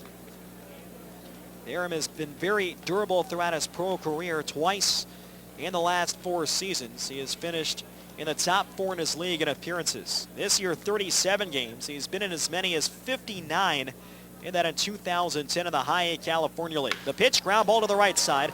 Moving in front, the second baseman, Nunez, he fields. Throw to first in time to get Harther, and the inning is over. No runs, 1 hit, and 1 left on base. We have completed 8 innings in Game 1 of the Division Series. It's the Winnipeg Goldeyes 6 and the Lincoln Saltdogs 4. Back with the top of the 9th after this on Jewel 101. Hey, you're looking red and shiny today. It's just the burger sweats, babe. That's not normal. Nah, it's cool. I read the nutrition fact things like you said. I've got enough sodium for like 3 days. It's easy to make the healthy choice at Jugo Juice. Jugo Juice smoothies are made with real fruit and veggies, 100% fruit juice with no added sugar, and no sorbet fillers or purees. So whatever you order, it's loaded with the good stuff. Stop by Jugo Juice at Shaw Park or Polo Park. My son loves hockey, but after a body check last season, I didn't think he would play. He slid hard into the boards. I was worried. We went to our family chiropractor. He set up a treatment plan, and his care was partly covered by Manitoba Health. Now, my son's back on the ice playing and enjoying every minute, even the practices. Thanks to our chiropractor for making life better. Manitoba Chiropractors, making life better. The Goldeyes Field of Dreams Foundation supports children's charities in Manitoba. I'm Tony Fletcher, Foundation President, urging you to get involved with the Fillmore Riley Case for Kids program by pledging a dollar amount per Goldeyes strikeout. Or show your support by picking up a Goldeyes license plate from your local auto pack dealer. The foundation receives $30 from each one sold. Thanks to you, the Field of Dreams Foundation has donated more than $1.6 million to children's charities. And now, back to Winnipeg Goldeyes baseball on Jewel 101. Top of the ninth inning at Shaw Park, the Winnipeg Goldeyes lead the Lincoln Saltdogs 6-4 in Game 1 of the American Association Division Series. And left-hander Brendan Lafferty will try and save it. In the regular year, Lafferty led the American Association with 55 appearances. That broke his own Goldeyes single-season record. He was 0-3, 6 saves at 2.66 ERA, 50 2/3 innings, 41 hits, 23 walks, 52 strikeouts. Opponents hit just 217 against the left-hander Brendan Lafferty, 6'4", 185 pounds, a 28-year-old left-hander from Riverside, California. Pitching changes brought to you by Johnson Waste Management. Call 452-0909. Chad Mazingo leads off, and the first pitch tries to drag a bunt, and it goes foul to the right side. It's 0-1. The top third due up for the Saltdogs, Mazingo, Nunez, and Forgatch. And, well, if anybody gets on base, you know his batting cleanup, Ian Gack, and if that were to happen, he would represent at least the tying run. Lafferty trying to lock it down after Chris Salamita turned in an absolutely gritty performance. 8 innings, 4 earned runs. They all came, though, in the first. He was shut down after that. 10 hits, 2 walks, one of which was intentional. 10 strikeouts, a new season high. And he battled for 133 pitches. The 0-1 to Mazingo. Swing and a miss and a changeup. And the count is 0-2. Lafferty's final regular season appearance came on Monday against the Gary South Shore Railcats. He was charged with a loss, went an inning and a third, allowed 2 earned runs on 3 hits, walked 1 and struck out 2. Lafferty pitching here in the postseason for the first time with the Winnipeg Goldeyes. The 0-2 to Mazingo. Changeup bounced in front of the plate, and it's 1-2. Lafferty with that nasty changeup. It's been one of the best out pitches in the American Association the last 2 seasons, and it is so good he will throw it not only to righties, but also to lefties. Pitchers with changeups, even good ones, sometimes won't throw it to these same-handed batters. Here's the 1-2 pitch, and a changeup bounced in front. It's now 2 balls and 2 strikes. One of the reasons for that, a lot of changeups will fade into the same left-hand batters for a lefty and might fade in on a lefty into their wheelhouse, or for a righty, it might do the same for a right-hand batter. Lafferty's changeup, for the most part, it just drops straight down. It dies as it approaches home plate. But he throws it with the same velocity as his fastball, the same arm speed. 2-2 on Mazingo. Lafferty delivers. Changeup just low. Almost got the called strike that time. So Mazingo has gone from 0-2 to 3-2. 6 runs, 12 hits, 1 error for the Goldeyes, 4 runs, 10 hits, and 1 error for the Saltdogs.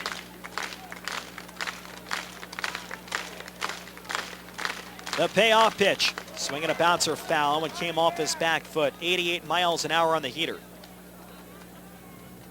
And it's still 3 balls and 2 strikes. Mazingo had a great .380 on base percentage in the regular year, and he is battling one of the top lefties in the league. This will be the 7th pitch coming up. Lafferty ready, first base side of the rubber. And the pitch. Swinging a ground ball behind the back. Tough up, fielded by Casey Harder. He'll take it to first himself.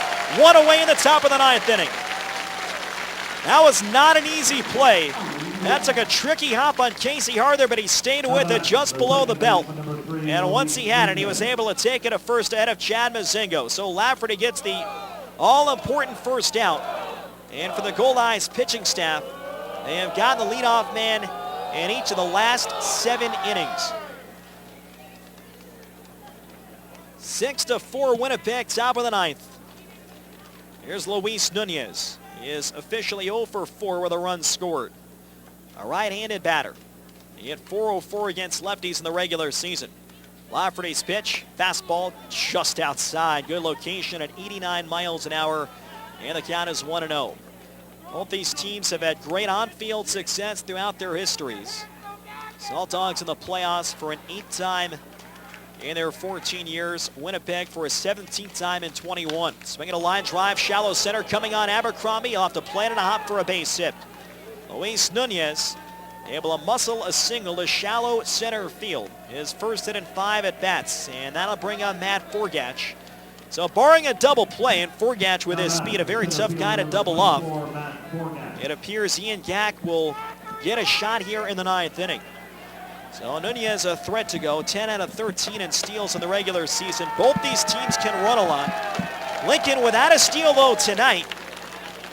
The Goldeyes have set a franchise postseason record with 5 steals in tonight's game. Forgatch 1 for 3. And the pitch, fastball, that's on the outside corner. 89 miles an hour, it's 0-1.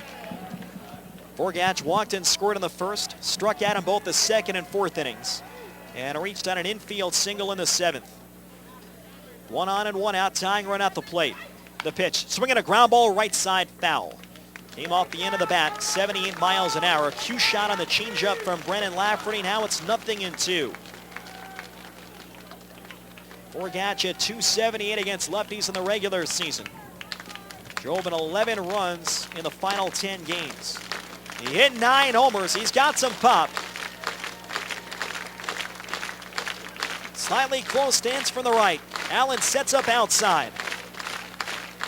The 0-2 pitch. Swinging a ground ball towards the hole. That's a tough play past the dive of Tyler Coon. A seeing-eyed single just gets through to left field, and the tying runs are on for Ian Gack. So a big showdown here in the top of the 9th inning. On 0-2, Lafferty got the ground ball, but it finds its way between Jake Blackwood and Tyler Coon. So Nunez on second, Forgatch on first. Both of whom have excellent speed.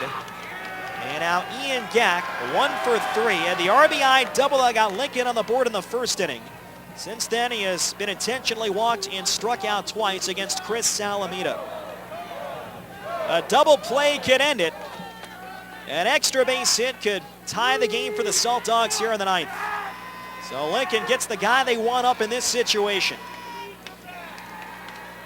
Gack crowds the plate, the league leader with 27 homers. First pitch, swing and a miss at a changeup. He took a shot on the first pitch and swung over the top, 75 miles an hour. And the count is 0-1. Gack homered 8 times in his final 13 regular season games and overtook Laredo's Travis Denker for the home run crown. Just in case, the Saltdogs get a righty warming up, and that appears to be their closer, Marshall Schuler. The 0-1 to Gack. Change up just outside. Good pitch by Brennan Lafferty, trying to get the called strike on the change. So it's now 1-1 on Ian Gack. Luis Nunez on second, he's single to center. Matt Forgatch, he's on first, the tying run, single and a ground ball to left field. Lefty to righty. 6-4 Goldeyes, top of the 9th. And the 1-1 pitch, fastball just outside. That one just missed away. And the count goes to 2-1. Brian Joyne, another hot hitter, is waiting on deck. 6 runs, 12 hits, 1 error for the Goldeyes, 4 runs, 12 hits, and 1 error for the Saltdogs. Outfield deep and a step to left. Lafferty comes set in the belt. The 2-1 pitch, changeup, swing and a miss. Huge pitch behind the count. And as he did on the first pitch from Brennan Lafferty, Gak took a chance. Tried to hit that one out of the park and came up empty. Now it's 2-2. Lafferty with a pitch to work with. We'll see if he goes fastball or changeup with a 2-strike count. Crowd tonight at Shaw Park, 4,013 for the postseason opener. First and second, one out in the top of the ninth inning. And time called for Gak will step out and try to rearrange his thoughts. Gak through the end of this regular season, now 215 career home runs.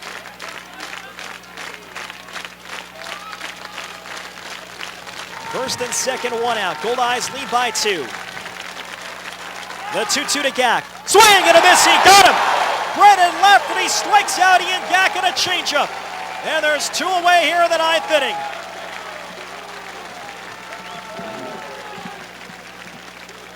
Lafferty got him on the changeup on 2-2, but really the biggest pitch of that at bat, the 2-1 changeup.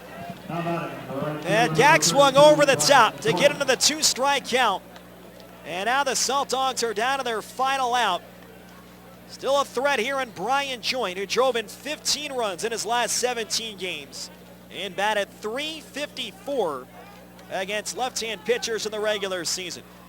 An extra base hit could still tie it, especially with 2 outs. And the speed of Matt Forgach on first. Now it's no doubles defense for the Goldeyes. All 3 outfielders just in front of the warning track and a half step to left field. Blackwood right on top of the line at third. Harther on top of the line at first. Coon plays in the hole. Bond is a couple steps near second. The first pitch. Swinging a ground ball past the mound. Coon moves in front, he fields. Throws to first. In time, and the ball game is over. The Winnipeg Goldeyes take Game 1 of the American Association Division Series 6-4 over the Lincoln Saltdogs. Brennan Lafferty with 2 enormous outs. Locks down the save. He strikes out Ian Gak and gets Brian Joint on the ground ball. It's slowly to shortstop, and Winnipeg leads this best-of-5 series 1-0. An exciting postseason opener. The Goldeyes overcome the early 4-0 deficit. Chris Salamina was outstanding over his final 7 innings of work. He strikes out 10 and picks up a well-deserved victory tonight. So the Goldeyes lead this best-of-5 series 1-0 over Lincoln, and they will try and take a 2-0 lead tomorrow, sending Ethan Hollingsworth to the mound. In the ninth, no runs, 2 hits, and 2 left on base. Our final score here at Shaw Park, it's the Winnipeg Goldeyes 6 and the Lincoln Saltdogs 4. Back with a Sports Select post-game show after this on Jewel 101. Thanks for listening to Winnipeg Goldeyes Baseball. Stay tuned for comments from Goldeyes players and coaches. The Winnipeg Goldeyes Sports Select post-game show is next on Jewel 101. The new Jewel 101 is your official source for everything Winnipeg Goldeyes. Tune in as we broadcast the games on air this baseball season. Listen live online at jewel101.com. And stay tuned for station exclusives, contests, and giveaways, including your chance to see the Winnipeg Goldeyes live in action. Jewel 101, the official radio home of the Winnipeg Goldeyes. For more Goldeyes news, schedules, and information, check out the all-new jewel101.com. We all know that money doesn't grow on trees, but it sure grows in our branches. At Steinbach Credit Union, you get a great interest rate on any of our savings accounts, right from $1. That's right, no minimum balance here. Add to that a complete range of financial products in our unparalleled service, and that could put a smile on anyone's face. So switch to SCU today and laugh all the way from the bank. Steinbach Credit Union, taking care of the world's most important money, yours. Here's the pitch, and it's a grand slam! Here they come! Cans, juice boxes, glasses.